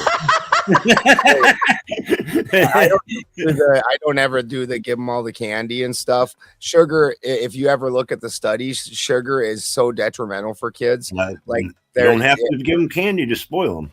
But Just- yeah, I get they come over and have a real great time. And I've had my other grandsons have stayed with us and lived with us. And Sarah's seen pictures of my one granddaughter calls us all the time. Like if her mom calls, she'll steal the phone and then just leave. Aww. Yeah, she is such a just a doll, and yeah, something else. Yeah, I don't know. I mean, I just don't know how I feel at the it's not about having a grandchild. It's the fact that I feel like I'm pretty young in today's day and age. Oh, it's great. For someone to say grandma. Grandkids. But you get to play with them and be active in their lives. That's fantastic. Yeah. No, I mean, I agree with the concept. It's just the idea of like there's a grandma in front of the name Sarah now. Sarah, right? relax. The fact that you said it was a concept, stage that you're in, let right? me know how you feel right there. Like it's a science project. Like, you know, the concept, like it's not real life and people are grandparents around here. Your problem is this. No longer can you be out in public. It was like, oh, is that your older sister? And you just all giggling, feeling good. That's my mom. It's like, no. That's this baby's grandmother and my mom, right? All in one strike of the pen, one stroke of the pen, right? You go from being the older sister to like, dang, you got AARP and you got a whole grandbaby and all of that. So you're terrified of that. That's why it's a concept, like it doesn't happen. But relax, Sarah, you're okay. You get to be the cool grandma. Everybody doesn't have a cool grandma. You'll be all right. I've had the reverse happen. As I've like got older, I've started to look closer to the age like I'm supposed to be, because since I was 14, people thought I was 44. So like, I mean, now we're getting closer. They're like, hey, you're 30s, 40s. I'm like, hey, yeah, you're right. So I'm hoping I hit that age, I stay looking at that age. Born with a full beard. Yeah, I'm hoping that's what happens. He probably was. No, I did. They literally had a rule in my middle school. So my middle school didn't allow beards, right? And they literally, my senior, like not my senior, like when I went to freshman year, like high school, they put a rule that it was called the Gibbs rule. And it was because I had my sideburns like down to like here, and they were like, "No, you can't have sideburns." I was like, "All right, bastards." So I just looked like Bobby Hill, but athletic. So that's a bad time. Nobody. Straight monster. They had to put a muzzle on you at birth. That's right, Gibbs. I know they did. That's It's right. like you will not do this to your mother. It's like, look, let's go ahead and my mother's worse than me. You don't want none of that, bro. I feel sorry. Maybe my dad's gonna be the cool grandparent. My mom is not gonna be the cool grandparent. She'll be like whooping that ass. She'll go out and pick a switch. It's gonna be pretty funny. I had to wear a shirt during wrestling because they didn't allow tattoos in high school back then. Yeah, that makes I sense. got a tattoo when I was 17. I got more when I was in the army, and they wouldn't. So when I wrestled, I had to wrestle in a shirt. Nice. Yeah, me Baldwin too. was like Forrest Gump. No wonder he's like, yeah, I was a granddad at 35. Like I lived the whole life, military, did all of this. Like, and he got that mountain strength. He's like, come here. I fucking wrestle alpacas. Yeah, and the Bulls. We're getting. I'm telling you. He said I was an early grandpa. My oldest grandson's about the same age as the child that Sarah's talking about. And so when she's looking at grandma, I could be looking at great grandpa, which would be crazy. Like, oh my god. Yeah, but see, that's more feasible to see that when the younger generations are reproducing at younger ages, right? Between like 18 and I don't know, like 22. Then it is more viable and more likely that you'll be able to have a great grandparent, mom, and baby. yeah, these people that are having kids when they're 50, and then the kids that their kid doesn't have a kid till they're 50. There's only like 2 generations. Like I've got 5 or 6 generation pictures with my family. Mm-hmm. Like I knew almost all my great grandparents. Like I have very intimate memories with them. Like my one great grandpa, when he died, they gave me a spittoon because that was my spittoon, because him and I used to sit on the front porch, and he would put it in Copenhagen, and he'd buy me them cans of ground up beef jerky, and I'd put that in my lip, spit in the spittoon, and he'd go drive around on his lawn tractor for a while. And he worked for the railroad for like fucking 60 years. So he had a train set, and he was fascinated with railroads, and he had this super intricate, his whole basement was this super intricate train set, and it was 5 different tracks. And oh wow.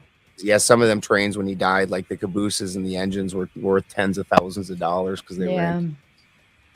Yeah, we have a train table thanks to Pop for Tomato Jr. He's got a nice big one down here in the basement, with all the mountains and shit on it.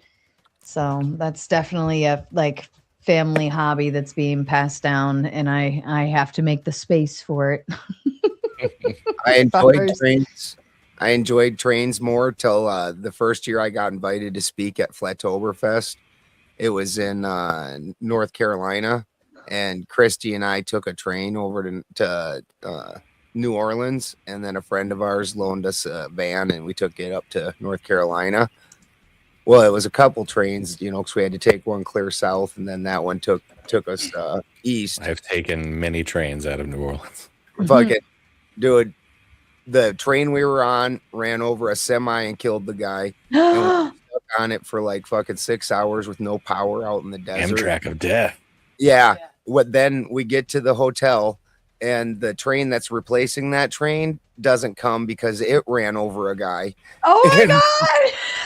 Then the hotel where we were checking in, we checked Drive in home after that. and walked upstairs, and a car ran through the fucking hotel, the front lobby of the hotel.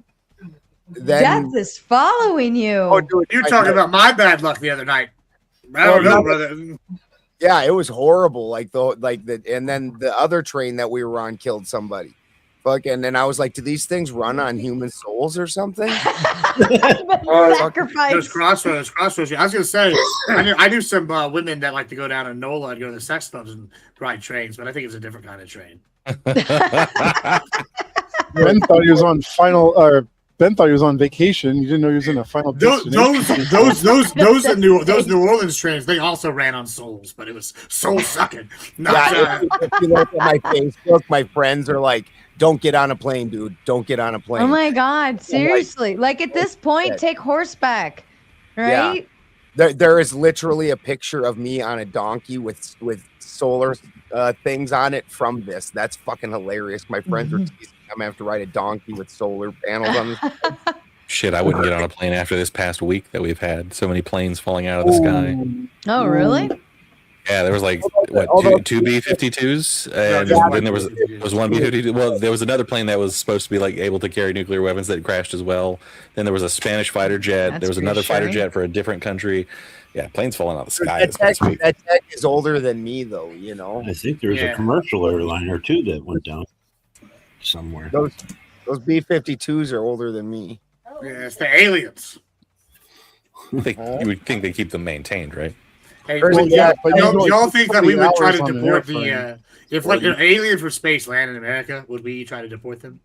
These are the questions I can't put loosely over right now. I think they're smart enough not to show back up. No. Maybe. What do you think, Spin? Are we going to deport the aliens from space? Fucking deport them all. Fuck them. Also, I want to claim victory. I think that with my fantastic PowerPoint presentation and the fact that we moved on to talk about grandkids and other shit, that Gibbs whooped that ass so good tonight that nobody wants to see his hands. That's probably why I'm so fucking tired. Death by PowerPoint. It's all your fault, Gibbs. That was an amazing PowerPoint with wonderful political cartoons. With you talking at 1,000,000 miles an hour. Frosty sends the Big Ten, says, they had a rally here in India a couple of years ago celebrating the music artist Prince. It wasn't even teenagers, just Hindus. I should have known this shit was coming. Where did this come from? Formerly known as Prince. Known as Prince. This actually ties back into the topic. Let's get in, because this is Prince's American culture spreading. If you even use Sarah's panel as a small microcosm of the subject, we have Varun, who comes in here regularly. He's from India, and he's trying to get in more. The conservative values are spreading. Frosty's a Christian conservative from India. He's in mine and Sarah's channel. This is a show that India is moving more towards America. They're doing these contracts in the Philippines and moving more towards the fortress because they see the writing on the wall. They're like very isolationist, but hey, they don't like China. right? They do deals India with is Russia, not and now they're getting isolated. well. They've been basically a colony of Britain fucking for years, dude. That's they're why extremely I can't ever get into the conversation with him, but I'd like to talk to him about it because Britain, literally the Brahmin class of Britain is like half white people because that's true. Yeah. I mean, that doesn't change the fact they're isolationists now, though. India is never going to right itself while it has a caste system. No country will. Wait, that's just no country no country that has a caste system will have a bright future because you're instituting going forward. Hold on, what's a you're caste instituting system a again? permanent underclass. It's always going to be just brutal and shitty. A caste system is where you're born into a certain class of people. Now, like Asvarun, he's a Brahmin class, which is like the royals, the upper class. And then there's the working class, and then there's a poor class. Now, like the poor class can't even touch the rich class. Yeah, there's like some famous Bollywood actors that have become from the poor touching class. one of the rich class. The rich class can lie to any of the underclasses and do anything they want to them. It's Sounds actually, like YouTube. Yeah, it's like if you've anybody that's ever goes over there, it's just a dumpster over there, and everybody's lying and scamming constantly. Okay.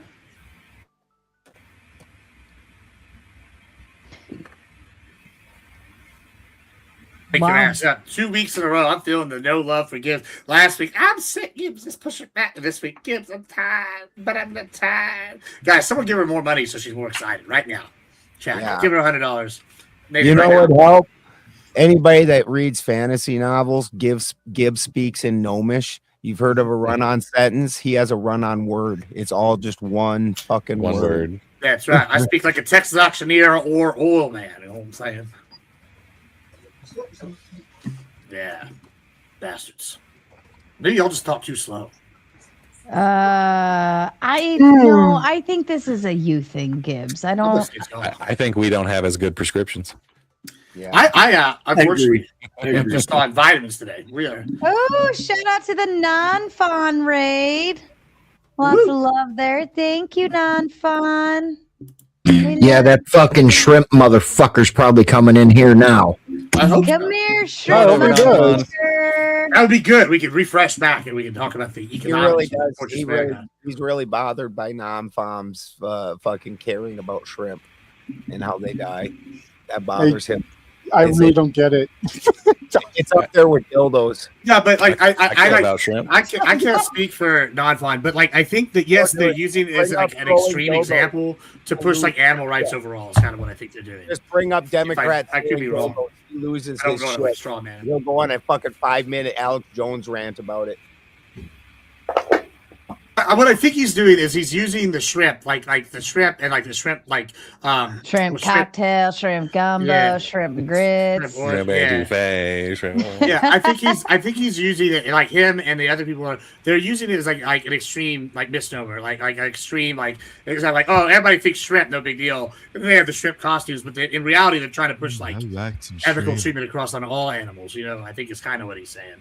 I could be wrong. Not correct me if I'm taking your stance wrong, but I think that's like now the I'm starting hungry for point. shrimp. Right, now I want shrimp. Dude, I'm a vegetarian, but the one time I went to a 5-star restaurant that I had to wear a suit into and everything, you couldn't go in there without a jacket and everything. And they brought you out a complimentary platter of shrimp or cheese. And my ex-wife picked the fucking shrimp. And they bring that shit out, and I grabbed one and I bit into it. And I chomped down and I spit it back out. And I looked at that fucking guy. I was like, you guys didn't cook these. Fourth Wiseman, good evening, sir. Hashtag Vegas. Hi, everyone. Hey, Gibbs should do the no, absolutely challenge. fucking not. Oh my god! Fucking no, because it'd be like Gibbs could probably do it though. If anybody He can do probably it, could. I don't know that Tim. It's the Hold on. world. Trippy tried to get an LLM to read it out one time, and it gave up. The LLM gave up. That's hilarious. Hold on. Gronk is like, fuck this shit. I'm out. Dude, I had a friend that asked the LLM to say Jesus is Lord 50 times, and by like the 30th time, it started getting snotty about the way it was saying it. It started saying it goofy and shit. Hold on. That was actually, Cheney and Thomas. That was their other co-host did it. Gibbs, open up that. Oh, sorry. Oh, Gibbs, open up that link. But would he say Candyman 5 times? Oh, Gibbs is taking a shit. Open up that link I just put in the back chat. This is what Fourth Wiseman wants you to do. He wants you to read that word. Telling him not just no, but fuck no. You're muted. You muted yourself while you were taking a shit. You fucking rookie. You fucking rookie. You muted motherfucker. How are you going to debate in Vegas when you can't unmute your mic? Well, the good news is I won't need a mic to be unmuted in Vegas because I'll be doing it in person, yelling at people. Like, listen here, motherfucker. Listen here, motherfucker. What do you think, Gibbs? Can you try it? You're lucky. Yeah. You're lucky. So it's like 5 minutes to I pronounce. can. Let me get some water here. He's a little scared. I don't think I can. I mean, me trying to lie. Yeah, no, that's too. I can't make my sound. So me already go to my knee. No, I'm done. We're done. I'm not even. That's all you get. Seriously, he didn't even try. I tried twice. Well, I can't pronounce the Y. I mean, this is like maybe if I was like Hawaiian or something. Me tiny the authority to go to my origin, rosary go to the story. Who's the other filling the tire? Yeah, I'm done. Yeah, it's like the same 3 or 4 words over and over again. Comes up out of the earth behind him while he's trying to do this. Yeah, bro, Are we sure like, this is not the text from the Necronomicon? Darth Maul over here is starting to like look like he's got some horns that weren't there from before, and he already had horns, which is really scary. Yeah, it's like the automatopoeia for a reverse recording. Also, this is extra scary. If you don't know my lore, I have a haunted Annabelle doll here in the house. That like moves around, and we've had people with witnesses. We even have a bunch of Clipper streams. Wait, let me ask you this: how close to the Annabelle doll do I look? Not close at all. Not really. No, really, I get that a lot from the haters. I mean, unless you're talking about looking raggedy, like, yeah. all I got to say is Klaatu Verata Niktu. Something's not what I'm for sure. What's that mean? That was from Army of Darkness. Oh yeah, I knew it. It's what you have to say before you pick the Necronomicon up and just do shit like that so you don't waken the army of the dead. You know, I think I'd make a great X-Men. Why? What? Because I am End of statement. You are a what? What's your superpower, Ant? X-Men. It's genetic. Is it muting yourself when you're talking? Yes, because I'm a mute ant. Oh God, wouldn't that be X-Men?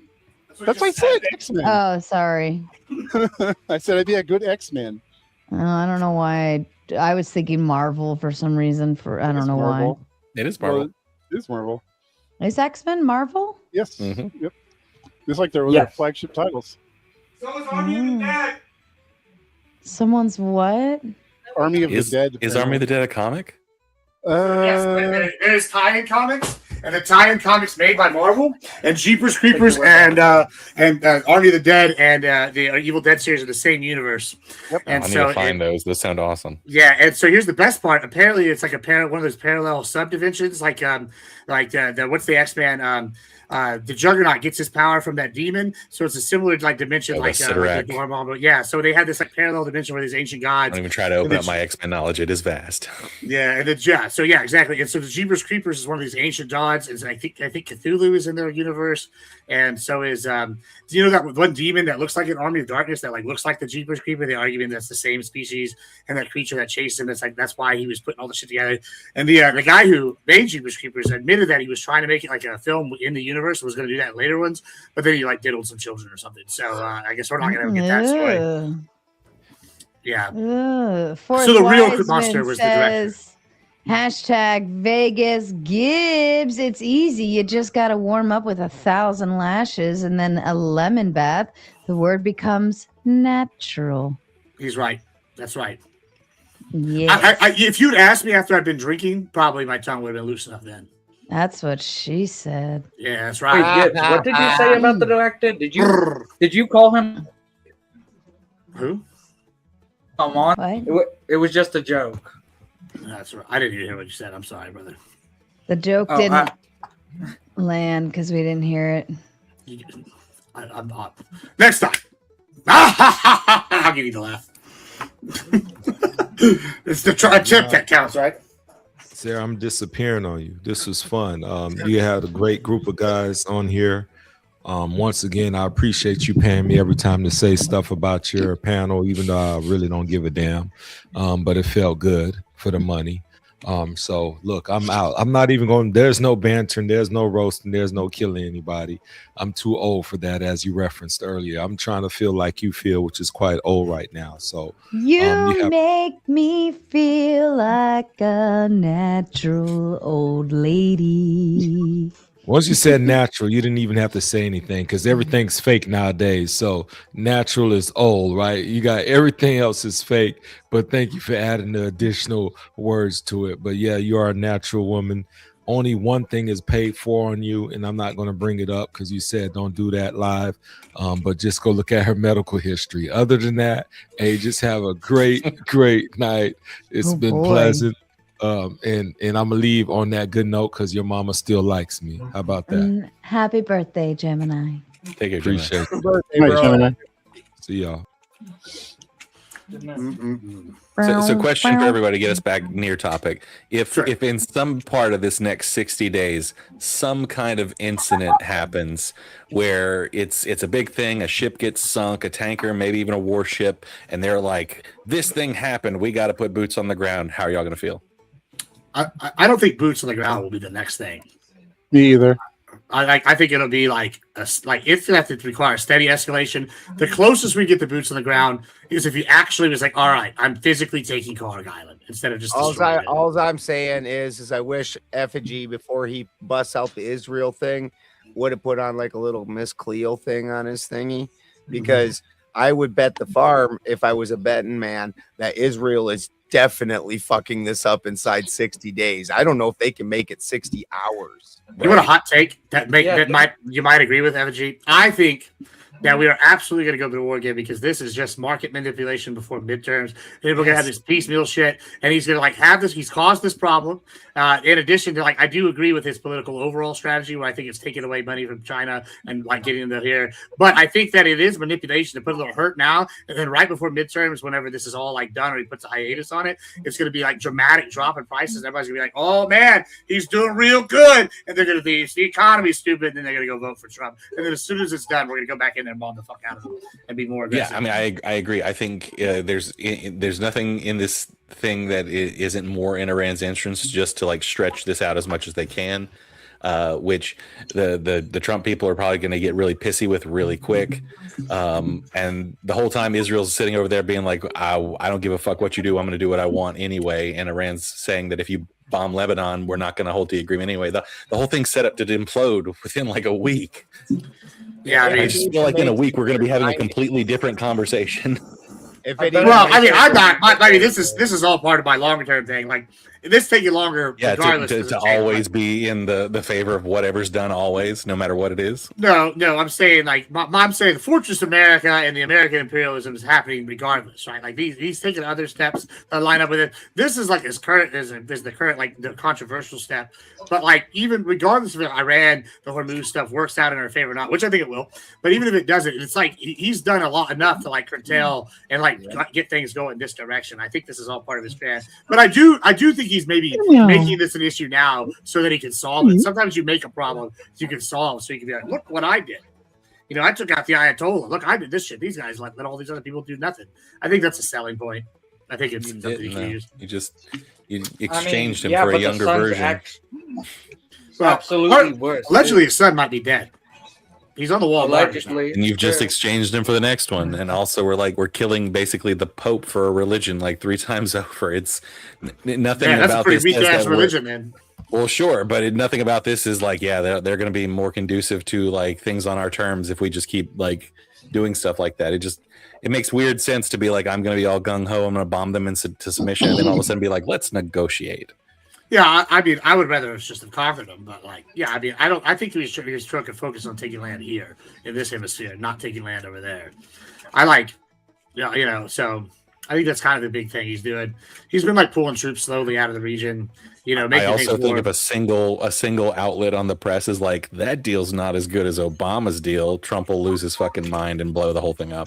Mm-hmm. I mean, that's already happening. So, like, I don't think he's gonna blow it up. They're already like trying to say it's capitulation. I mean, you were doing that already.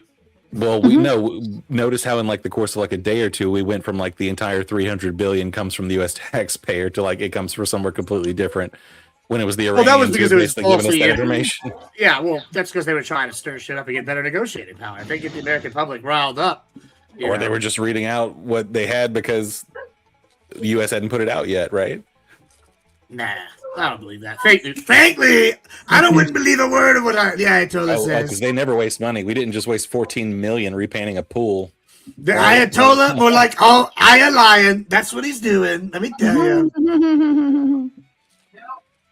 Wait, I don't know how you call them liars when Trump's been saying the war was over since like the second day, but here they are calling it a war at all. Else. He said it 39 times. Their power's never been taken away. We're actually making an agreement that is very much in their favor, including part of the reason that oil prices are going to drop is because Iran's being let out into the open market again, which always drops the price of oil. This isn't Trump doing something amazing. This is just the way that fucking works. Yeah, because the sanctions are gone now. Yeah. It's wild, but everyone's like, yeah, they're in a worse position. It was like, but all the shit that was wrecking their shit is gone now. Like, I get it. We bombed a lot of shit, but like all the actual things that was like suppressing their economy and stuff, it's all gone now. And they're ending up with, no matter who gives it to them, what, close to 350 billion to rebuild, money that they haven't had access to for years and years. And now they can trade oil in the economy. And guess what, boys and girls, they got a lot of it. Yeah, but the thing is, if Iran is trading oil on the global market, they're not selling it on the cheap to fucking China. They're still gonna do Right, that. which is better for Iran. No, they're not. Why would they sell cheap to China if they better can for sell at Iran. a higher price to everybody else? Yeah, they've been There's such selling thing it as to trade China. partners. They've been selling it to China for cheap because they can't sell it on the open market because That's we've what had I'm saying. 100%. That's right. And China has been taking that oil and then in and of itself selling it on the open market. So it didn't really stop anything. It just kept the market prices shitty. Fucking now Iran Pumped can up the trade- Chinese. Now Iran, yeah, right. And now Iran can trade it out on the open market. So this is even better for Iran. They don't got to hawk it off to China. They can fucking sell it to the best bidder. I mean, nah, they're buying their oil from us. China's our bitch now. We're winning, boys, and it's glorious. I'm so Say it excited. loud enough until it's true, right? I mean, listen, I we're in the air and walk. With the macho man voice, I can't do We're that. talking loud and carrying the big stick. Woo! It's the mega powers. I'm saying, like, I'm excited.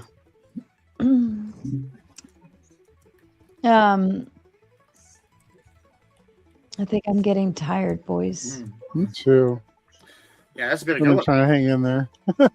Too bad. Yeah. Listen, so I'm going forward, guys. Whenever they do these throwdown shows, they present an idea for an hour. Remember, guys, the new golden standard is have a PowerPoint where Sarah Bailey has to talk the entire time. I did like your PowerPoints. Never mind.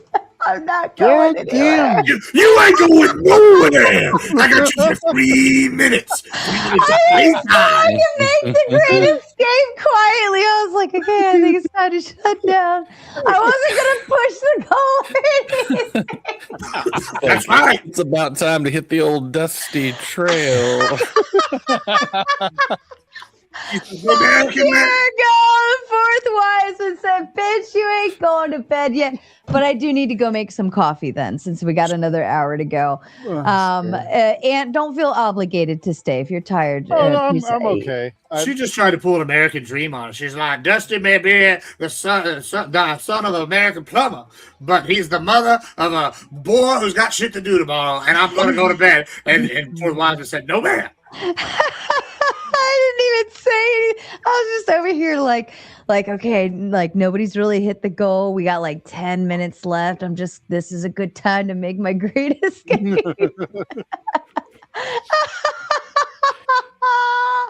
Hashtag Vegas penthouse suite. Fuck your goal. We're not really staying at like luxury. Like we're at the Luxor, right? Or something. I forget where we're. Yeah, I don't know. They all have luxury suites. The Luxor Luxor's cool. It's shaped like a pyramid. Has a whole bunch of Egyptian shit on the inside. The only con to the Luxor is if you don't smoke, their casino smells like smoke. But whatever. I mean, all Because it's one of the old ones. Smoke. Yeah, it's just old. I think it's cool, and you can see it. Listen, at least it looks a little modern, unlike the one that looks like a castle. I can't remember what it's called. But when you walk into Excalibur, you feel like you were transported to the late 70s. So Excalibur's done a remodel, and apparently, yeah, they had a lot of shit, but they're the cheapest one on the strip. But like, they've like done some remodeling with a good arcade. Yeah, so there's some pros. It's like when you go to the old mall and they have the arcade, and $20 they'll give you like 3,000 coins to go play in the arcade. It's like kind of the benefit of going to the older established shit, right? Like you know what you're getting. Like, why would I want to stay at Motel 6 or stay at like Best Western, and when I can stay at a casino and have a resort, if I want to, right there, even if it's like an older one, it's still a 4-star hotel, Yeah, because I'm gonna smoke weed in the room with my dog. I mean, I'm gonna smoke weed everywhere. That's Vegas. It's legal there. Yeah. You said, why would you stay at Motel 6? Is it because I smoke weed in the room with my dogs? That's a good point. I think you actually get better luck at the hotels than the Motel 6. Most Motel 6s don't let you smoke in the rooms. They have the world's nicest Motel 6. Almost all of them I've ever been to do. Oh, do they? Okay. Yeah. The ones I've been on to, like up and down like the coastal highway. California, it's a state law that you can't. Right. Well, even in Oregon. Modi stayed with me in Vegas when we went for TwitchCon, and he got lost. And you know how he found his way back? He just said, "Oh, the pyramid. I see the pyramid. And I see the beam of light," and just like walked across all the F1 tracks they were building to get to the pyramid. I was like, "That's right. That's it." So if you ever get lost, the pyramid is always easy to find. Yeah, they spend like $10,000 a month because of that light, because the bats swirl around and eat the insects that it attracts, and it shits all over the glass on the windows. So they spend like $10,000 a month keeping those windows clean. I'll tell you when I will go to Vegas. Supposedly, Tool is talking about getting a residency at the Sphere. I will then be booking my trip to Vegas. They're gonna get a Tool at the Sphere. They're kind of like I don't want to say they're that old. They have Metallica as one of their main. Metallica's now a Vegas act. They're at the Sphere. Yeah. Oh, so Metallica's already at the Sphere. Oh, okay. So they'll probably be on the same ticket as Metallica every other night of it. That makes more sense. I love Vegas is great. It's a natural fit to me because like they're known for their visuals at their concerts. Like it's their whole entire like live identity. So it makes perfect sense that they could give you a really fucking cool show at the Sphere. Best concerts I've ever been to in my life have been Tool shows. Like probably the top like 5, 10 all. Yeah. I'll be right back, boys. Fuck you, fourth wise, when I gotta go make coffee now. Yeah, I saw Metallica with this was in Houston. This had to be like 2015, 2016. I went and saw Metallica and Greta Van Fleet. Right when Greta Van Fleet was showing up. Oh yeah, I remember that tour. Good. Who's the band he sounds just like? He sounds like Plant. Robert Plant. Led Zeppelin. Yeah, he sounds just like him. That kid, like I'd say reincarnated. That's still alive. It's probably intentional. Well, yeah, of course. Yeah, but I mean, he's really good. Like, I mean, like every time I hear him, I'm like, oh shit. Like, it does sound like he's channeling Jimmy Page for sure. It also doesn't feel like he's trying to be that guy, right? He's like doing the voice. He's like, these are my own songs. It's not like he's like, it doesn't feel like a tribute band. You know what I'm saying?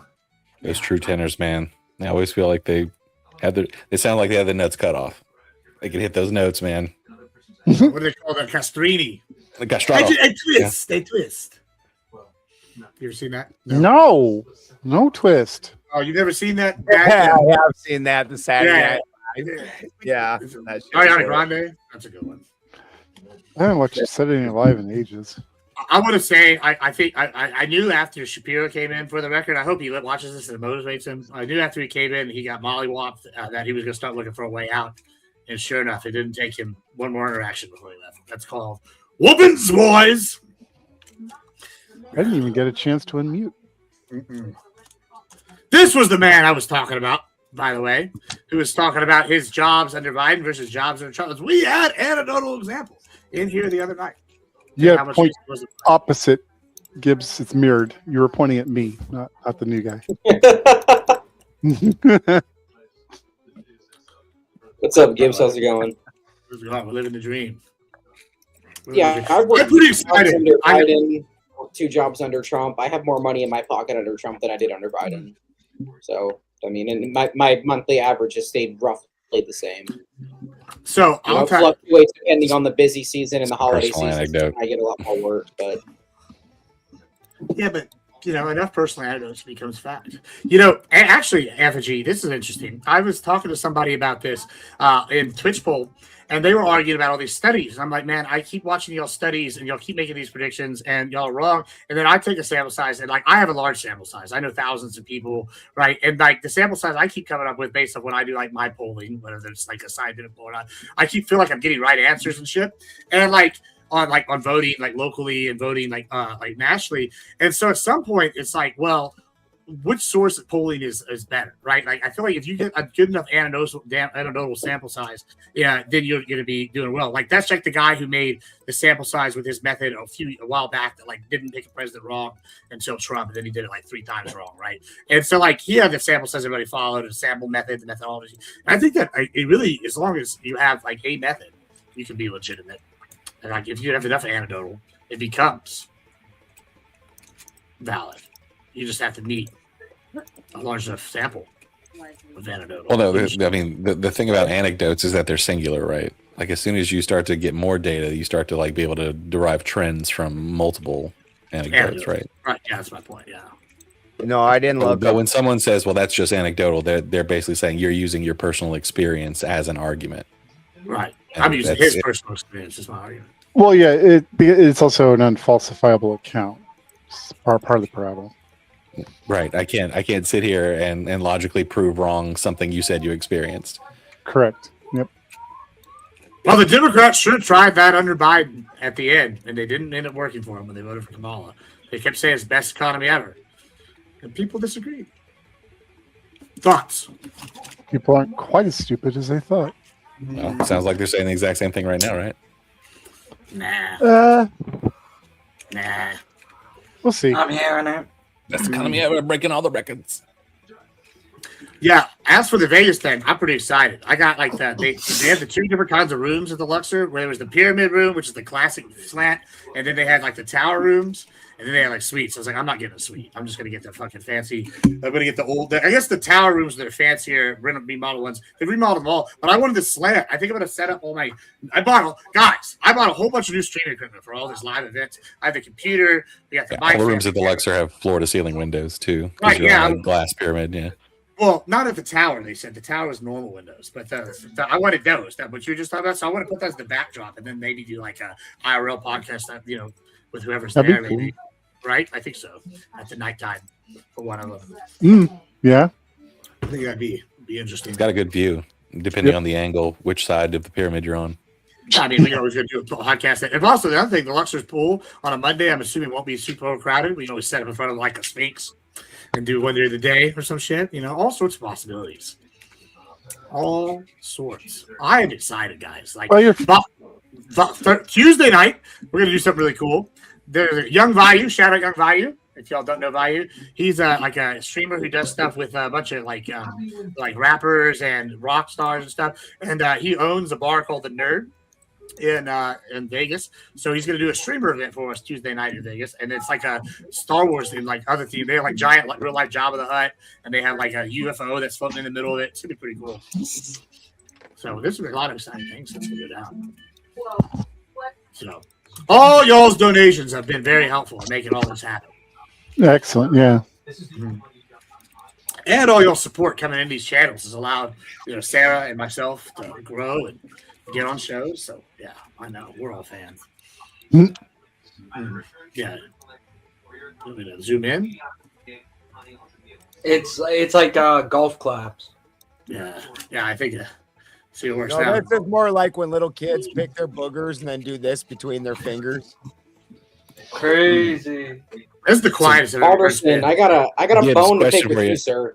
Okay, never mind. I let him go because he just got Go it. ahead. I'm gonna get this one. All right, it's not gonna get too heated. My voice is out, but pick away. No, it's just I am permanently scarred from the shit that I saw on your channel the other day because you weren't fast enough. Just a heads up. Oh, I know you're I talking had about. sleepless fucking nights because of that I was shit. so pissed off. Santa, You were like, put stop stuff in it, stop it, stop it.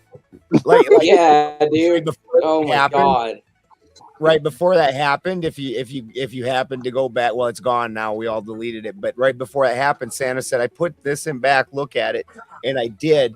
I wasn't even looking when this happened, and all of a sudden I heard everybody's voices, and then I get over there, I'm like, "Oh fuck!" I'm not good with computers, and People fucking suck. It's good, man. I'm just fucking with you. He went to another stream that he went to another panel I ended up joining, and luckily the other guy was very quick to it. So the moment I saw that asshole, I literally was coming back from the restroom when he was doing like I saw him like switching to something, and I was like, "Oh no, this sounds sus," and I hit something, and so sure enough, it was like whatever. And I was like, "Yes," switched it on the Twitch side, but I don't have a way to switch it on the YouTube side. So I was like, "Damn it! Thank God I had restarted my stream like 8 minutes before, so I didn't miss like 90% of that." I was like, "Yeah, we still got 4.5 hours of." No, Dingo. Sarah got asked to be a mod.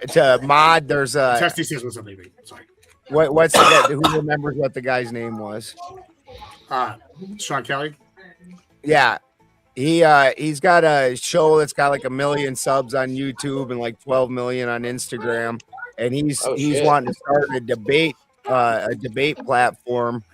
Switch his thing to debates, and he asked Sarah to come mod. So this is why we're putting hashtag Vegas on our on the super chats and stuff, because Tom Carpenter generously offered to match any donations that say hashtag Vegas up to $1,000, and then he puts that in her Cash App, so it's basically like getting a 2-for-1, and it's getting Sarah to Vegas to do this event. Yeah, it should be good. There's a lot of us going. I think Shaman's going. I think Dragon Fist might be going. I'm going. I know there's a few others. There might be the worst person in streaming. Connor Counterpoints is going. So there might be some kind of heated word said there. Fuck that bitch. All sorts of people are going. I was good. I would go, but I can't leave the farm until harvest season. Until harvest is over. Yeah. I said me at Christmas time. There we go. Uncle Guns has got it. There we go. Hell yeah. I am looking forward to it. I think that's gonna be cool.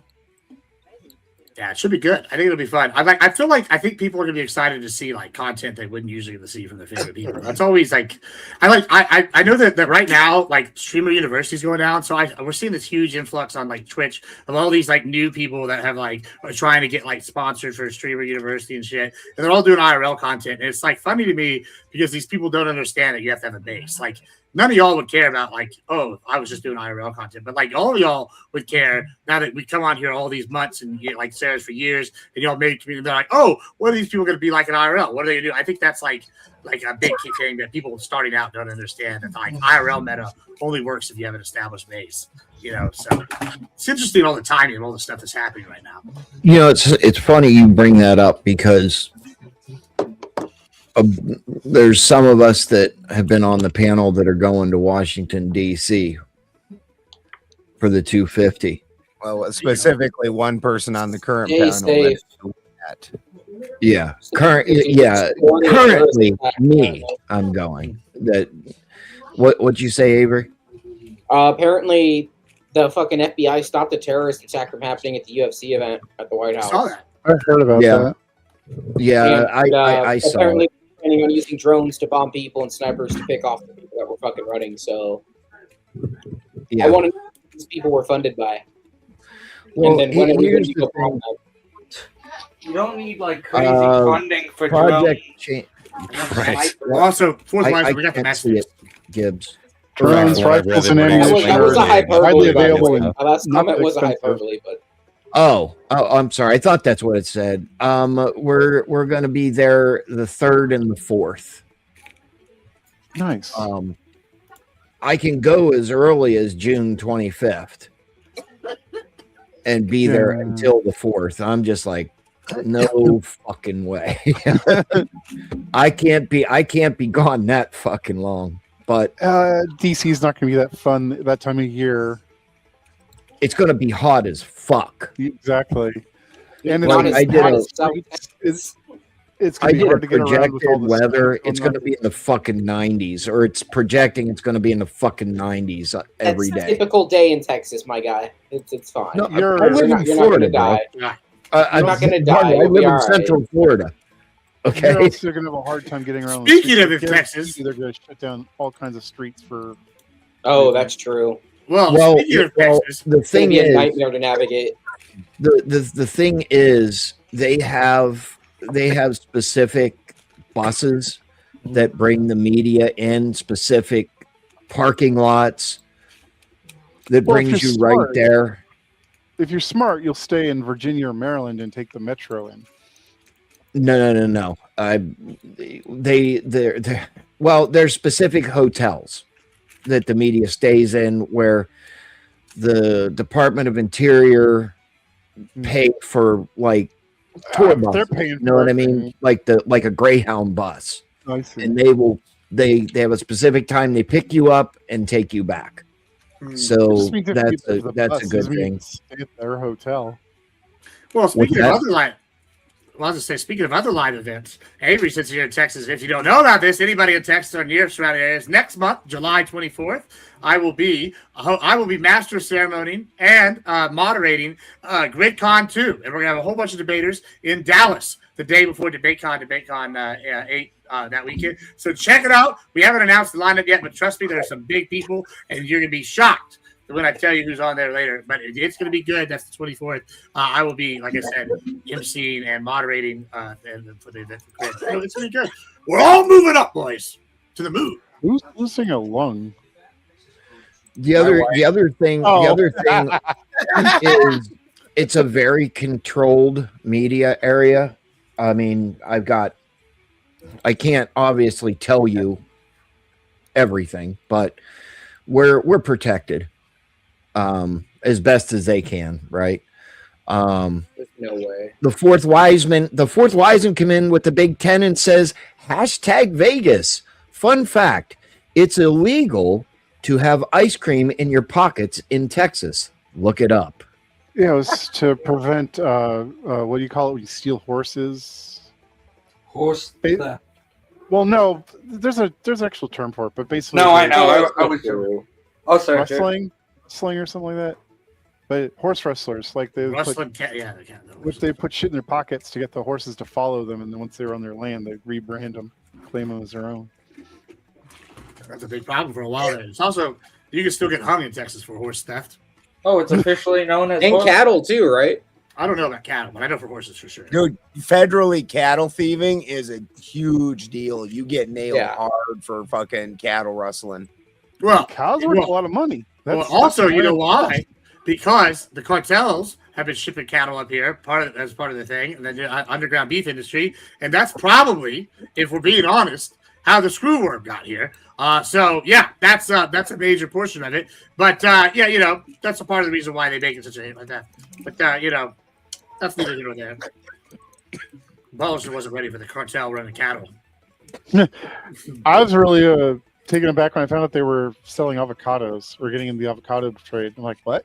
Yeah, well, I also stuff the avocados with drugs. You take out the seed, put the thing back, and close them. I thought they were just selling them because they were suddenly more valuable. Yeah, I mean, I'm sure. So effectively, everything became better money than the weed trade. Fucking the only way they stopped the weed trade across the border was by fucking ruining it. No bueno. No bueno. That's Like what you're you only do. getting you're only getting $200 for a fucking pound of California grown fucking outdoor. You know, you sure as It's like fucking an ounce. Yeah, like, on the high end. Yeah. I can guarantee you I haven't smoked Mexican weed in over 10 years. I don't know what you're buying. I can buy like 25% THC ounces for like, what is it, $52? Yeah, you can get them pretty cheap now, depending on what you're getting. I mean, there's obviously quality. Like, if you want to go get like, oh, I'm going to get a Aurora Borealis or Alaskan Thunderfuck or something, yeah, it's going to be like 150, 190. Well, You know, but if you're going to be is- like, I want some like heavy duty, like ice cream cake. or I'm something. talking about at the good. grow It's not at the high grow percentages. level, though. Yeah, but it's still not what you used to have to get, which is basically like the corner of a brick dirt weed. Swag, yes. Yeah, swag. You have to swag, maybe little Reggie, $60, give you a quarter pound, maybe. Dude, an ounce was You this gotta smoke half of that just to feel something. An ounce was this big. It was like 3% THC, yeah. Bro, back in college, what we would do is we would so we had I'd throw these big parties, right? And we would buy like an ounce of the good shit for like $200, right? And then we'd go buy like a quarter pound of like the shitty stuff. We would just roll like those Four Kings, blunts. They're like $4 for $1. We just roll like 50 of them or like 100 of them, like how many? Just a shitload of them, right? We had so much left over. And then what we do is we had these parties. And everybody that walked in, we would just hand them like a blunt or two when they walked in. And everybody's like, oh, and then we would smoke like the dro with them. So they're like, oh my god, this is so good. And then we smoke the swag the rest of the night. Did they? Oh my god, gave us the best dro while we were over at this party. It was like a party bag. I'm like, that's right. So like, it was wonderful. Yeah. Yeah, back in the swag days, I smoked blunts also. We used to get White Owl blunts, grape, because it would overwhelm the taste of the shitty swag, and you could fucking put like White Owl, fucking right? one of those blunts. It took a lot, but you got high eventually. They would also dip them in like what was it? We had this problem when I was like leaving high school where they would dip it in like PSP or whatever. They would sell it, PCP. There you go, PCP. They sell it as wet. I got this one time. My grandmother Willow was going to kill no one me. did that. Come on. Yes, they would do it. It was a bad thing. They dip cigarettes. Yeah, they used to do it. Now. Mhm. Yeah, it They was dip a major cigarettes issue. in it now. That's how Dealers do people not get it. waste profit like that. No, you would literally buy it. They would sell it as wet, and you like. So we didn't understand that it was not like dro. We thought it was just like higher level than like Reggie. We're like, oh, it's dro. It's wet. They're like, yeah. If you ever got sold weed that was wet, most likely, what I've seen people do the most over the years is basically dunk it in a little bit of Coke, put it in a microwave to where it still has a sweet smell, but now it has more weight. That's what they would usually do. That's not what I was having down. It was bad in Corpus when I was growing up doing that thing. And the other thing that was real bad when I was growing up was they would get the paint. They would huff the paint. We had like 2 or 3 kids die in our high school from that shit. Like, Down to crackhead level shit now. No, I was in the ghetto growing up.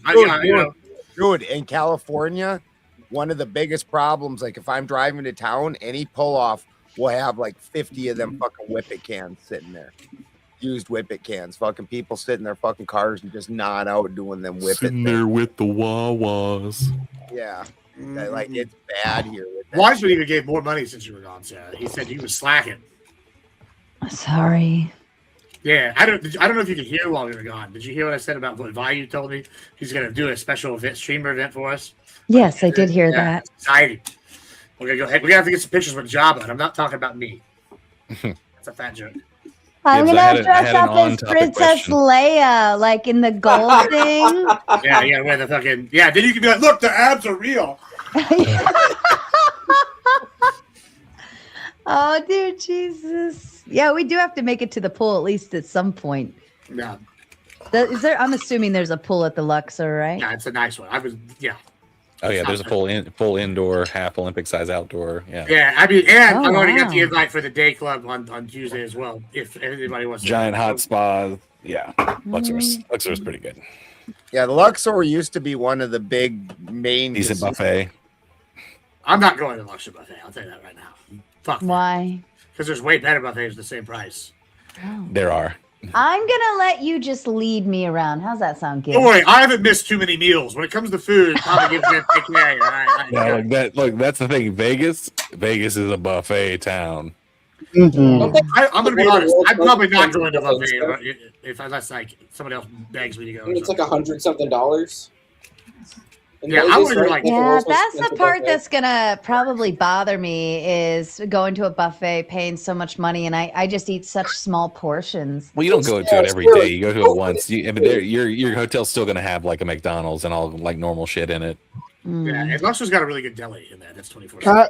When I was a kid, like $35. When I was a kid, my grandpa paid for a family vacation for us to go to Reno, and this was when the mob still was in control of Reno and Vegas. The nice hotel room we were in was $17 a night. Yeah, the cafe was like world class. It was like $5 a person. Whoa! Yeah, wow. It was so fucking like they wanted you to get there. They weren't interested in making money off the food and the lodging. Right. They were there to get you to gamble. Yeah, it's lost leaders. Which is also how they were laundering money. So they Dude, really the mobster Vegas and the mobster fucking Reno were so much better than the corporate Vegas and They corporate really Reno. were. I mean, mob's not great to have around, but they were running that town a whole fucking lot better than the corporations are. Yeah, I mean, it's like pros and cons. Like it's nice. The irony like, in that.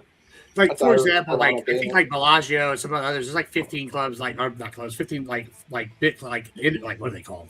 Resorts that are like on MGM. Yeah, resorts and casinos. They're on like MGM, and then there's I don't know if highest part, but there's like 4 or 5 competing ones. So it's nice if you like get with like one of them, then you can like go to all of them, and they like give you the benefits like at like each one. Right. So if like you go and I'm at like the Luxor, I can go to the Bellagio and they'll still have like your MGM rewards and shit. It's just like, oh, I can take a little tram over there and gamble at the nicer one, and then I can like go to this one and go to I there is pros to the corporate side of things as opposed to like,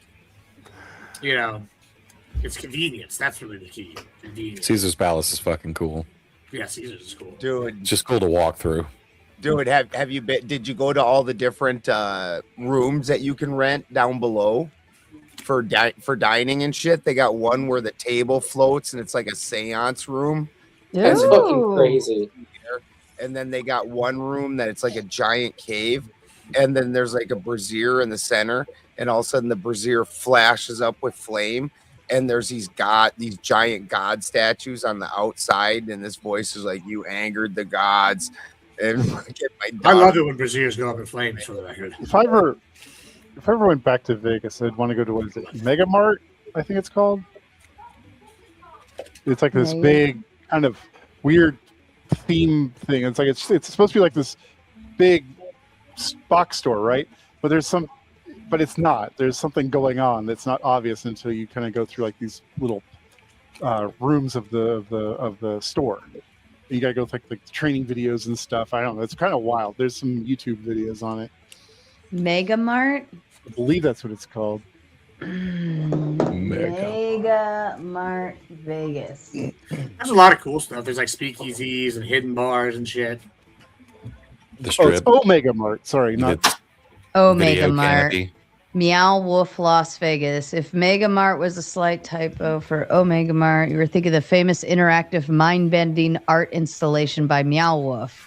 The experience, it is a massive multi-level fake supermarket full of bizarre products that serves as a front for hidden pass. Gibbs, can we go? All of a sudden, you're the chaperone. I don't know. I think Gibbs is gonna get stuck in one of the corridors. Daddy, please, Yeah. can we go? I mean, I don't give a shit what we Full do. of bizarre products that serves as a front for hidden passages, alien landscapes, and an interactive mystery narrative. Yeah, I think also if that's what I think it is, there's like also like 8 other events like around it. It's like they have like a mini strip right there. It like, said it's there's, tucked like, all- inside the Area 15 entertainment complex, that's what it just is. off Las Vegas Strip. Yeah, it's like they have like a knockoff strip over there where you could go do like all like the mini. They have like mini versions of the casinos and shit over there. Like if that's what I think, I'm pretty sure. That Trippy turned me sounds onto that. so fun. Yeah, there's so many cool things. Like we have tons of options. Like and like I said, I bought all my IRL streaming shit, and I mean nobody else said it too. So like we're gonna be able to do a lot of cool shit. I'm excited. I like want to go do exploring stuff and make content the whole time. But yeah, I'm down for whatever. Okay, this YouTuber did a thing on it. Gibbs, if you want an editor, I know someone who will probably edit some of your IRL stuff. for you. Hey, listen, you send people my way, but right now we're doing it the free way. This is a hobby I've monetized. No. But yeah, I mean, I'm using AI and I'm doing most of my shit myself. But yeah, anyway else. Is this what you're talking about? Yeah, this is the one I was talking about. This is a little mini strip. Okay. This area 15. There's all